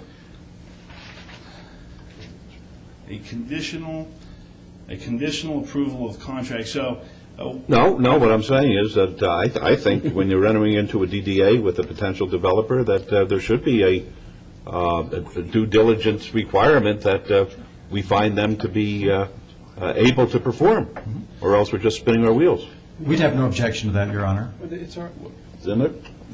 On page 2, and Mr. Lewis clarified, but it says the qualifications and identity of the developer, its general partner, its limited partners, its principals, and its officers, as applicable, are of particular concern to the city, and it is because of such qualifications and identity that the city has entered into this agreement.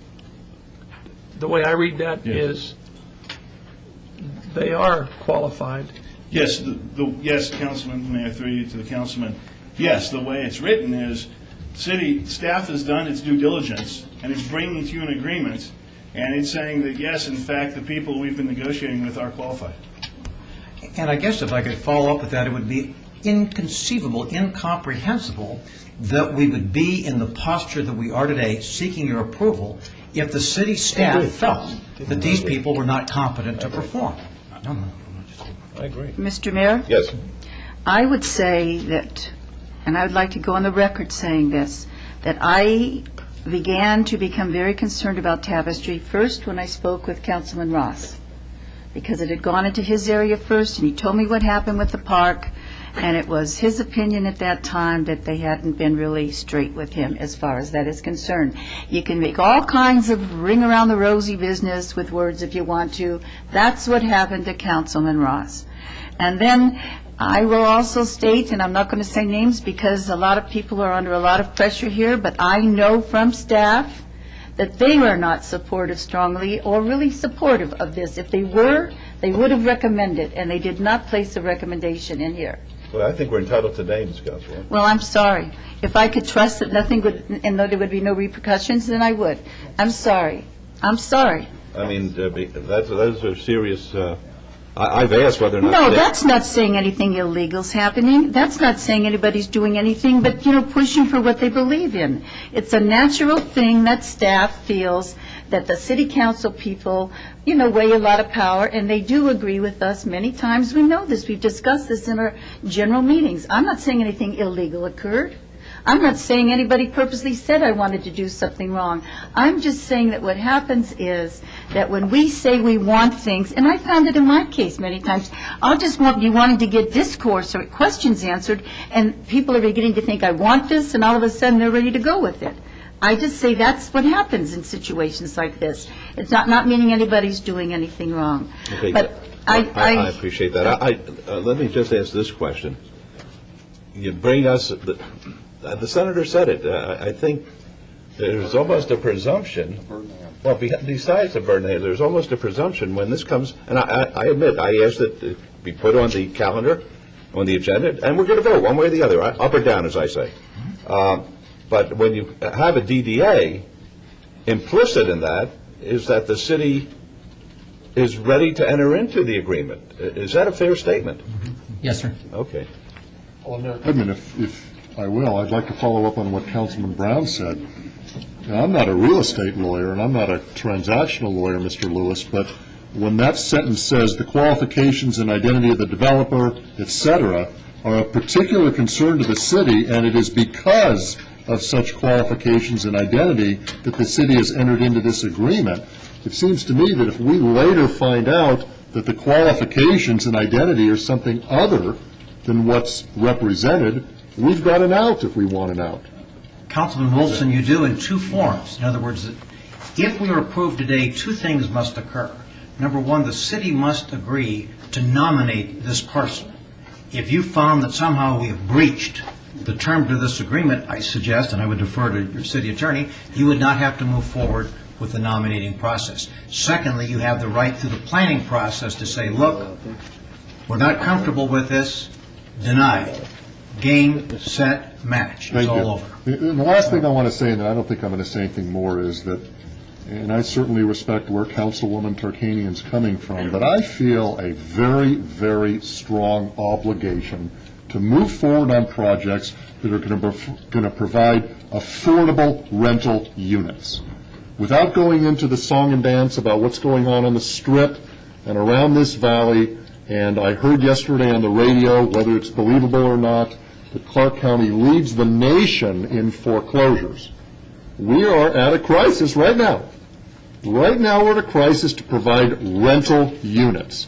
And I haven't been swayed otherwise from the paperwork that's in front of me that says that the average monthly rent at Waterstone, that's this project, are proposed to be $150 to $250 less than the current average in its zip code. What are we waiting for? This is a project here right now, ready to go. If we find out that Mr. W. or his partners aren't who they present themselves to be, in my opinion, under this contract, we've got an out. If Mr. Harsons, Mr. Lewis, Mr. Sanchez told me, we've had 20 calls on this property. There's a lot of people waiting to develop this property. I'd say, well, let's give it another chance. This was in my district. I didn't get calls wanting to develop this project. So with all due respect, I think we need to move forward and provide this kind of housing to our residents. Thank you. All right, if there's nothing else to be said, then the council... I do have one last thing to say. I don't think if we don't approve this that we're going to deprive our people of housing. And the situation in rentals and everything, Councilman Wolfson, is highly debatable now with the number of homes that are available with much lower rents than were at the time this whole thing started. But I just want to focus on what is the determining factor for me, and I think perhaps is for what he said, Councilman Ross said, and that is we know that the city's role in this is as a pass-through for BLM property. And our role in this is to act as a safeguard and to ensure the best and highest use of the public's interest, the highest and best developer and use possible so that we fully meet the public purpose doctrine, which you're all, this is a big thing to us, the public purpose doctrine. As the Councilwoman representing Ward 1, I am not supporting this item or the approval of DDA. I want to go on the record very strongly. I am in complete support of the RFP process. We must ensure that this land is given to the best and highest developer. It is deep concern to me that the Tapestry Group refuses, not just to us but to others. Why? I can't understand that, to participate in an RFP process. And we know the Housing Authority had some reservations that were noted in the media. We know Clark County requested the RFP process and they didn't go through, and of course the same thing happened when I asked about it. The City of Las Vegas right now is processing an RFP process policy to ensure that the public purpose doctrine is served and all transactions are public and transparent. We have an opportunity here to keep this public and transparent, this vote today, because of the fact that ENA expired. As I said, the discount is 90 to 95% on the land. I've been told it was valued around $15 million. Tapestry Group is an out-of-state, nonprofit developer incorporated in Arizona, which is contracted an out-of-state general contractor, McCord Construction Company of Arizona. This is the first time the City of Las Vegas has used the interim guidelines established under 17B of SNF-MAMA. It is imperative, I feel, whatever happens today, I want to go on the record, I think it's imperative that we go for the public and we show their best interests and we do it with transparency.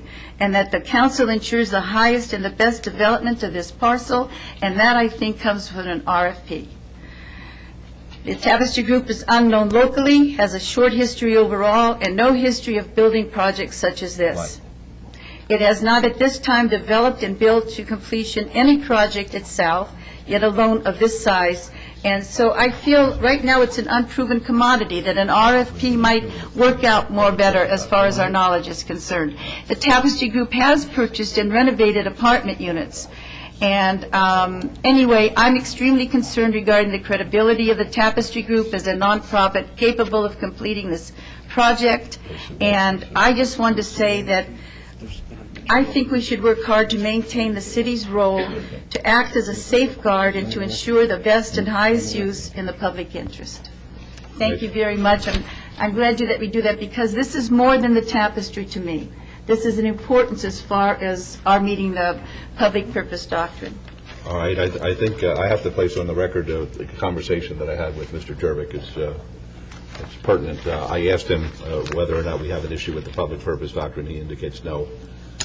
He also indicates that as far as the question that Councilman Wolfson asked, that if in fact the developer is not who we think the developer is, whether that would necessarily result in a breach of the DDA, and Mr. Jervik says in his opinion that would not necessarily do that, that we would probably have to sue in order to terminate the DDA. Is that a fair statement? That's correct, Your Honor. Very good. Okay. Could I just clarify? I'm sorry, Larry. I just wanted to clarify. I didn't mean that we would be legally breaking the public purpose. This is the intent of the public purpose, this type of situation. That's what I meant. And, Your Honor, I'd like to put on the record why I'm in support of moving forward. And I view this public purpose, this whole affordable housing, the ultimate beneficiary is that person that can get into workforce housing for $150 less than the zip code provides. I don't understand. Staff said, he said, she said, past experience. I'm not privy to that. What I am privy to is what's before us in a very, very public meeting, very transparent, so I don't understand where Councilwoman's coming from there. But I feel like I'm being put in a situation where this vote has something to do, and she said it, with the credibility of the applicant. I have not been briefed, nor looking through the material, and after seeing it in the contract, that there's any evidence questioning the credibility. I am under the understanding by staff and stated on the record by Senator Bryan and Mr. Uchevsky that they not only Tapestry has experience in this type housing, but his personal history goes back as a total developer. And as far as the RFP, I would support an RFP. An RFP is going to go out and try to get the best developer to come in and meet our desire for affordable housing, workforce housing. But it's not an RFP. And Mr. Lewis, state now on the record, if it's your understanding that this council, I think I was told, unanimously approved the city and Tapestry to enter into an ENA. That's right. So we are a partner. There's some reliance on both sides. And if there isn't, I want to hear it now on the record that we are, the mayor called it a technical issue. Mm-hmm. Is it technical or is it legal? That's the only thing that I question right now in not supporting it, is if we are going to break a law or legally do something we're not entitled to do. Councilman, through you, Mayor, if your question is, must we move forward today because of the exclusive negotiating agreement that we entered into before? Let me ask it differently. Okay. Should we stop today because of some deadline that was raised that was not met either by the city notifying or the applicant contacting? You do not have to stop today. There's nothing in the law that say that you must not move forward because the ENA expired. Obviously, ENAs expire. The city staff and the developer can still move forward, but at the same time, what that says to the developer is we can take other proposals if they come in. But the 30-month history at least indicates to me that we've been talking the whole way. We have been talking with the developer throughout the whole period of time. And it's my understanding that there's an RFP policy being drafted, but this should not retroactively impact someone that's been with us for 30 months that moved forward, started the process because this council unanimously gave them that direction to move forward. Councilman, and this only, since the ENA expired, we did send a letter to them telling them we were going to do the RFP process. I don't think nothing precludes you from bringing back an item such as we did to go for the DD&A since it's already been worked on. But I believe if the way it was, since the E&A did expire, you do have the right to go out there and do an RFP process if you require. Understand. But I think we also, it's incumbent upon us, we've given a strong signal in June of '06 that this E&A was the way we chose to at that point. Whether we want to change it midstream, I don't think that's fair. And I will make one last comment, Your Honor, and this is starting to bother me. The innuendos that these stories or the credibility of an applicant or the process of staff or briefings, this inconsistency was raised a year ago. And I think we've gone to great lengths to get that consistency from a staff to council briefing. But if this is a case where staff is given different briefings or different impressions on, in this case, the credibility of an applicant, I'd like to know about it. It's unfair to me personally, and I think the council as a whole, for these comments to be made in a public hearing of what's going on. And I'm not saying staff's doing that, but I'm uncomfortable that the innuendo is out there again. And I thought we rectified that. All right, I don't want another Billy Walters situation, okay? Now, I'm asking staff, through you, the manager's office, if anybody on the staff has put any kind of pressure on anybody on this issue, or anybody on the staff has indicated that we should be voting one way or the other and has not told us that, or if anybody on staff wanted to make a recommendation, I want to hear it now. I don't want to read about it in the newspaper tomorrow. Mayor, I did ask Steve Parson that question as well, if any of his staff had any opposition to this, and he indicated to me, and I'll let Steve speak on his own, but he said, to his knowledge, no one was pressured into this, and to my knowledge, when I was director, I was not pressured into this either. All right, fine. Basically. All right, and I accept representations like that, but I want to hear them on the record. Mr. Harson, don't run away. Come right up here, please. State your name for the record and tell us whether or not anybody has put any pressure on anybody of staff in order to get this approved or rejected. And again, Steve Harson, Director of Neighbor Services, and on behalf of myself and my staff, we have not received any pressure, one way or the other. Mr. Mayor? Yes. Could I ask, just generally speaking, I'm not trying to put you on the spot, but just generally speaking, if staff knows that the mayor wants something very much or he's very supportive of an item, does that sort of make staff feel that maybe this should go in that direction? Or if I or somebody else. Mayor, City Council, every request we get from the mayor and council, we take very serious. But all we do is state the facts, and the decision is ultimately up to you. We present what we know, you guys press the button. We do not make, like in this one here, we're not making a recommendation because it can go either way. You could go with the RFP, or you could do the DD&A, and that's why we're not making a recommendation. But no, we are never pressured into, by any elected official, to go out there and make a decision. No, I don't mean pressured. I mean intimidated just by the position held. No, ma'am. Okay. Our lesson is basically state the facts, you guys make the decision. Okay, then. I apologize for what I think was telling the truth, and I still think it is the truth, but that has nothing to do with my belief in an RFP system. And I'm sorry that it might be misinterpreted. Well, I want the record to be very clear that... All right, you can have the record clear. Mr. Mayor? I mean, do you have any suggestion, Councilwoman, that I put any pressure on staff regarding No, this? Mr. Mayor. Because that's the way I'm hearing it. Let me tell you, when I talk with people, and I'm not just about these staff people, if it's, well, you know, the mayor wants it. That's what I'm told. Well, I do want certain things, but not this one. Well, okay. Have I ever at any Listen, time? When I said credibility, by the way, I was speaking for myself. I felt a lack of credibility. I didn't say anything about anybody else. That's what I feel that was. All right. Because I want the record to reflect. Have I ever asked you to do anything regarding Tapestry? No, sir. Mr. Harson, have I ever? I have a clarity, just other than place it on the agenda. Just place it on the agenda, without telling you which way I wanted to see it go, correct? You said either Mr. up or Harson, down. either way, up or down, that's what I said. Mr. Harson, same thing? He's correct. Okay, I just want the record to reflect that. I just don't think you know how powerful you are, Mayor. I have no idea how powerful I am. My wife doesn't listen to me. Well, that's different. May I please ask two questions for clarification? Go ahead. First, what was the term of the ENA? It was approved June of '06 for how long? It was approved on June 06, June 21st. It didn't get signed until July 12th. It was a 6-month E&A. Okay. So it expired in 6 months. Well, it expired in, what, January of '07? Correct, January 07. And neither the city or the applicant really realized it had expired and did something in a timely fashion. And we discussed, whose fault it is or who knows.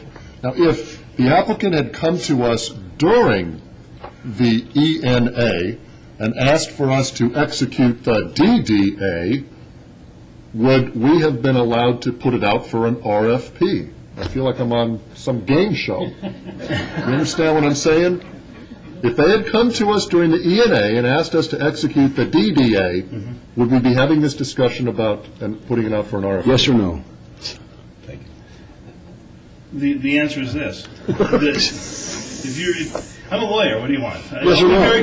I'll be very quick. Well, no, I want a yes or no. We've asked questions out here all day long. We can't get a yes or no answer. The ENA, the answer is we wouldn't be required. You wouldn't be required to approve a DDA even though an ENA exists. An exclusive negotiating agreement, all it means is we promise only to negotiate with the developer. Period. End of story. If we come up with something, whether it's during the time of the ENA or after it's expired, then we bring it to you and you have discretion. But you still have your same discretion during the period of time that the ENA exists. That just means we won't accept bids from Nevada Hand or others when we're talking about a specific piece of property. But, Mr. Mayor, a letter did go out from Neighborhood Services saying that you were going, after it expired, that you were going out for a request for proposal. Would you please put that on the record? Yeah, that is true. So they were notified. As Mr. Sanchez had indicated, when we were hearing the concerns and I was not seeing any movement going, we did send a letter saying that we were going to move forward with an RFP. Then when I received a direction to go ahead and put the item on the agenda, I then in turn sent a letter stating we have scheduled it for the November. So I did do that. All right. Mr. Jervik, do you have anything? I don't have much to add, Your Honor, but I think you're all beating around a similar concept. We have an obligation as a negotiating partner to negotiate in good faith. Sometimes we begin a project, and in the middle of it, we have elections, we have a change of mind, we have a change of philosophy, a change of circumstances.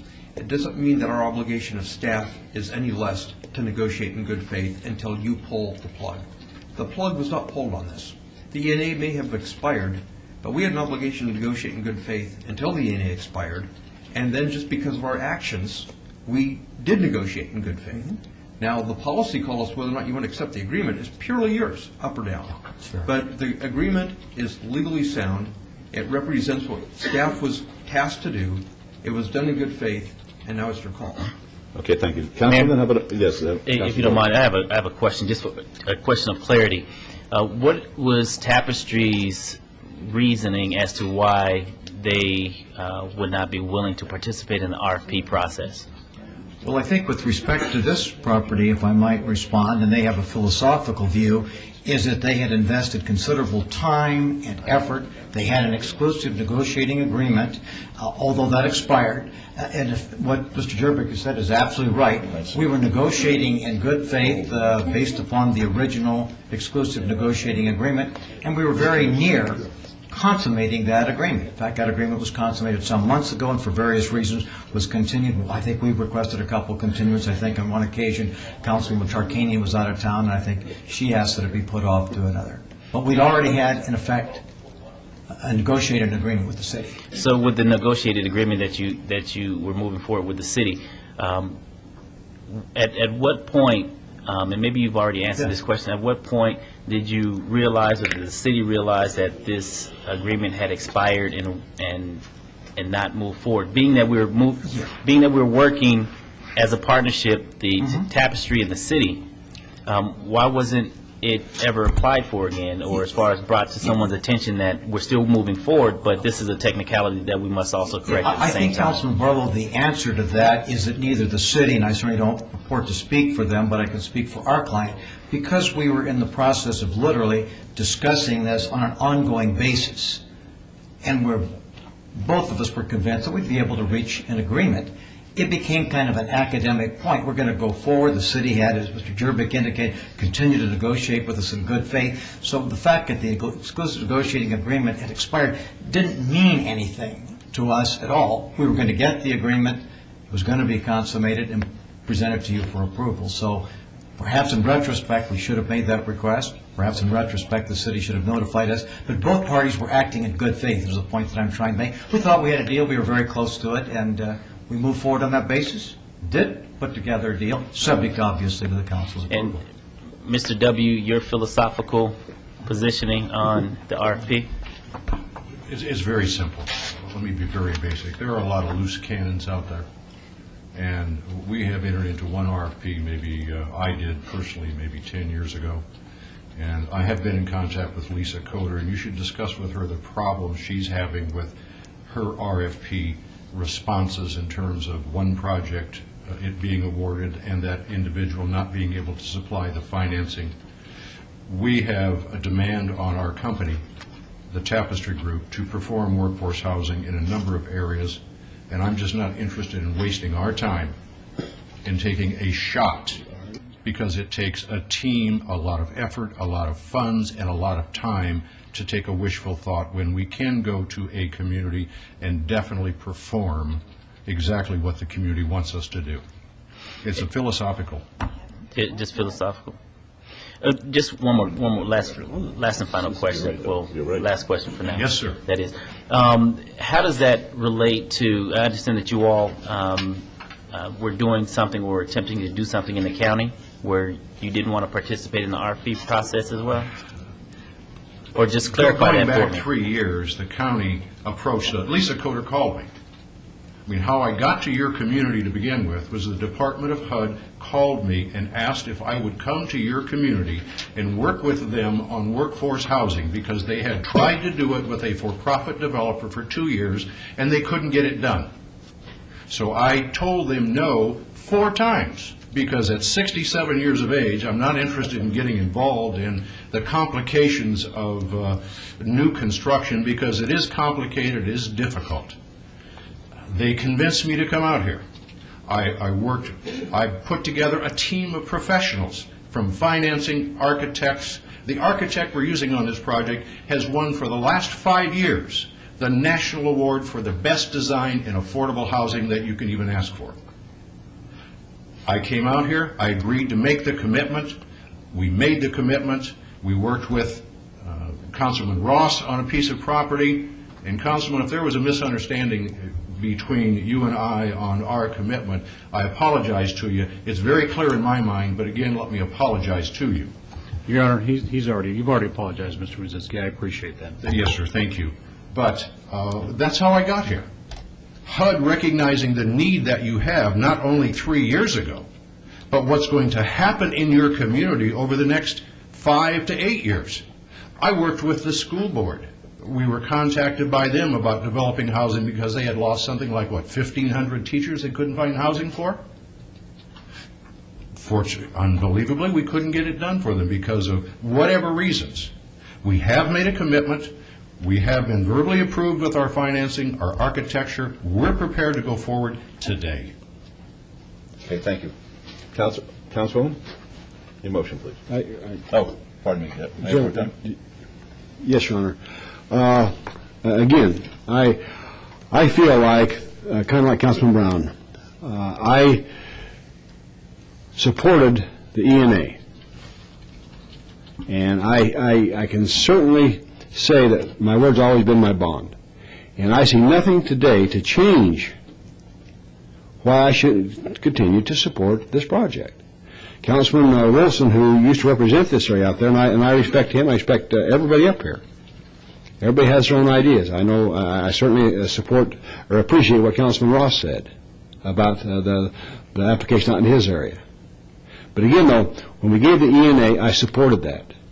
And to me, we have continued, and I'm going to support going forward today for the reason that if the neighbors come out and don't like the project or for whatever reasons, I can vote against it. This is not this is not giving them the right to just go ahead and build. They're still going to have to come back before this council for approvals. And I respect that. And so I'm going to support going forward today. Councilwoman? I also voted on the ENA, but I voted on it knowing that it had a time limitation, and so I don't feel that committed to that since the time elapsed. I have a great concern, as I said, about not going through the process of making it open to everyone. And so whatever the feelings are up here, and I'm sure we vary, but with sincerity, we're all expressing what we feel, and I move to deny. All right, let's vote on that, please. Opposed? Let's see. Motion fails. All right, may I have a motion, please? Councilor Wilson?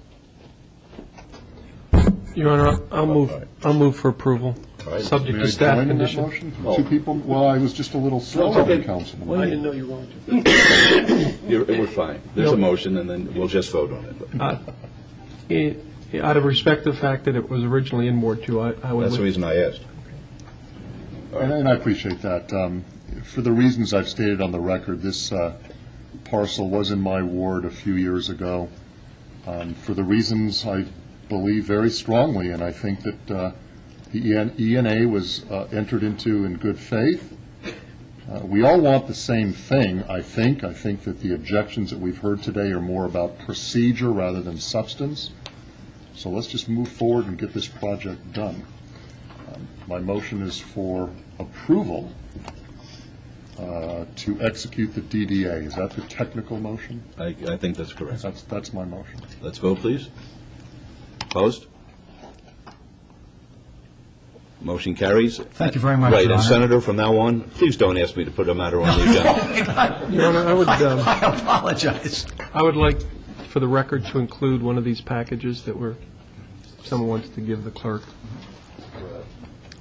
I would just like to say thank you to the members of the council. I appreciate your openness and discussion. Councilwoman Tarkanian, I'd love to look at the document that you produced about us so that I could have an open discussion with you. And let me I believe suggest, someone's giving it to him, aren't they? let me suggest that we will be an asset to your community. I hope so. That's Thank why you. we voted for you. All right, item number 60 is R 71-2007, discussion and possible action regarding a resolution consenting to the undertakings of the City of Las Vegas Redevelopment Agency in connection with the Commercial Visual Improvement Program, agreement between RDA and Aristotle Holdings LP and OG Eliitis LLC and OG Eliitis AD LLC doing business as Olympic Gardens, located at 1531 Las Vegas Boulevard South. This is the item which is related to RDA items number 4 and RDA items number 5, which we voted on this morning. Mr. Yes. Adams, I don't think much has to be said. No. Yes, Your Honor. I move to approve item R 71-2007 with all conditions, please. All right, let's vote on that. Opposed? Motion carries. Thank you. Item 61 are boards and commissions, the Traffic and Parking Commission, the term of Robert Hoban, which expired December 20th, 2007. The procedure for this requires appointment by the mayor with confirmation by the city council. The seat is for Councilman Reese's recommendation. And he can either reappoint Mr. Hoban or appoint a new Ward 3 resident to the seat. Mr. Hoban has been a great representative on this board for the City of Las Vegas. He really takes it to heart. He's been on the board for quite a while. He's done a great job. He wishes to be reappointed. I can't say enough about Mr. Hoban. I move to reappoint Mr. Hoban to this board. Very good. Let's vote, please. Opposed? Motion carries. Thank you. Item 62 is Child Care Licensing Board, Jonna Tompkins. Their term expired June 2009. Councilman Wilson is to make this recommendation coterminous with his term. The requirements is the appointee must be a city resident, may be a licensed operator of a child care facility, or may be a citizen member. I have to abstain because my wife is supervised at the Meadow School by the Child Care Licensing Board. Thank you, Mayor. Is there any other? Councilman Anderson, please. Thank you.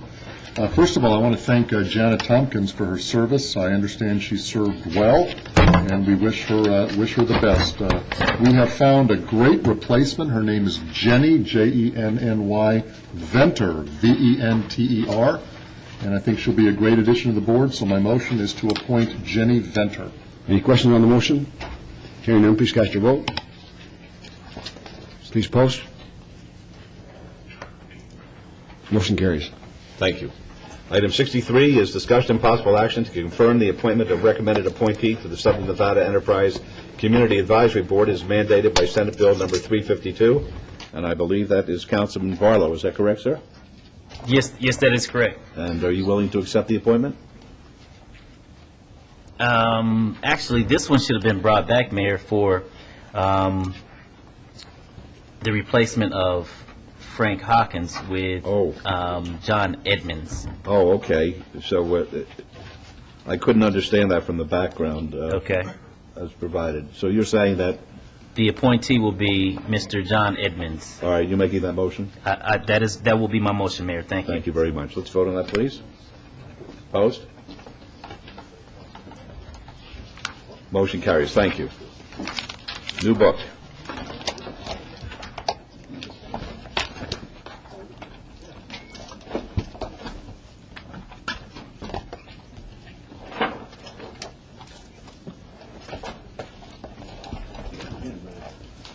Thank you. All right. Okay, item number 64. This is Bill number 2007-61, increases the salary of and provides a vehicle allowance for the mayor and city council. Councilwoman, do you wish to have it read? Please, Mr. Mayor. Thank you. Thank you, Your Honor. Thank you, Councilman. Bill number 27-61, an ordinance to increase the salary of and provide for vehicle allowance for the mayor and city council and to provide for related matters. Your Honor, it's my understanding that there might be some council discussion that might result in an amendment to this. Yes, the City Attorney's Office also has a proposed amendment for it, so with your permission, we'd like to hear from you before we speak. Very good. Well, I was in discussions with some of my colleagues, and there was a feeling that unless the council positions were full-time, that car allowances should not be provided to the council members, and basically the motion, as I understand it, would be to make the mayor a full-time position with the salary as suggested, to increase the salaries of the council members, to allow the mayor a car allowance, and that would be it. We understand, and we can make that as part of the First Amendment when you make your motion to approve. I think Mr. Steed has another. Mr. Steed? Yes, the things that we identified in the bill after it went to recommending is the sections 5 and 10 call out the existing salaries of mayor and council as they have been increased over the years by virtue of the CPI, and we identified that those two numbers that appear are the 2006 numbers, and so we would amend section 5 to recite the current salary of members other than the mayor is $46,681.44, and in section 10 the current salary of the mayor at $61,327.50. Those are the only changes. All right, thank you very much. And this has been a matter of some interest as far as the council is concerned. It's not the first time we've been around on this, and I think the record must reflect that whatever action is taken today, if in fact it does increase the compensation, that it will not be effective for anybody who is sitting as a current council member or the mayor, that the only time that it would come into effect, if it is approved, would be if a person were to seek election under the ordinance in effect, being in effect. So we are not going to benefit from this as we sit here today. Should one or more of us run for re-election and be elected, then the benefit would attach at that particular point in time. There has not been a salary increase for the council or the mayor, I'm advised, since 1986. And, of course, we know what has happened in this community since 1986. We're a different town. In 1986, we were a small town. We were Cowtown in many respects. That the sophistication which is attached now to the community was not present at that time. And the 21-year period which has passed, in effect, has expanded not only the boundaries of the city, but the population more than 217%. We are ranked among the top 25 cities in the United States as far as population, nearing, I think we're a little bit over 600,000 at this point in time. The annual budget has increased more than 1,000%, from $113 million to $1.4 billion. So the responsibilities of the city council members, due to this remarkable growth and development, has increased substantially. The complexity of running the city is far greater now than it has been in the past, due to the, if nothing else, the size. And I know that you're always criticized when you talk about raising salaries, particularly at a time of economic challenge as we're presently in. However, it's always a prerogative for us to change our minds if, in fact, the economics do not reverse themselves. I am very optimistic that in the next 18 months we'll have bounced back, we'll be as vibrant and as solid as we were before the consolidated tax took the nosedive that it has in the past several months. And basically, since none of us are going to benefit as a result of this, but we're making the availability of this increase to future elected officials, that if the economy is robust at that time, then I believe it's the appropriate thing to do. So, Councilwoman, would you prefer that I make this motion, or do you feel comfortable with it? I feel comfortable, Mayor, because, as you said, none of us on the board will be reaping anything until the re-election process occurs, because automobiles will be given only to the mayor, who will be working full-time, and so I move to approve. All right, let's, yes, Mr. Jervik? To clarify for the record, that would be as a first amendment to include the mayor's comments regarding the car allowance and Mr. Steed's comments correcting the numbers. Yes, move to approve with all the corrections made. No, it's an approval of the ordinance with those amendments. As amended. As amended. All right, let's vote, please. Your Honor, Yes. I was going to ask for clarification. Sure, certainly, go ahead. Would you walk through that? My understanding is that we're separating what addresses the mayor's compensation and taking the city council members completely out of the bill? No, city council members are only taken out for purposes of receiving a car allowance, is my understanding. The rest of the increase that was contained in the original legislation remains intact. So there would be a salary increase across the board for the mayor and the council, but the council would not receive an additional car allowance, but the mayor would. And the mayor's job would be a full-time job. And the mayor's job would be full-time, that's correct. So council members would receive a raise. Would they go full-time? No. No. Part-time council, you remain the same as far as the council position, but the raise would go into effect upon re-election. I'm not expressing an opinion, just explaining what's in the bill. I understand, but that's different from what I heard. Okay. Okay. All right. Are you clear now? Yeah. Okay. Well, did you want to expand? Is it something we should consider? No, and this wasn't brought up in yesterday's briefing, but the last time I was briefed, and it could have changed by then, was simply that we were bifurcating the salaries, that the mayor would go full-time, increase his salary with a car allowance. My issue had always been full-time, part-time. Since we were moving the mayor to a full-time status, I could support that. But if we are increasing, I don't even know what percentage, the city council members, but leaving them part-time, that was new to me. I thought we were literally separating these in its entirety. Okay. Mayor? Yes. I, too, recall in my briefing that, of course, the full-time mayor, part-time council, and car allowances. I'm confused now as far as what. Okay, this is what we're voting for. All right, today, the motion is this: that the mayor's job would be full-time, pursuant to ordinance. That the mayor's salary would be increased as set forth in the ordinance. That the mayor would receive a car allowance. that the city council would remain in their part-time capacity, that they would not receive a car allowance, that they would receive an increase in salary, that none of these things would go into effect until somebody either sat for re-election or was newly elected. Mr. Mayor, the county is a part-time position, isn't it? The county commissioner is a part-time, and we're taking a percentage of their part-time for our part-time? 90% of their part-time for our part-time. Councilman Wilson. Thank you.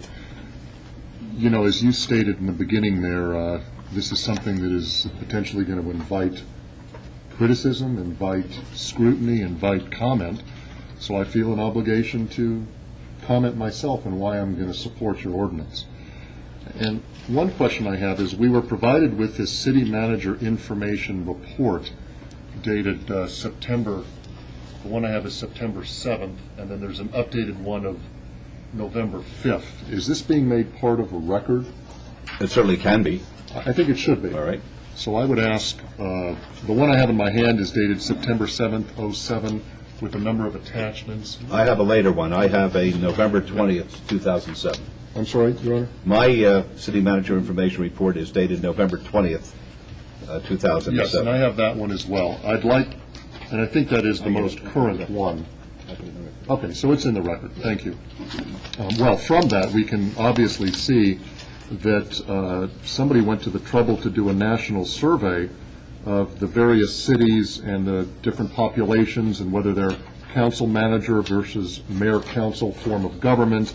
And I just wanted to point out that you take, for example, a city like Boston, Massachusetts, which has a population about 573,000 people with a mayor's salary of $175,000 and council persons at $87,500. Now, they're full-time, but still, if you look to the salary of the mayor at $175,000 for a city that theoretically, or however way you want to look at it, has less people than ours. You look at a city like Fresno, California, which has a city population of $481,000, and they're a council manager form of government like ours. They pay their mayor $130,000, and their council person $65,000. And there's a few other examples. Let me just mention one other. Milwaukee, Wisconsin, has a population of almost 580,000 people with a somewhat similar budget to ours. They're a mayor-council form of government. They pay their mayor almost $144,000, with council persons earning $71,000. To be fair, though, if you look at this sheet, it's all over the board. There's some that are higher, some that are lower. Mayor Goodman, I may be criticized down the road for saying this, but you have set the new bar for the mayor of Las Vegas. Now, I wasn't here when Mayor Jones was here. I wasn't here previous mayors. All I know from personal experience is how you are as the mayor of this city, and you have set a new bar. There's no such thing as a 50 or 60-hour work week in your schedule. You're working 70 or 80 hours a week. You're working from pre-dawn to post-dusk, and in my experience, you're doing it for the goodness of this city. If any position deserves a raise, it's yours because of what you've done, and you deserve the accolades, and you deserve the kudos for setting the new bar. Similarly, I'm experienced with my colleague to my right, Councilman Ross, Mayor Pro Tem Reese, my colleagues to my left, Councilman Brown, Barlow, Councilwoman Tarkanian. We work very hard at these jobs. Last week I was out 4 nights in a row doing council business, well, 3.5. Not to mention the daily emails, the phone calls, the meetings, etc. We work hard. So I think we're deserving of a raise. Now, we haven't received raises since 1986.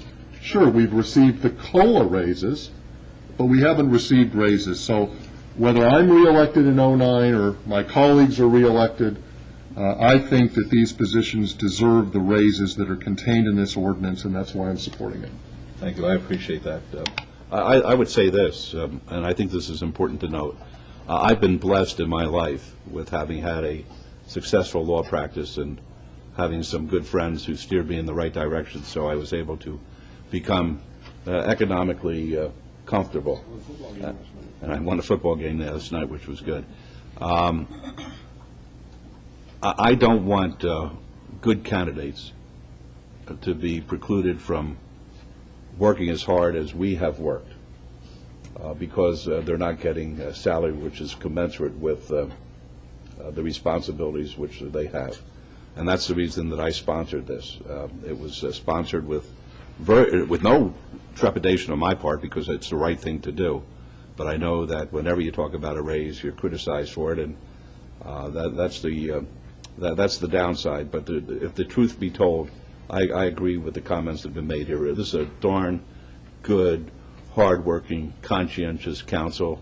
We don't always agree with one another, but we fight for what we believe in, for our constituents, and when you get that kind of public servant as we have here, and we don't have the problems that perhaps other jurisdictions have, because I think we are a good council. I think that future councils are entitled to be paid commensurate with their responsibility. Right. Okay, so Mr. Mayor, Councilwoman. I was just going to say, too, I would prefer if we could have everybody work full-time, but the salary that's given, even though it's a raise, is not enough for most people to raise a family full-time. So that's why I went with the partial time. But I know I work full-time, and I bet you mostly everybody else does, too. It's just so much to do if you want to do it right. That's true. And you're still behind. That's true. Okay. Your Honor, yes. I will echo the comments about your position, and very appropriately stated by Councilman Wolfson as far as you raising the bar for that position. But I think it needs to be there as far as where we are as a city. But I have stated, even back when we first heard this in 2002, that I didn't mind increasing the salaries for the council people and with benefits and with a car allowance. My concern was the part-time, full-time. And I need to apologize, but I was under the impression that we were separating the two. But I don't, and this is out of all due respect to my colleagues and my own position. I can't support the full-time status or the part-time status with the salary increase. So I don't know if I can support half the bill, but I will be voting no on the motion. Okay. But Mr. Brown, Councilman Brown, could I just ask, if they were full-time, they would still be at the amount we're saying. Are you saying that it would have to be higher then if we had them full-time, or would we stay at the amount we're staying, which the numbers would preclude a lot of good citizens running for office? The numbers, I don't have the 2002 survey, but the numbers haven't changed that much as far as the context. I think they are all over the map. And the city manager form of government versus the mayoral form of government, full-time, part-time, I've felt in the past that if we're going to raise it, I don't even know, does it list the salary in, it's 90% of the county commissioner's salary? Yes. I thought that would be about... Perhaps I should know this, but what does a county commissioner make? About 75,000. So it's... Could be about 68%. 68? I don't know. Oh. Okay, well, there's a motion, and we'll vote the way we believe we should vote. I'll tell you this, though, Councilman Brown, I disagree with you. I see you up there late at night.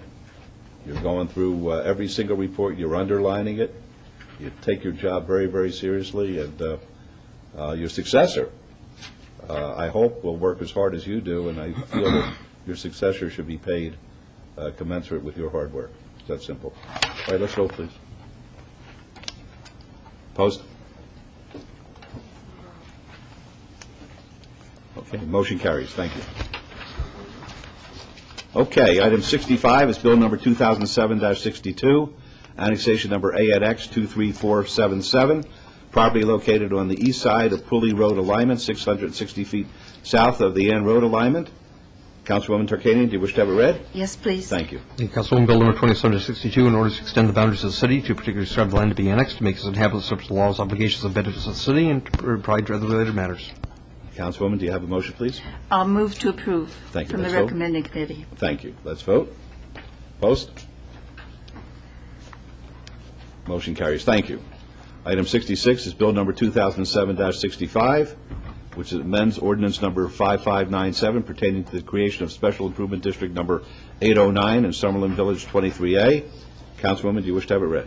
Please, Mr. Mayor. Thank you. Thank you, Councilwoman. Bill number 27-65, ordinance amending ordinance number 5597 relating to the City of Las Vegas, Nevada Special Improvement District number 809, Summerlin area, authorizing the execution and delivery of an amendment to the development and financing agreement related thereto, ratifying action taken by the city officers towards such amendment, and providing other matters related thereto. Thank you. Councilwoman, your motion, please. Move to approve from the recommending committee. Thank you. Let's vote. Post, please.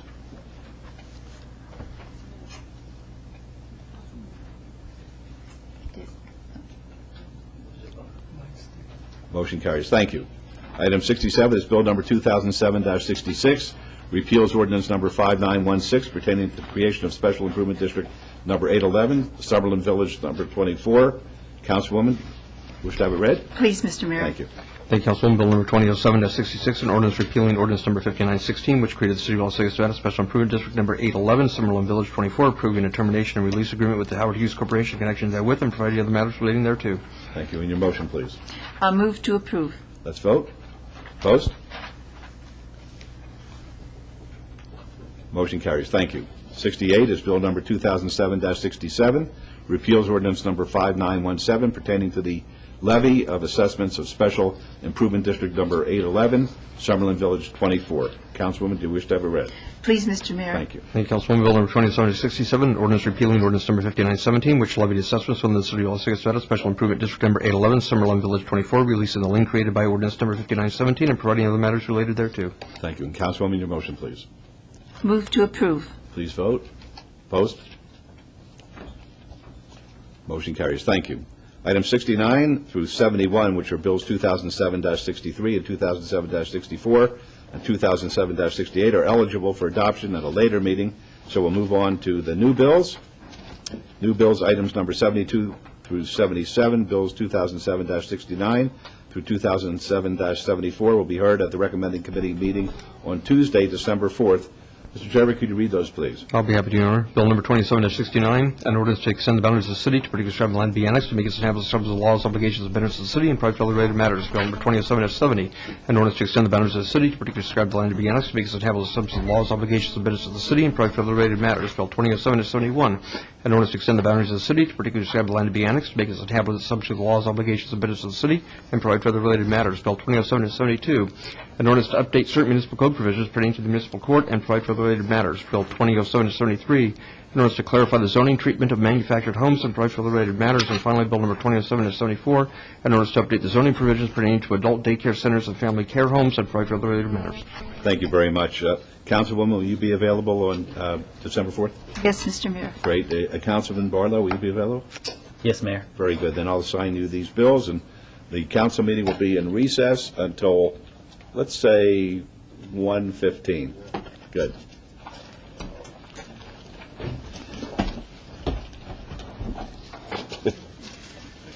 I'm going to blast you.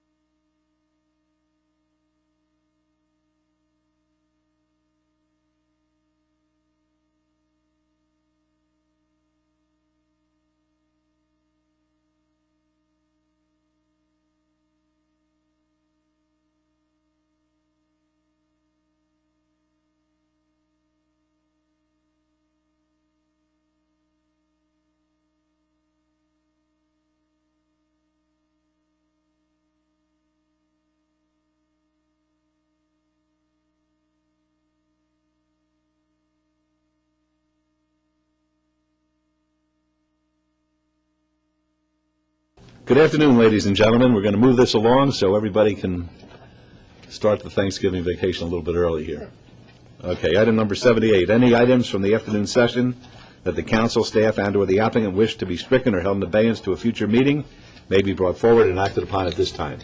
Thank you, Your Honor. We have item number 79 is extension of time, 25020, Azure Commercial Center, LLC, 4440 East Washington Avenue. I've asked that to be held in abeyance until our December the 5th, 2007 meeting. A companion item is item number 80, also an extension of time, 25019, Azure Commercial Center, LLC, 44 East Washington Avenue. I've asked that to be held in abeyance until our December the 5th, 2007 meeting. And item number 94 is ROC 25100, Decatur 3 LLC at the northwest corner of Decatur Boulevard and Tropical Parkway. The applicant wants that to be held in advance until our December the 5th, 2007 meeting. And item 113 is ROC 25030, Super Azteca / 3140 Valley View LLC, 3140 South Valley View Boulevard. The applicant's withdrawn that without prejudice.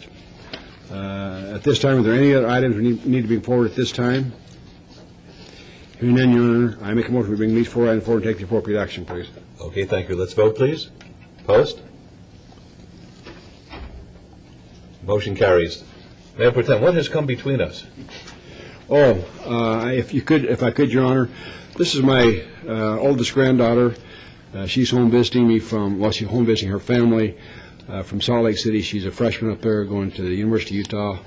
And she just come down here. I don't get to see her. She's going to stay here. I'm going out of town, so this is the only time I get to see her during this vacation. So I asked her to come up here and sit with us today. Very good. This is Taylor Conley. Excellent. Very good. Welcome, Taylor. Can you talk, Taylor? Yeah. Okay. I'm really proud of her. She's going into pre-med. She wants to be a pediatrician. I hope she can stick to her guns and get there. It'd be great. For the record, how many of us up here have grandchildren? I don't have any grandchildren. I've got many grandchildren, and I just heard today that my oldest son's wife is going to have a baby girl. So, and my middle son's, she's had it already. My youngest son's wife is going to have a girl too. So I'm going to have all sorts of little grandchildren. Girl grandchildren. Well, what do you call girl grandchildren? Granddaughter. Granddaughters. Okay. At this time, though, Your Honor, we all have those things we need to be thankful for, and I'm thankful for my 5 grandkids. Okay, we're all thankful for all the blessings we have here. That's it. Okay, items 79 to 83 are on the consent agenda, considered to be routine, and are recommended for approval by the Department of Planning and Development. So may I have a motion to approve the consent agenda items? We'll go 81 through 83. Your Honor, move to approve items 81 through 83 with all conditions, please. Thank you. Let's vote, please. Opposed? Motion carries. Thank you.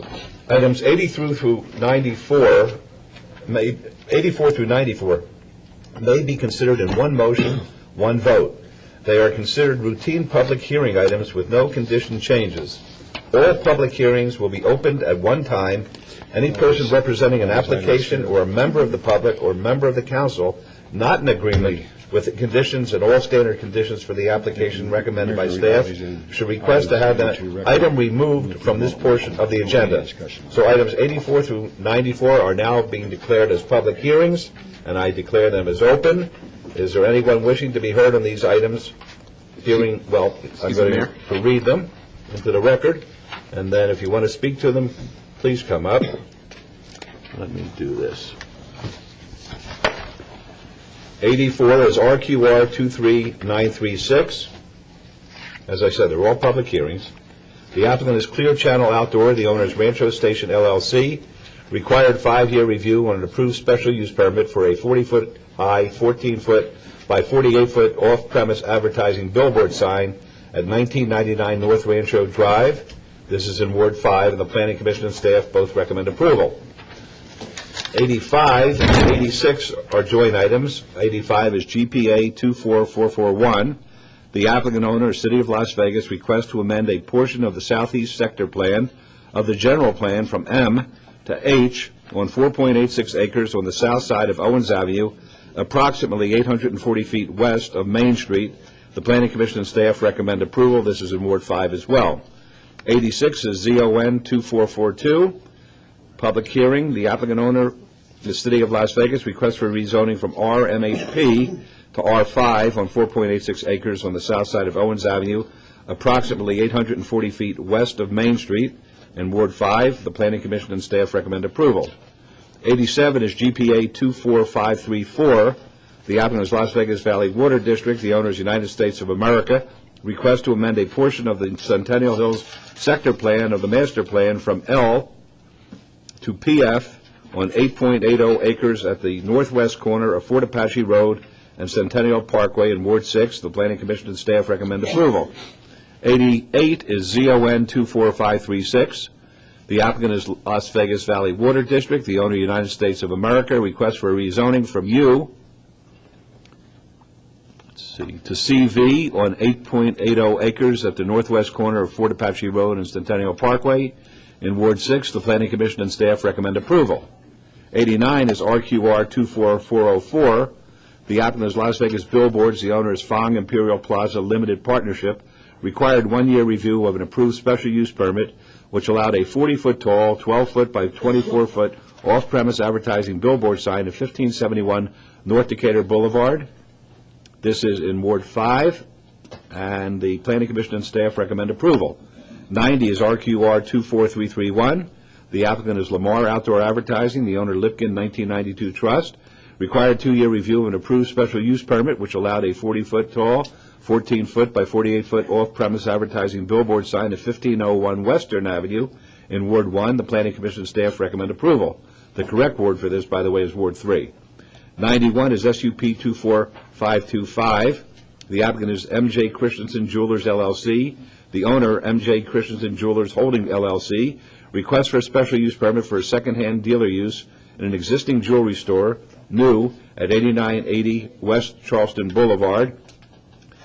Planning Commission and staff recommend approval. This is in Ward 2.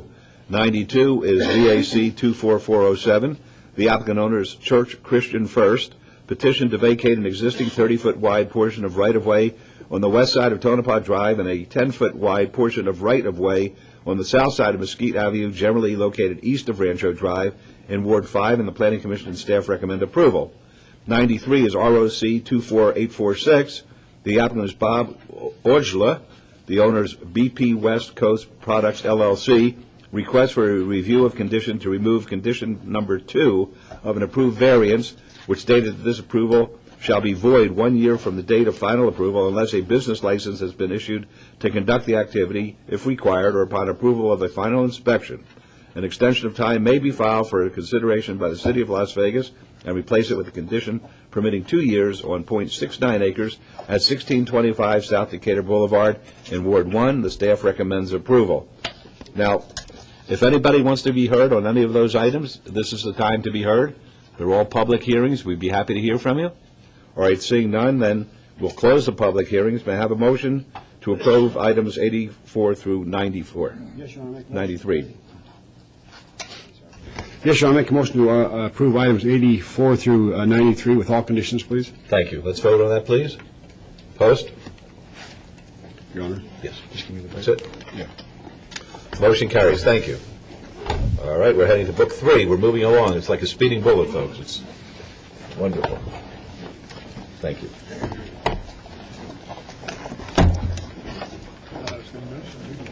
You should have after this morning.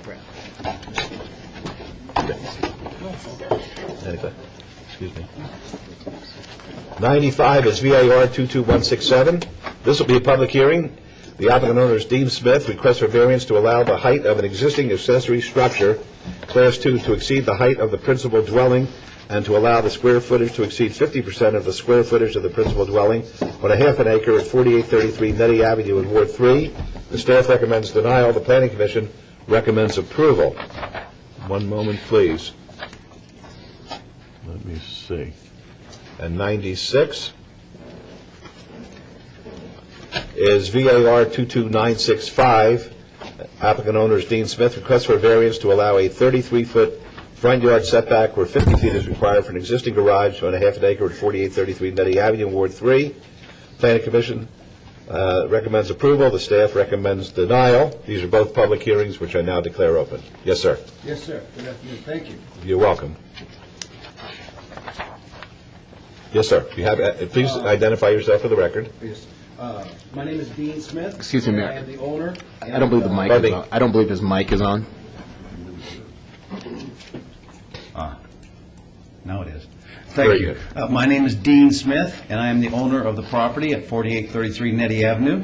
And we started this variance request back in September, and since that time, I've had the pleasure of working with quite a few secretaries from the council, and Councilman Wolfson's secretary, I'm afraid I cannot pronounce her name. Christelle. Very nice lady, has been great working with her. Councilman Reese's secretary is great working with her, and the good mayor's secretary. I'll tell you, Mr. Smith, you're about to lose the vote altogether here. If we refer to these... They're very great. You can't call them secretaries, though. They're liaisons, and they're executive assistants. And Councilwoman Tarkanian, Kimberly, very nice young lady, and she helped me a lot. But back to the problem. I have my residence where I have already built these garages. They were built some time ago. My front garage was built 15 years ago when I first built my house, and then the rear garage was built within the last 5 years, and I did these without permits. And now I'm going back, and I've been working with the building department. They've been very nice with me on other things. I've gotten building permits on my block wall. They're very nice people at the building department. They have no axe to grind on these things. They're very nice, been very helpful. And what I'm here now is to explain the uses of these garages. And so we can, Councilman Reese, he conferred with me on these garages, and I made specifically certain that they're garages and they're not going to be living facilities later on in life. I built them as garages for my toys, and that's what they are. They're nothing more than garages. Well, but again, though, if I can, Your Honor. Certainly. My problem is not so much what they are being used for today. Yes. My concern is what they're going to be used for when you sell them. Correct. This is a single-family residence. It is on a half acre. Yes. I understand that. But once you're gone, you sell these houses, then I'm afraid of what's going to be, what they're going to be used for at that time. And you and I, you brought up the point, let's put on my deed that they will always be used as garages. A deed restriction, I believe, and that's perfectly fine with me. However, I would ask I don't know. City Attorney. Councilman, now that we are in the process of recording the conditions of approval on the parcels of land, we can place something in the record or in the condition that these are to be utilized as garages and not as living quarters. We can put something like that on the record, and we can, we'll be recording that with the county recorder's office. That'll be fine. All right. And may I, do you want to look at the garages? No, we've seen them. Oh, okay. All right. And I gave all the council people my orange folder with all the photographs and things of it. And public hearing. And I humbly ask for the commission to approve these variances so I can move forward with my building permits. All right, thank you very much. Folks, these are public hearings, if you'd like to be heard on either of these matters. All right, seeing none, we'll close the public hearing and turn to Mayor Pro Tem. Thank you, Your Honor. On item, the variance 22-167, I will make a motion to follow Planning Commission's recommendation for approval. I don't think that the height exceeds the residence that much, so I don't have a problem with that. All right, let's vote on that, please. Opposed? Motion carries. And item 86, I would ask staff to help me with the condition that would allow a restriction on the Mayor Pro Tem, actually, I think we should go back and place a condition on the previous item. There are two structures here. One is an attached garage and one's a detached garage. The first variance is for the detached structure, and I would recommend that we place a condition that reads, the accessory structure shall remain a Class 2 structure for the remainder of the life of the building. I would make a motion to reconsider item number 95, please. All right, let's vote on that, please. That's a reconsideration. Opposed, please. Motion carries. I would move to approve item 95, variance 22-167, with the conditions as changed. Okay, let's vote on that, please. Opposed? Motion carries. And item number 96, I'll make a motion for approval with all conditions. All right, please vote. Opposed? Motion carries. Good luck to you, sir. Thank you very much. Happy Thanksgiving. Mayor Goodman, if you Yes, don't sir. mind, we don't have Director Wheeler today. I'm hearing a voice coming from her spot. Who is that? That's Mr. Rankin, and Mr. Rankin used to hang out on the 10th floor, and now we see him only occasionally. He's got some big shoes. He certainly does. Glad to be here. Good having you here. 97 is SUP 24193, public hearing. The applicant is Florencio S. and Ana T. Andres. The owner is Andres Living Trust. Appeal filed for the denial by the Planning Commission of a request for a special use permit for a proposed 64-unit hotel residence at 3801 East Charleston Boulevard in Ward 3. The Planning Commission and staff both recommend denial. This is a public hearing, which I now declare open. Yes, ma'am. Yes, I'm Ana Andres, and I represent the Andres Family Trust, and good afternoon, Mayor and all the council members. Thank you so much for considering Excuse me, Mayor? request for the special use permit. I'm not sure if her mic is on yet. And I'm looking forward for the approval today. You know, as I've stated in my letter prior to the last council meeting, the permit will greatly help us provide the housing needs of the community and will help us in operating the business smoothly. As trustee and manager, and also my husband, and of course our manager for the property, we have attended management classes and have obtained certificates of successful completion, and we feel comfortable dealing with the tenants of any background. I understand there are some conditions to be met if our request will be approved, and we will gladly abide to the recommendations, staff recommendations, and requirements, and we will participate with the VIP program of the city. Thank you very much. Are there any questions of the young lady? Just for the record, I have met with this young lady. At the last council meeting, I held this in abeyance to make sure that they follow some of the conditions for apartment owners. I'd like to put these on the record. This is their completion certificates that they went through at the Las Vegas Metropolitan Police Department management training. They understand the rules. And it's really been a joy working with this young lady. They have a motel or hotel, whatever you want to call it, down on East Charleston. They've been having daily, weekly rentals. They say they're only about 65% full. We've been in their apartments. They do have kitchens. They don't have to do too much renovating to have apartments. And the owners feel like that they can have higher occupancy if they rent it by the month. And it will be affordable housing. They're going to run this like an apartment complex should be run. I'm looking forward to working with the young lady. If she has any questions in the future, all she got to do is call my office. I think it's going to be a good for her and the city for this change. So I'd make a motion, Your Honor, after we have the public hearing. Very good. Anybody like to comment on this at the public hearing? All right, seeing none, we'll close the public hearing then. And your motion, please. I would move to follow the Planning Commission staff both recommended denial on this item. I can understand why they didn't go out there, I don't think, and did their homework and looked at the site. I did. My staff went and looked at it also. It's going to be a good change for her as well as the city. So for those reasons, John, I'm going to make a motion for approval. Very good. Let's vote. Opposed? Motion carries. Good luck to you. Thank you very much. You're welcome. Have a nice Thanksgiving. Item 98 is SUP 24265, public hearing. The applicant is Adam Corrigan. The owner is Howard Hughes Corporation. Request for special use permit for proposed pub, bar, and lounge at 11770 West Charleston Boulevard, suite number 110. This is in Ward 2. The Planning Commission and staff both recommend approval, subject to conditions of public hearing, which I now declare open.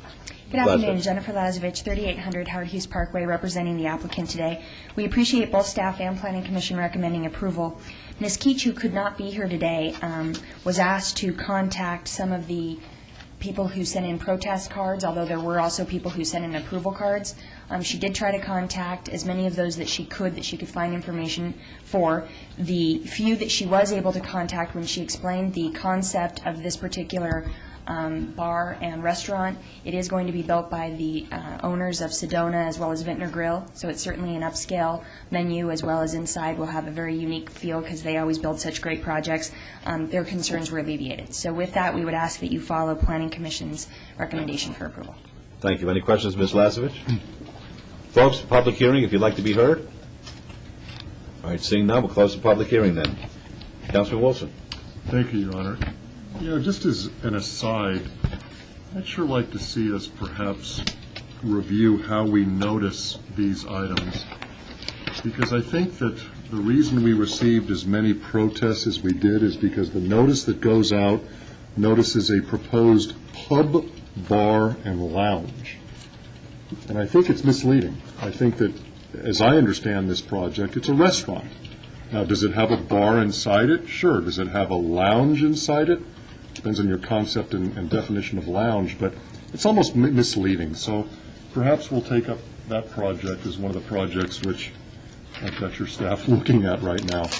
I do want to thank Tabitha. She did what I asked her to do. She went out and reached out to the neighbors. I think Tabitha even offered to give them a tour of the project or show them what's going on. This applicant has operated 3 other very nice restaurants, not only Sedona and Vintner's Grill, but Agave. And those restaurants are very successful, very well-received restaurants out in the area. And I think this will be another great addition. My area in particular is starving for good eating establishments and restaurants, and I have every confidence that Mr. Corrigan is going to reach that level and exceed it. So I don't have any concerns with it at all. My motion is for approval, please. All right, let's vote on that, please. Opposed?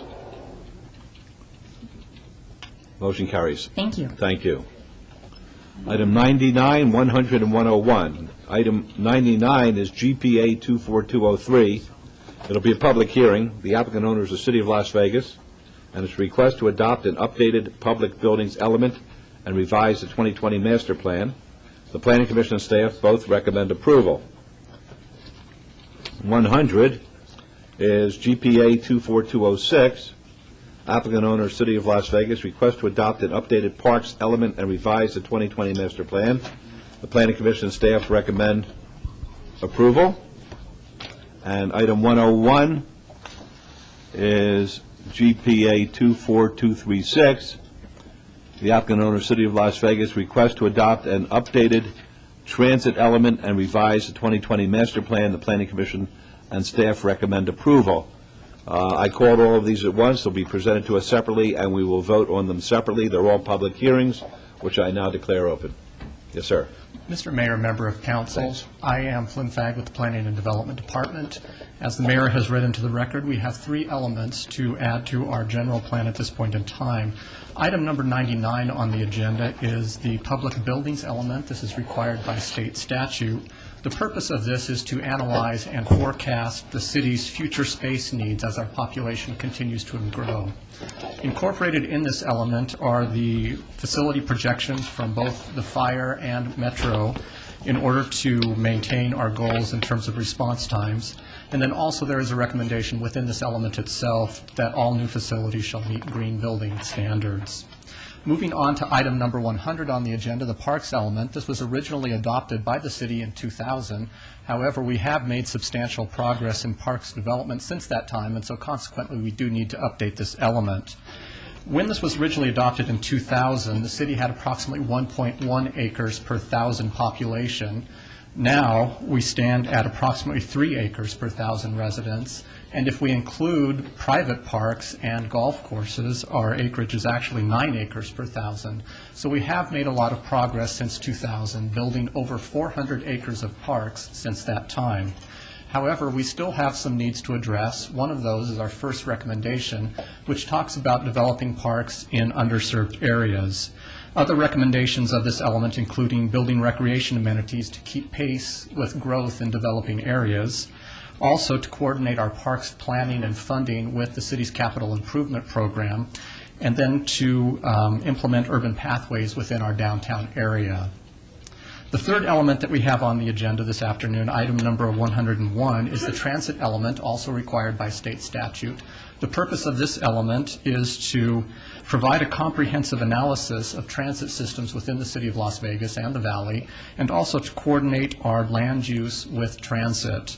As recommendations, we need to align our plans and policies to support mass transit, also to continue to support the RTC through planning and committee membership, and then also coordinating the planning of park and ride facilities and the improvement and availability of bus shelters within the city of Las Vegas. All three of these elements were taken before neighborhood meetings back in September. We've also posted these elements on the city website and allowed residents to comment on those through the city website. And just as an added note, the parks element was reviewed by the Parks Commission in October and was recommended for approval. And that concludes my presentation to you this afternoon. Thank you very much for the presentation. Are there any questions at this time or comments? Councilman Brown. Thank you, Your Honor. I just had the opportunity to meet with Flynn beforehand, and just wanted to add on the parks element. There's, I think, the implementation in its regards to, you can find it, but in its regards to targeting underserved areas in the more mature areas in town. The absence of any reference to aggressively going after existing school sites and their parks, I think, should be added in. And Councilwoman is aware of the open door, open school policy, which is somewhat outdated, needs a fresh coat of paint there. But I would put in or recommend that we add a component that really targets aggressively going after and literally taking over that playground after school as a city facility. And certainly staff would agree with adding that recommendation under our implementation points. And that was it, Your Honor. How is it added? Do you have a new text that you include? We haven't developed that yet. No. These elements will be coming back to you in ordinance format. Oh, and okay. what we will do is incorporate that comment when it comes back to you Very as an good. ordinance. Okay, thank you. I appreciate that. All right, folks, this is a public hearing on all three of these items. Be happy to hear from anybody.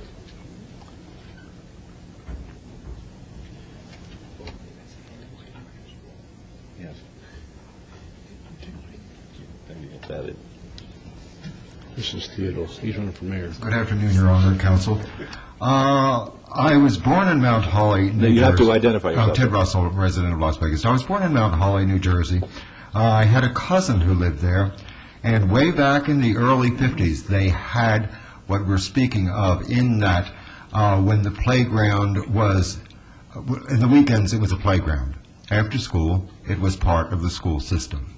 And the reason I remember this was my aunt was I wouldn't know whether she was paid or she was a volunteer, but she was the playground cop. And it worked out beautifully. That's all I have. Thank you very much. All right, thank you. Would anyone else like to be heard on any of these? All right, seeing none, then I'll take a separate motion on each one. On item 99, Mayor Pro Tem? Yes, Your Honor, I make a motion to follow Planning Commission staff's recommendation for approval of item number 99. Let's vote, please. Opposed?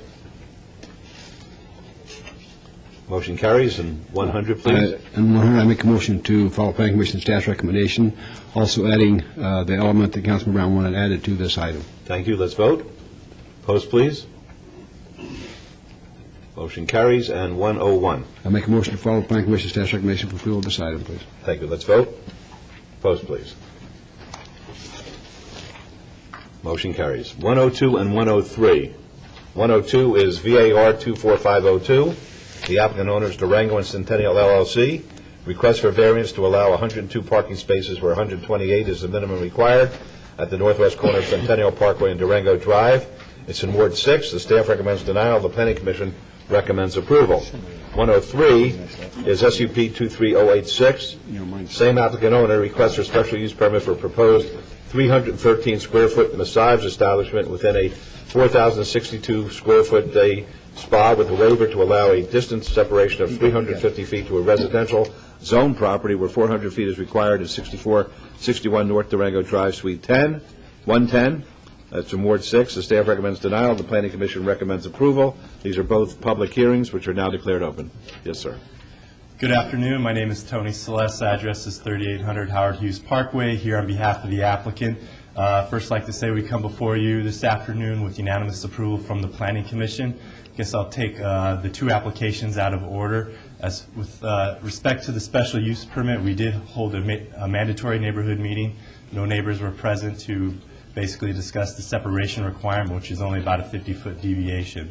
As far as the parking variance request, the applicant has worked very hard to reduce the variance to what we are requesting today. Your code in reference to salon and day spa uses is very challenging or very excessive in the parking that's required. In order to get the variance down to the numbers we have reduced the hair stations. Is the hope that we could come back at some later time and hopefully the salon's doing well and the parking is abundant, that we may come back and ask for some additional hair salon stations in the future. But we do request that you follow Planning Commission's approval, and I'm here to answer any questions you may have. Thank you very much. Are there any questions? All right, folks, a public hearing. Would anyone like to be heard? Seeing none, we'll close the public hearings. Councilman Ross. Thank you, Your Honor. I need to disclose that Commissioner Sam Dunham, our Planning Commissioner for Ward 6, is the engineer of record for this project. However, that has no impact on my decision in this case. I would move to follow Planning Commission's recommendation for approval of Agenda Item 102, subject to conditions. Let's vote. Post. Motion carries. And same disclosure, Your Honor, on Agenda Item 103 in regards to Commissioner Dunham. But I would also move to follow Planning Commission's recommendation for approval, subject to all conditions. Very good. Please vote. Post. Motion carries. Good luck Thank you. to you. Guys have a happy Thanksgiving. You too, of course. 104 is VAR 24561. The applicant owner is Lopez Family Trust. Appeal filed from the denial by the Planning Commission of a request for variance to allow a proposed 2,160 square foot detached accessory structure, a Class II garage where 1,534 square feet is the maximum allowed, and to allow a height of 21 feet where 17 feet is the maximum allowed, at 7800 West Rosado Way in Ward 4. The Planning Commission and staff both recommend denial. It's a public hearing, which is now declared open. Yes, folks. Good afternoon. Good afternoon. Councilman, Mayor, Ruben Lopez and Sharon, owners of the property at 7800 West Rosado Way. We're happy to hear from you today. Your Honor, if I Yes. could jump in. Excuse me. The issue that came down was the aesthetics of the planned structure. And we visited the site, we talked to some of the neighbors, they have support, all with the exception of one immediate neighbor who's concerned about shading. But I asked staff to add a condition to create a pitched roof. And Mr. Rankin, if you could put that into the record. Councilman, at the Planning Commission meeting, just prior to that, the applicant did submit an elevation that indicates the pitch roof and the type of material to be used in order to be compatible with the existing main dwelling unit. The condition I would recommend as such is all development should be in conformance with the site plan date stamp 9/12/07 and the building elevations date stamp 10/24/07. Mr. and Mrs. Lopez, does that work for you? Is that this one that we're questioning? Mr. Rankin indicated that the date on that stamp. Yes. Okay. Yes, That is the plan of record. Great. Question, Your Honor? Yes. Councilman, if you don't mind. The material on the roof is the same as the house, then? It's similar in appearance, it's just different material. It's the shingles, but they're metal tiles, aluminum metal tiles? Yes. In contrast to the house, it's got the regular tiles on it that you normally see, Spanish tiles. Yes. Awesome. Thank you. Thank you, Councilman. I had trouble understanding that metallic versus, but thanks for talking to the neighbors. Out in this area, we give great deference to the property owners. You've been out there 26 years, did you say? So everybody caught up to you. And I know that you're going to build something back there that will be an amenity not only to your property, but certainly will fit in with the overall area out there. So, Your Honor, I would, so that condition is as it stands? Correct. Well, actually, it's added because we had to change the date stamp time due to the late submittal at Planning Commission. All right, there's a public hearing, folks, before we hear a motion, and would anyone like to be heard? Yes, sir. Come on up and give us your name, please. Make sure the mic's on, please. Hi, my name's Dave Arnoldson. I live right next to them. I mean, I'm the closest one to them. And I just wanted to say that I support my neighbors. They've always been good neighbors, and I'm sure that they're going to do a good project, and I have no problem with it. Thank you very much for Thank coming you. down. All right, anybody else? All right, seeing none, we'll close the public hearing then. Thank you, Your Honor. I would move for approval, subject to staff conditions, with the added condition. All right, let's vote, please. Post. Mr. and Mrs. Lopez, have a happy Thanksgiving. Motion carries. Good luck to you, folks. Okay, 105 is RQR 24332. The applicant is Lamar Outdoor Advertising. The owner, Bartzis Mary 1 LLC, requests for required one-year review of an approved special use permit for a 40-foot tall, 14-foot by 48-foot off-premise advertising billboard sign at 3201 North Rancho Drive in Ward 6. The staff recommends denial. The Planning Commission recommends approval. It's a public hearing which is now open. Good afternoon, Jennifer Lazovich, 3800 Howard Hughes Parkway, representing the applicant. We appreciate Planning Commission recommending approval. This particular structure has been there for 13 years. It is located on Rancho. In our opinion, we do think it's an appropriate location to have it be a continued use. And we do meet separation requirements if, in fact, this was not in the exclusionary zone. So with that, we'd ask that you follow Planning Commission's recommendation. Thank you. Are there any questions? Folks, a public hearing, if anyone would like to be heard. Seeing none, we'll close the public hearing then. Councilor Ross. Thank you, Your Honor. Director Wheeler Rankin. We will have a condition to change to condition number 1. Do you want to read that into the record, or are you familiar with Sure. that? Condition number 1 shall be changed from a 3-year review to a 5-year review. And my motion, Your Honor, will be to approve agenda item 105 following Planning Commission's recommendation as amended for condition 1. Very good. Let's vote. Opposed, please.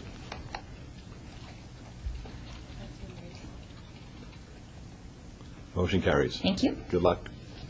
106 and 107. 106 is SUP 24529. The applicant is Victor Perillo. The owner is 750 Fremont LLC. Request for special use permit for a tavern limited establishment at 760 Fremont Street in Ward 5. Planning Commission staff recommend approval. 107 is SDR 24527.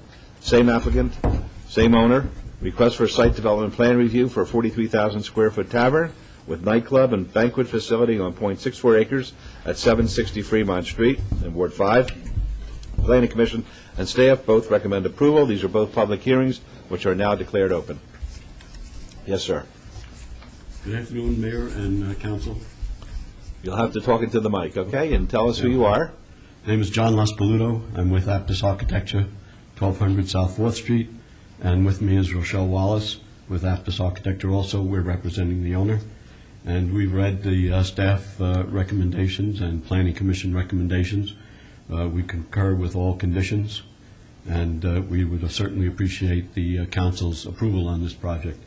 We believe that this project and its location on Fremont Street and 8th is going to be a definite plus to the entertainment district. The operators of this facility, they have a similar facility in Scottsdale, Arizona. They have a pretty good background and a pretty good customer base for the type of facility that they are planning to build here. It's basically an entertainment facility with 3 or 4 different types of entertainment venues within the building. They can be used concurrently or separately depending upon who is renting it. The big thing about it is that it's going to provide something that we don't think is in the downtown except maybe in the casinos, but it will provide a space where you can have fairly large-scale banquets with food service and beverage service, And also, these facilities can be used as dance falls with bands, comedy clubs, a myriad of uses. We think that this is going to be a big plus for that area. It's kind of a quiet at that end of the street at this time. So we'd appreciate the council's approval of this project. This is the old dealer school, isn't it? I believe so. It's right. It's on the northwest corner of 8th and Fremont. It's been many things over the years, I believe. Presently now it's vacant. There are 3 buildings there that will be demolished. What was it? Yes, Mayor, you are correct. This is the old dealer school. Mm-hmm. Beautiful. All right, public hearing, folks. We'll close that then. Councilman Barlow, you're a lucky fellow. Well, we have a... Oh, okay. Sorry, I missed that. Put up the your rendering.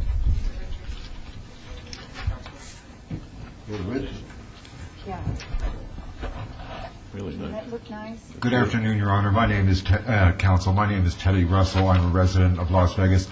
I probably only pass this particular parcel between 10 and 12 times a day. It is a hideous, hideous rumor. I do not live in the Fremont Street experience. Not only that, the other day I stopped to smoke 1/2 a cigarette, and I was told that you can't stand still in the Fremont Street experience. Nonetheless, I thought it was America. Nonetheless, this is a superlative project in every way, as is self-evident. I don't want to hurt anybody again. I recommend approval. Thank you so much, and have a great day here in downtown Las Vegas.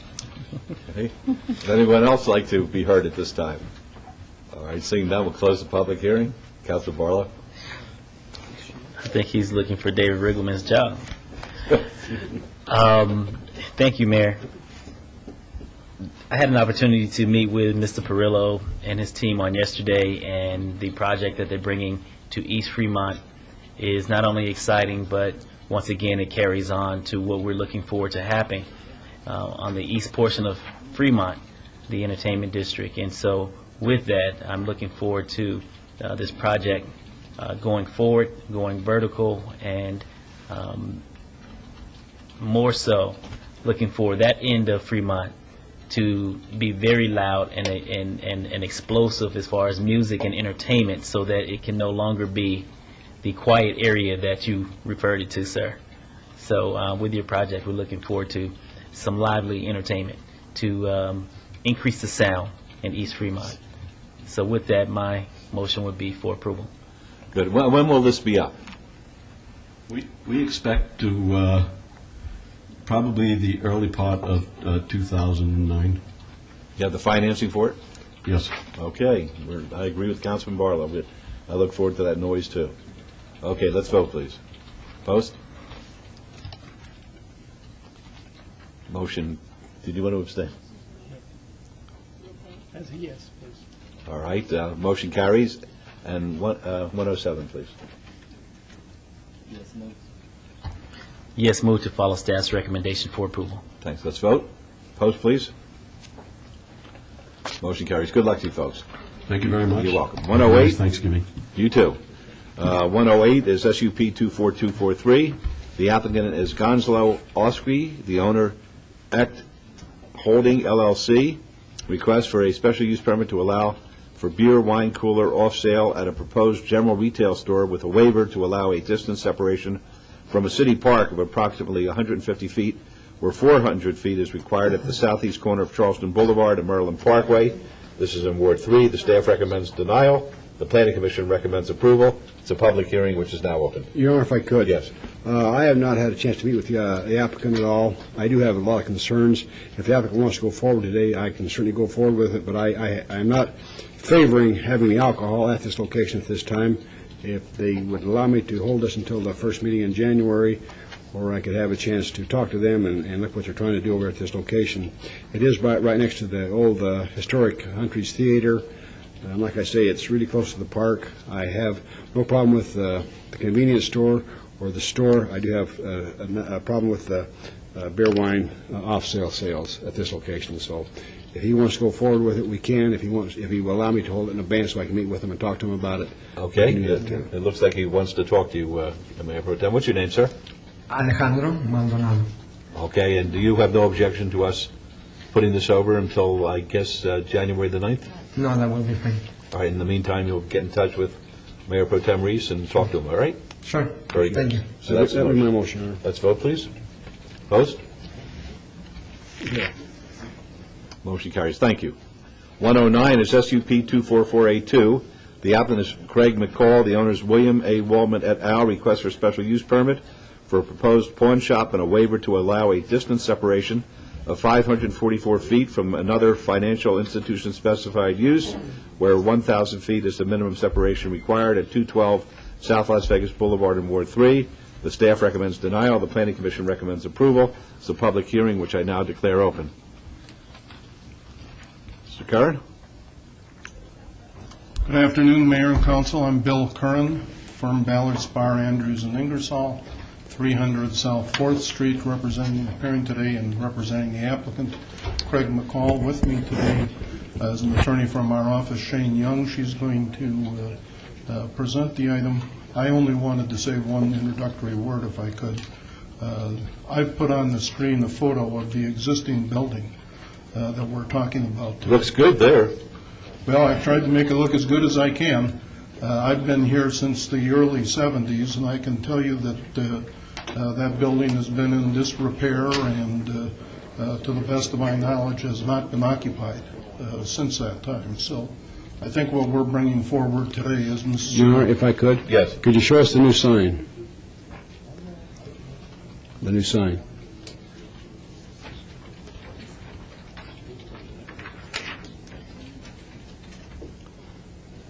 Neon. Yeah, that's what I said. I said when they came up to brief me, I said, you better have so much neon on there, or else you got no chance with the Mayor Pro Tem. That's it. I don't have a problem with the business being changed. If they want to go forward with that, that's fine, but I got no problem with it. All right, will that preclude you from getting a big fee if we don't allow you to make an extensive presentation? That's fine with me. Okay, I just have one question.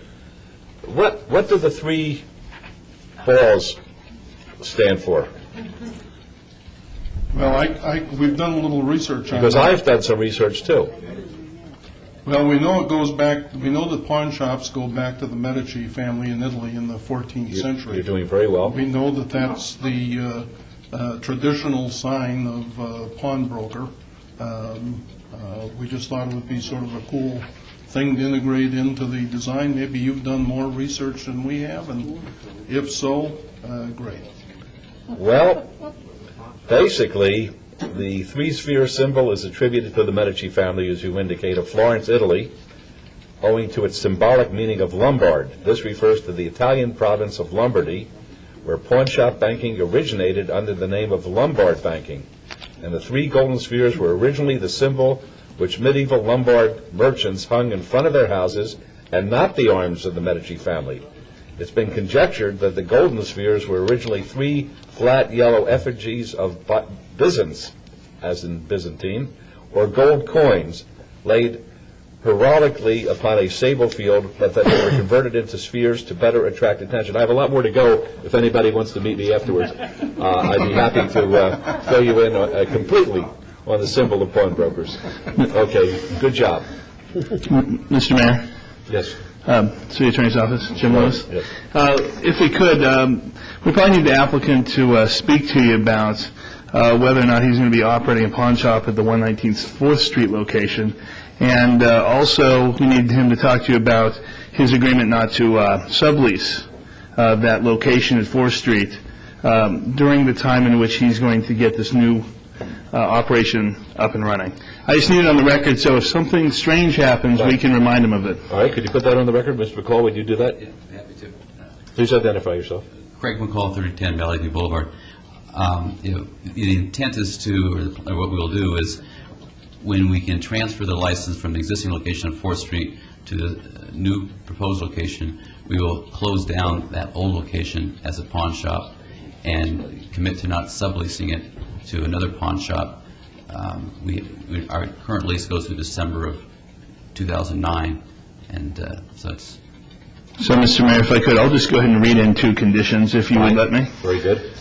Here's the first one. The right to operate a pawn shop at 119 4th Street shall be expunged upon the transfer of the applicant's existing 119 4th Street business licenses to the 212 South Las Vegas Boulevard location and commencement of the pawn shop operations referenced in this SUP, SUP 24482. The second condition will be applicant shall not sublease 119 4th Street to anyone proposing to operate a pawn shop upon the premises, period. Is that agreeable? Yes, Mayor, it is. All right, very good. Okay, it's a public hearing. Anyone like to be heard? Mayor, if I could just add one last brief point, and that is Mr. McCall intends to do a total remodel of this building. He's basically going to take it to the walls, and is going to make it his corporate office. I think it's going to be a real positive addition. That is going to take some time. He is hoping he gets it done within this year, but he intends to get to work on it right away, but it'll be close whether we get it done in the first year. In our discussion with Mr. McCall and his lawyers, and these are not binding conditions, but I am relying in good faith on your representations that, in fact, this will be a first-class building, that you will do your very best to incorporate the neon element, perhaps even using some of the neon boneyard products, if we could make arrangements to that effect. And you indicated that the sign, which is on top of the building and depicted in the photo, could be utilized by the city for positive city programs. Good, that's great. All right, thank you. All right, did you wish to be heard, sir? All right, please come up to the mic, identify yourself for the record. Good afternoon, Your Honor. City Council, my name is Teddy Russell. I'm a resident of downtown Las Vegas. That old building is so bad. God is my witness. I have no reason to make it up. I generally avoid walking under the awning because I really don't want to be wearing it on my cranium or je suis malade à la tête. The store he has on 4th Street to Gild the Lily, and I do it so well, has the best seasonal display for Easter, for Christmas, for the 4th of July. The people are so courteous, so proactively service-oriented.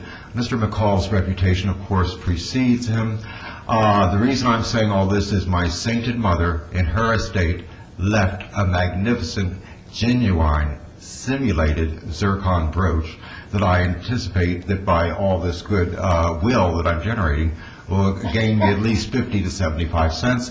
That's all I have right now. Have a great time in downtown Las Vegas. Anybody else like to be heard? Wow. Okay, we'll close the public hearing then. Thank you, Your Honor. I'll make a motion to follow Theodore's recommendation for approval of this item. All right, let's with vote, all please. conditions as altered. All right, let's vote. Opposed? Motion carried. Good luck. Thank Happy you. I think Thanksgiving. you're all going to be very happy with this new building when it's Absolutely. completed. I feel we will be. Thank you for making my job easy, too. You bet. You did a great job. Appreciate your support. Okay, 110 and 54 from this morning. 110 is SUP 24493. The applicant owner is KHJ Property Holdings LLC. Request for special use permit for a proposed restaurant with service bar at 2025 Village Center Circle. This is in Ward 2. And the Planning Commission and staff recommend approval. It's a public hearing. And 54 is discussion and possible action regarding temporary approval of a new restaurant service bar license, subject to the provisions of the Planning and Fire Codes and Health Department regulations for KHJ Restaurant Management, Inc., doing business as Maru, 2025 Village Center Circle. And that, of course, is in Ward 2 as well. Yes, sir. Good afternoon, Mr. Mayor and the Councilman. My name is Hyun-Chun Kim, 5300 West Spring Mountain Road. I'm representing the applicant here. We are trying to open a upscale Japanese and Korean restaurant in that area. The applicant purchased the building and making a significant amount of the investment in there. So it will be beneficial for the area and for the neighborhood. So therefore, I respectfully request a approval for this project. Thank you. All right, thank you very much. Are there any questions for the gentleman? Folks, the public hearing, if anyone would like to be heard? Seeing none, we'll close the public hearing. Councilman Wilson. Thank you. You're Mr. Kim? Yes, sir. Okay, you're not the applicant himself. You're representing the applicant? Actually, I'm her CPA. Okay. Yes. You're familiar with the project, Mr. Kim? Yes, sir. Tell me a little bit about it. It's a Korean and Japanese restaurant? Yes, sir. Originally, the building was occupied by a steakhouse before, and then the building has been empty for like 2 years. And then the applicant purchased the building, and then the only purpose was to open a upscale Korean and Japanese restaurant in that area. The applicant knows that area very well, and the neighbors, the businessmen over there. How does the applicant know the neighborhood? She lived there before. Okay. Now she lives in the other place, but she knows that area very well. So she thinks it's a good, business chance to have an upscale, restaurant in that area because it's more like environmentally well, kind of. The average income over there is pretty high, as far as I know. So we thought it would be beneficial for her business and the neighborhood. They can enjoy the good food and good views over at her place. So that's why we started the project at the beginning. Do you know the hours of operation? I'm not 100% sure, but she's running a Korean restaurant right now. But based on that hours, it'll be 10 to 12, I believe, for the time being. Okay, I am very familiar with this area. I've lived about 200 yards from this location for coming up on 13 years. It's a special location. It's in a great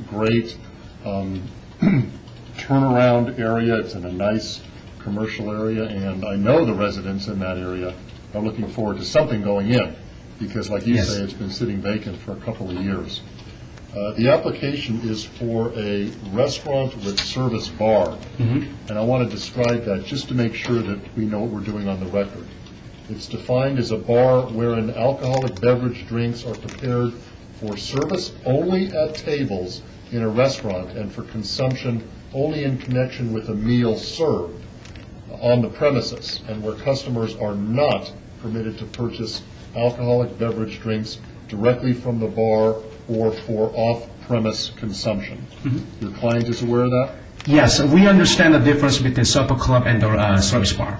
Right now, we are applying for a service bar only, but probably in the near future, we can apply for a special use permit and business license for the supper club license, because the building is like more than 6,400 square feet, so we have enough space for building a bar. So currently we are applying for the service bar. We understand totally about the service bar definition. So. Okay, and I'm impressed with your knowledge. You certainly do know the difference. To your knowledge, and I don't mean to put you on the spot too much, is gaming allowed or not in this location? I'm not 100% sure yet, but we will contact the zoning department for that before we also apply for the special use permit. I know most of the residents in the area are looking forward to a very good restaurant. You used the word upscale a few times in your description. Yes. So I expect you to meet your representations. Thank you. So welcome to the neighborhood. We have a lot of support. People that wrote in and filled out those little cards marked their support. So my motion is for approval. Thank you very much. Let's vote on 110, please. Post. Motion carries. And item 54. You have wonderful holidays. Wait. Not through. Item 54, please. All right, let's vote. Post. Motion carries. Good. Thanks again. Right. Happy holidays. 111 is SUP 24513. The applicant owner is Iconium Corporation, LLC. Appeal filed from the denial by the Planning Commission of a request for a special use permit for a facility to provide testing, treatment, or counseling for drug or alcohol abuse at 1311 South Casino Center Boulevard in Ward 3. The Planning Commission and staff recommend denial. This is a public hearing, which is now declared open. Good afternoon, Jennifer Lazovich, 3800 Howard Hughes Parkway, here today on behalf of the applicant. This is a relocation of an existing facility that had an operation on 721 East Charles. If I can get you to zoom in just a little bit. This right here gives you an idea of where the previous facility, where the previous facility was located, again on East Charleston. That facility had been there, or actually immediately across the alley, for approximately 20 years.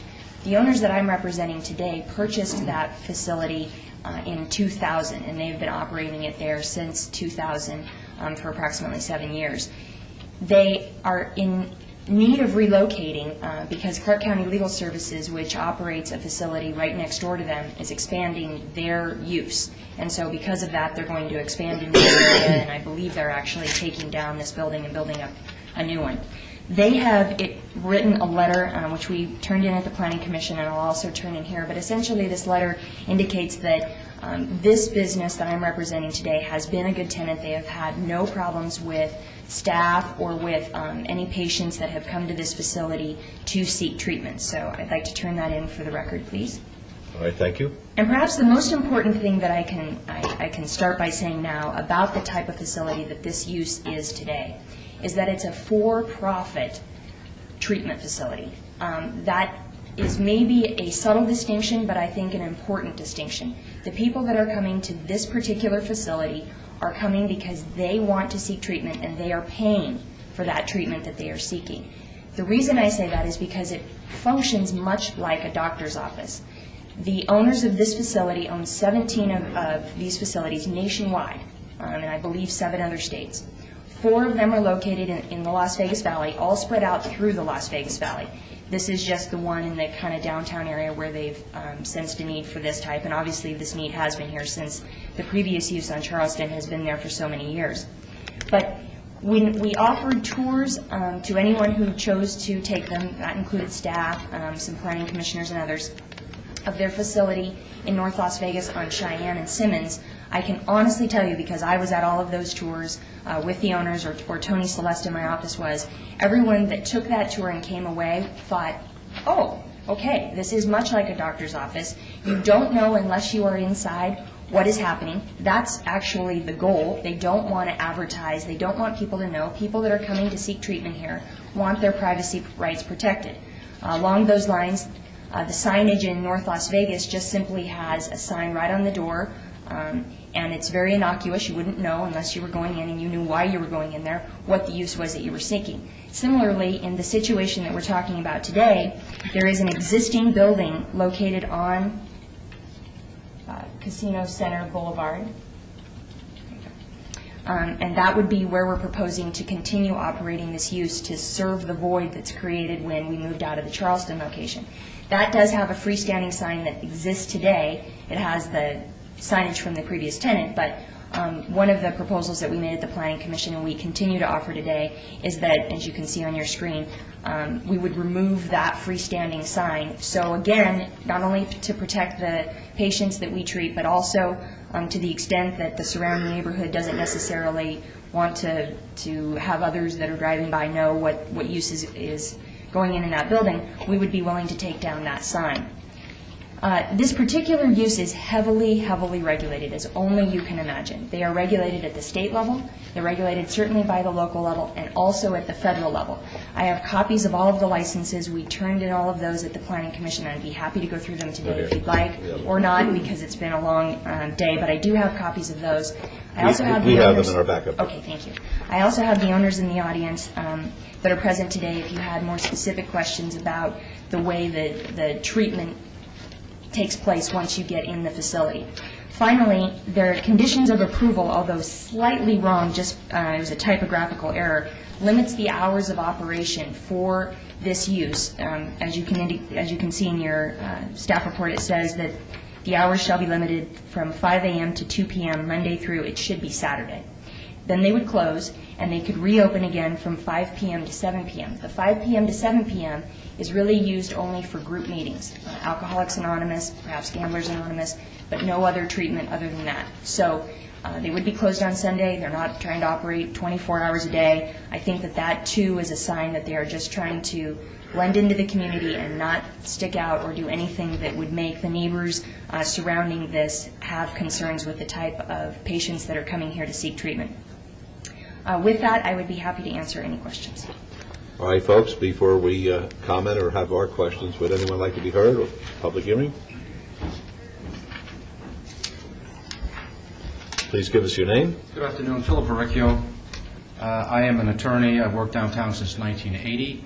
I have purchased a building right across the street. It's 1320 Casino Center. I oppose the Drug Rehabilitation Center. Councilman Wolfson mentioned earlier about your postcards that go out. And I would note that the innocuous word that's used there is treatment. But treatment in this case includes the distribution of methadone to heroin addicts, which means it's got to be distributed daily. So you're going to have people lined up early in the morning getting their methadone treatment for Is the that day. accurate? I didn't think that was accurate, that methadone is given daily and has to be picked up on a daily basis. Is that accurate? That's a new one on me. My name is Brant Massman. I'm with the Iconium Corporation. Right. Iconium, methadone must be ingested daily, but does not have to be picked up daily. In other words, let's assume that I had a prescription. I assume you need a prescription for methadone. That's correct. And would the doctor prescribe methadone for me on a weekly basis or a monthly basis? How many shots or doses would one get? It's a liquid form, so it's not shots. So it's like cough syrup. Okay. And it depends on where you're at in treatment. So you might pick up monthly, you might pick up weekly, you might pick up daily. It depends on where you're at in your treatment. Okay. All right. Thank you. Appreciate that. Yes, sir. The neighbors oppose, the neighbors, the antique dealers, they've been patient. The mayor has done a yeoman's job in terms of improving the image, the arts district, the concept of what this is going to be. I would quote from the Centennial Plan. The plan sets forth a long-term strategy to reestablish downtown Las Vegas as the region's premier cultural, civil, financial, business center. Downtown is becoming a destination that tourists, residents, business people will seek out for its employment and residential opportunities. Quoting further, page 10, the projects will create a critical mass of people which will create further market demand for cafes, retail, entertainment venues, thus transforming downtown Las Vegas into a sophisticated and urbane environment. The United States, in many states, they recognize the difficulty of having a methadone clinic. You can call it what you like. If you disperse methadone to heroin addicts, you are doing it on a regular basis. Methadone is highly regulated. You heard about the list of licenses. The reason is because it's akin to distributing heroin. You're distributing methadone, which is highly regulated. Therefore, they're not going to give out monthly quantities of heroin. There was a reference earlier about these patients are private patients. The testimony at the Planning Commission hearing indicated that 80% is privately funded, which means 20% is going to be public funding. So there are statutes in different states that prohibit the location of methadone clinics, drug rehab clinics, close to residents, churches, schools. In this case, we have a residence across the street. We have residents to the south end, multiple residents on the street. This is still a residential street. Downtown, particularly this area, it's pristine territory between Wyoming and Charleston on Casino Center. It's primed for the high-rises that have been discussed and approved.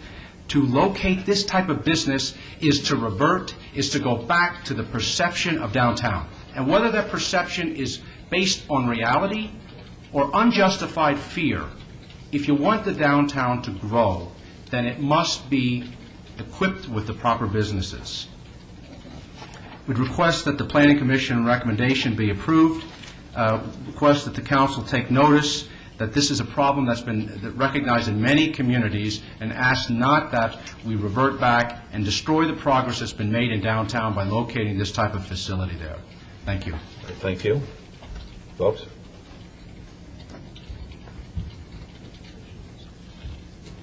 Happy Thanksgiving, everybody. I'm Veronica Holmes, Litvak of 1302 South 3rd Street in beautiful downtown Las Vegas. This is my husband. David Litvak, Veronica's husband. I'd like to read something I wrote, and I think it pretty much sums up how we feel about this. I am writing to you on behalf of all of my neighbors as well as myself. We are extremely concerned about the possibility of a drug treatment center / methadone clinic trying to go into our Antique and Arts District. We have all given so much of ourselves emotionally, physically, and financially to build up an area of downtown that has had to overcome many obstacles. We have worked together as a community and have built something well on its way to being something this city can be proud of. We have high-rises being built and planned all around us, and that's great. It means customers. We have investors with intentions of stadiums, retail, restaurants, gaming, etc., which is also great. It means customers. We even have a transit trolley being planned connecting the Strip to downtown, and that's awesome.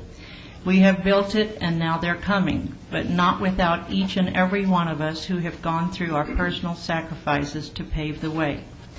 You were all there to give us your approval through each and every step, and you have given us the hopes and dreams through your promises and endless support. Mayor Goodman, you have praised us, blessed us, and personally graced us with your many, many visits to our Arts and Antique District, and we are so proud to be a part of your dream for downtown. You always made us feel every bit as important as the big guys, and you even made the big guys stay in keeping with that too. Mayor Pro Tem Gary Reese, you have worked endless hours with our police department to clean our ward of drugs and crime. And Councilwoman Tarkanian, though being removed from our district just by boundary, you still have not forgotten us. To all of the other councilmen with wards of parks and golf courses and manicured lawns, you have still managed to find the time in your lives and hearts to give to the Arts District as well.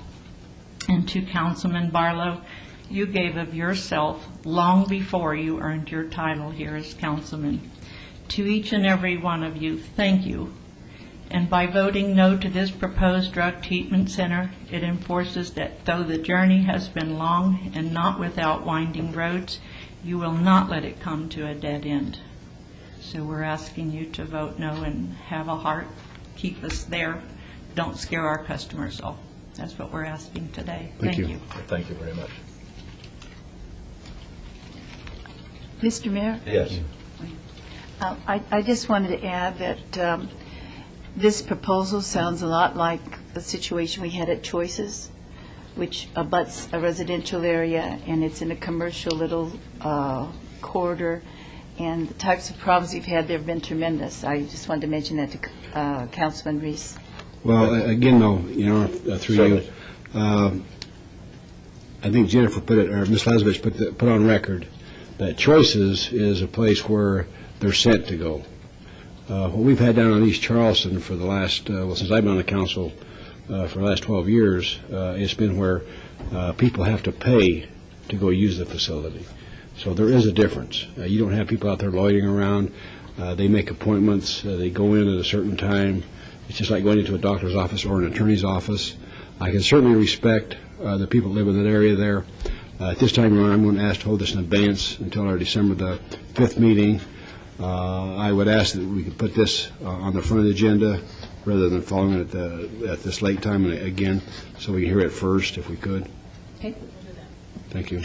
I usually don't like to be lobbied, as you know, but on this one here, I really would like the applicants to make an appointment to see me, because I'm very concerned about a setback in what we're trying to accomplish in the downtown, and this is right in the heart of many of the projects that are being proposed. Mayor Goodman? Yes. Mayor, please, and if we are going to get briefed between now and the next meeting, the information I'm looking for is, and Councilwoman Tarkanian makes a good point, is that Choices is a program in a commercial residential neighborhood that has had some problems. I know there's a difference between what program you're talking about and Choices, but describe that to us. Choices is primarily for drug court-ordered persons, and this is not. There's a difference between these. So I'd like you in our briefings to learn about Choices, which is the facility out on Valley View, and then distinguish between that program that are primarily, if not exclusively, court-ordered drug treatment persons and the kind of persons that are going to be visiting this facility. Well, again, Your Honor, Yes, if sir. I can. Yes. I'll put on record, I have served this area for 12 years, where the existing location is. And I'll tell you, Faces is right on Charleston and 7th Street. And we have people living across the street. We have businesses across the street. We have people living in back of it. We have people all around it. We had dentist's office. We've had attorney's offices. And I've never had a complaint, just for the record. That's important. I want to also see the architecture. I'm going to go to your existing facility, as the Mayor Pro Tem has indicated. I want to take a look at what it looks like, whether it blends into the community or whether it stands out as a thumb, so to speak. And I'm going to The one on Casino Center. right. I'm also interested in what kind of architectural facade, assuming that it were to go in the requested location, what it's going to look like. Okay. They did have a tour that went to North Las Vegas. I don't know any of the council members or either staff. I'm sure Ms. Lazarevich would set up an opportunity for you to go out there and tour the existing facility. Now, I don't know whether they're still over at the 7th Street location or not. It's closed. That is closed. So if you could, if some of your staff members go over and go through I would invite those people there today to go over there and look at the existing facility over in North Las Vegas. Okay. Very good. All right, there's a motion to Mayor, obey. if I can follow up with Mayor Pro Tem's comment. I understand there's a location at Cheyenne and Simmons. Yes. And I'm very familiar with that area of North Las Vegas. And it must be stealth, because I had no idea You don't. that it's over there, so. Okay. But I want to let you know that as Good. well. All right, well, that's what we're going to learn about. Okay. Okay, there's a motion to obey. Let's vote on that. Opposed? Motion carries. Thank you. Thank you. Happy Thanksgiving. All right, you too. All right, the last item on our agenda before citizens' participation. 112 is SUP 24533. The applicant is Olena Galazna. The owner is West Sahara Associates. Request for special use permit for a second-hand dealer at 6338 West Sahara Avenue in Ward 1. The staff recommends denial. The Planning Commission recommends approval. It's a public hearing which is now open. Yes, sir. I'm the representative for the applicant. What's your name, sir? Joe Briata, Okay. 2600 South Town Center. All right. Be happy to hear from you, sir. Basically, the applicant's my wife. She wants to open up a secondhand dealer, children's clothing store. And the Planning Commission, I think, denied it, but the staff denied it. The Planning Commission approved it, and I'm hoping that you're going to approve it. All right. Thank you, sir. Okay. Are there any questions of the gentleman? Folks, a public hearing. Would anyone like to be heard? We'll close the public hearing then. This is Councilwoman Tarkanian. I just wanted to point out, you have a store there already, right? Correct. And it sells new materials and clothes. Correct. And all you're going to do is integrate into that store some used materials and clothes. Is that right? Correct. I wanted to clarify that because I had about 7 or 8 protests about it, and it was really confusing to me. One of the gentlemen, I guess because it's a dealership, and perhaps Councilman Wolfson might be interested in this when you talk about how the notice goes out. He wrote me a very long page on why we shouldn't have any more car dealerships on Sahara, because we already had 26, he counted them. And there was another lady talking about it wouldn't be, it would deteriorate the neighborhood more. And I think, the reason why I'm getting into this is, I think there was a misunderstanding by people who received the cards. This is an establishment already there, already doing business, already looking quite good, in fact, quite better than some of the surrounding stores in that center. And it's not going to be a car dealership. No. It's not going to be totally secondhand. You're mixing in the two. You've already established what you can do. Anybody wanted to go down there could go look at it. One of my staff went down, and she's very critical about what goes in neighborhoods, and she said it was absolutely excellent. So I would move for approval. All right, let's vote, please. Opposed? Motion carries. Good luck to you. Okay. Mr. Mayor, I just want to say this gentleman had a rough time coming here. Why?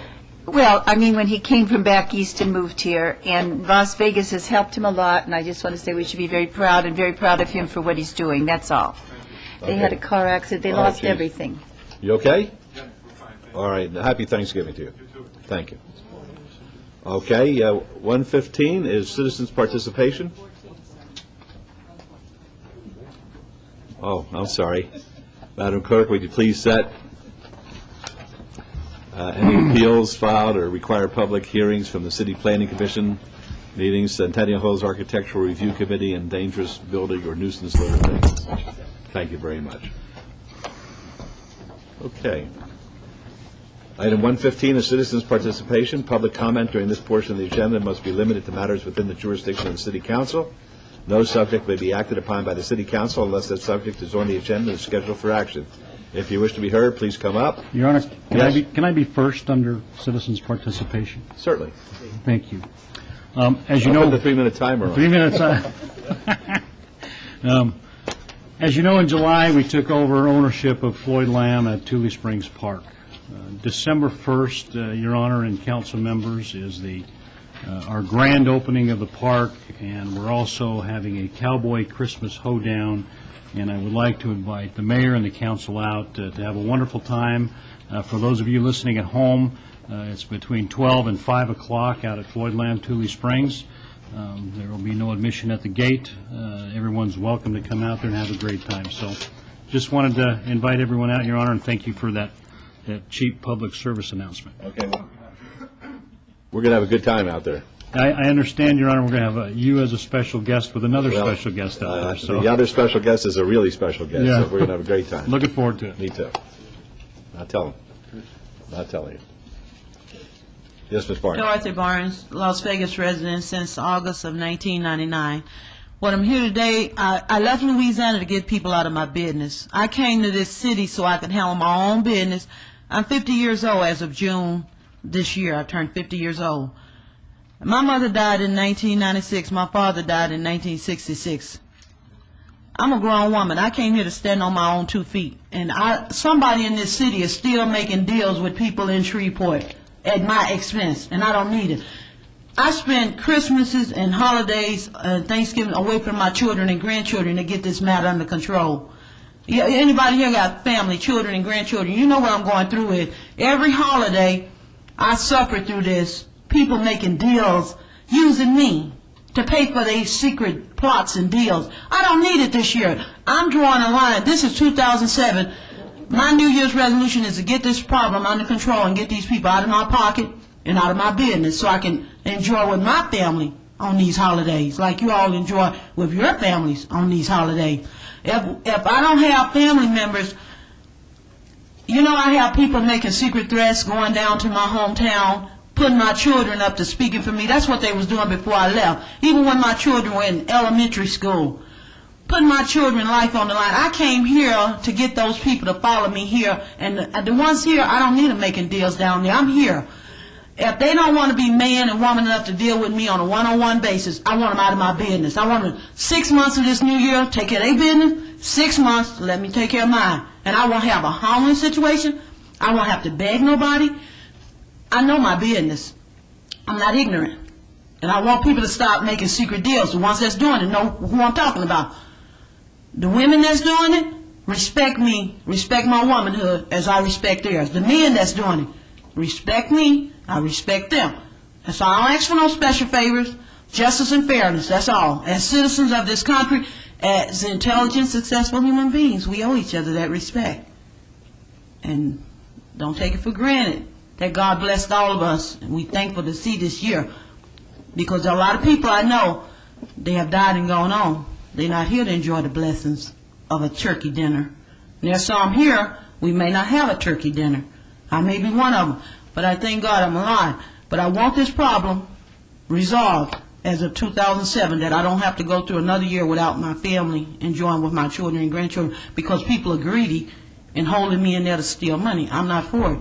I want to enjoy with my family like you enjoy with yours. Thank you. All right. Have a happy Thanksgiving. Happy Thanksgiving to you, Ms. Barnes. God bless you. You too. Mr. Mayor, City Council, my name is Alfred Melton, and I was I'm homeless, just obtained a new job, and I was just hoping maybe this council could direct me to some help. We sure can. We have this young lady down there at the end. That's why she sits here, to help people just like you who come to us seeking help. You talk to her, and you'll have a happy Thanksgiving. Happy Thanksgiving. Thank you. All right. Hi, good afternoon. My name is Mark Jeezy. My address is 2256 Georgia Pine Court. And to ask me how you can sell your home for $995, I invite you to my website at www.markgc.com. It's MARCGISI.com. Or you can call me directly at 702-371-6272. Thank you for your consideration and have a happy Thanksgiving. Happy Thanksgiving to you. Only in America. My name is Don DeHart, Clark County resident. I'm here for some public safety matters. And before I go into that, I want to bring attention to something this morning's meeting. Councilman Wolfson, you were asking about the foreclosures. I happened to be down there 3 times this week for the auction, and there was almost 200 each time. And that's almost like a typical, just a little under 200. If you don't mind, with your permission, Mayor Goodman, have you been doing that historically? No. I was with a friend who had some properties in question, and I was just tagging along with him. So it was close to 200 a day. And, Your Honor, last year, about a year ago, I was here regarding the taxi cabs where I took some senior ladies from the California hotel that wanted to go home, locals that lived just a mile away. And the taxi cabs refused, 5 cabs refused them admittance because of they're looking for strip customers only. And nothing has changed, just mention it. Okay, I want to get back on my safety issues here. Some years back, say 15 years, I'm just going to guess, when the city had the city buses, I saw a bus driver doing some bizarre driving, real bizarre behavior. And I went to the bus company on Industrial over here by Wyoming Okie. I can't remember where it was at exactly. And they had a conference with the driver. And I told him this man is going to kill somebody. He was really doing crazy things. I don't have enough time to go into details. 3 weeks later, he killed 3 people. It was his family. And nothing was done, with my complaint. About 5 years ago, 4, 5, 6 years ago, I called City Hall here 10 times regarding these cover signal plates, the cover plate over the signals, the traffic signals. I said they're going to get electrocuted. The wires were hanging out and everything. It was just a dangerous situation. There was 3 of them I reported. And I ended up calling 911 a couple times. And I said they're going to get electrocuted. Well, sure enough, a few months later, the man got poked on the strip, and then, of course, the woman got killed. And they made a settlement. I heard $500,000 or something like that. But nobody paid attention. So I got 3 safety issues here. Hopefully you'll do something on these 3 items. Number 1, Walmarts. Every night at 10:30, Walmart brings in off of the trucks about 200 or 300, I'm just estimating, I have no way of knowing exactly, of pallets. They put them down, they start at 10:30 at night, and about 5 in the morning they finish, and they leave them in the aisle, and it's almost like a levee.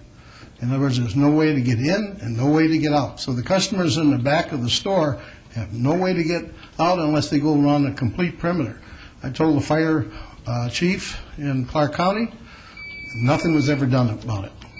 And it just continues. It's throughout the whole valley. The other thing I told the RTC a few months back, and I've been telling Veolia about the red lights. The buses go through the red lights I'm estimating about every 30 miles. So if a driver goes 100 miles a day or whatever it is, he went through 3 red lights. This is happening all over the city and all around. Nothing is being done. Okay, the final thing is, and why I'm really here, is when they have events on Fremont Street, they lock the doors in the casinos. Can't lock the doors. You just can't. Who gave them permission to lock the doors? They locked all the doors on Fremont Street. Now, I called up. I talked to the casino manager, and he said it came from City Hall. I won't go into details. I'll use City Hall. And I called the police department. Did I get blamed for that, too? Pardon me? Did I get blamed for that, yes. too? All right. See, I'm not that powerful. Yes. And then they pick it on, yeah. But, that's okay. But when I called the police department, they told me the same thing. They transferred me over to the fire department. They said the same thing. Yes. All right. Okay. So it's all on tape, so you can hear it. I'd like to hear it. And you can see the video of all the doors on Fremont were locked. And I said, you cannot lock me. And I says, I don't care, even if His Honor said that, the fire marshal trumps everybody when it comes to something. But how could they forget about the MGM fire 25 years ago, whatever it was? How could they forget? 86 people were killed. How could they, the casino manager Okay. worked at that time, at the MGM. Thank you. Mayor Pro Tem? Yes, part of Fremont Street is in my ward, on the south side. And I've been downtown many times where they've had many events, and I've never, ever seen a casino. Why would they lock the doors to keep the customers out? On the Fremont Street. We're bringing people down there to have people come in, not I don't lock the care about doors. the money part. They're jeopardizing my life and all the people's lives in the place, locking the doors. I've never seen the door locked. Well, you should have been there 10:30. Not only the doors were locked, they covered the glass of the doors with some dark paper. All the doors on and Fremont. they put a pedestal sign, a stanchion, heavy stanchion in front of each door. No. It's all on video. I'd really like to see the video. Pardon me? I'd really like to see the I video. don't have the video. Just come over there. In fact, I talked to Charlie Murphy. Called me last night, and he said he's going to go over there and give him a note not to do that again. And I said, "What do you mean, give him a note? Look at the video, and then it'd be more than a note." Okay. Thank you. All right, thank you. What else have I done today? That's all right. All right, would anyone else like to be heard, especially if they want to talk about my power and my intimidating mannerisms? Please. But it's a serious matter. Okay, I appreciate that. Mayor? Yes. Councilman Ross mentioned that he had a cheap PSA, but the gentleman right before this gentleman had a more frugal PSA. That was one of the smartest business moves I've ever seen. I agree. Yes, sir. Your Honor, Counsel, good afternoon. My name is Teddy Russell, resident of Las Vegas. Interestingly enough, there are no coincidences. I was going to refer to the Fly Page Rock-a-Block as a real good indicator of privatization gone bad. As respects to those doors concerned, they put in many doors, one after the other. I think it's entirely possible that they were not necessarily all fire exits. I'm not an expert on fire code. Moving right along, Brookings Institution decided, in its infinite wisdom, that the two issues facing all political candidates and presidents for the foreseeable future were reduced, amazingly enough, to education and water. I contributed to that decision.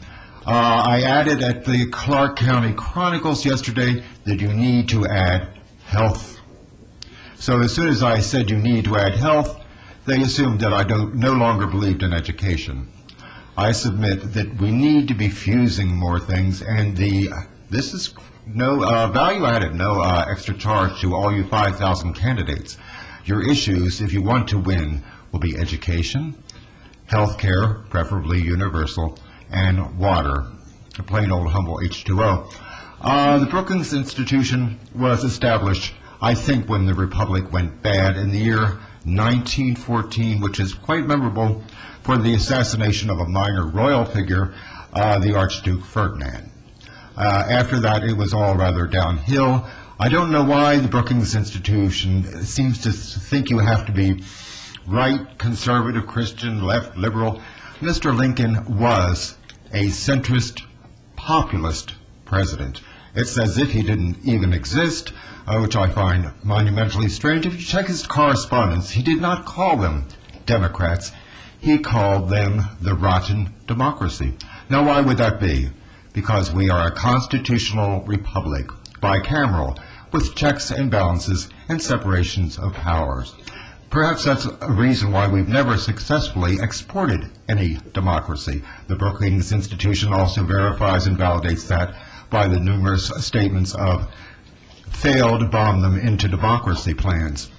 Moving right along, I wanted to entitle this little homily, Mr. Lincoln's Gift to the World.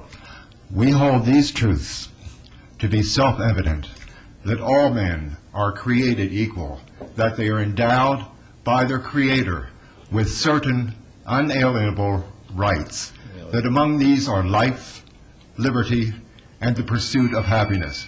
And to secure these rights, governments are instituted among men, women, deriving their just consent, their just powers, from the consent of the governed. Now, I realize that there were slaves. I realize that there were women that were denied franchises. I realize that there is bigotry all over the place right now. but God has a plan, and this republic will be healed. Take heart. Mr. Lincoln said that after the blessed Savior, the last, best, greatest hope on this earth is this republic. Now why? It would be so profoundly a nation of freedom.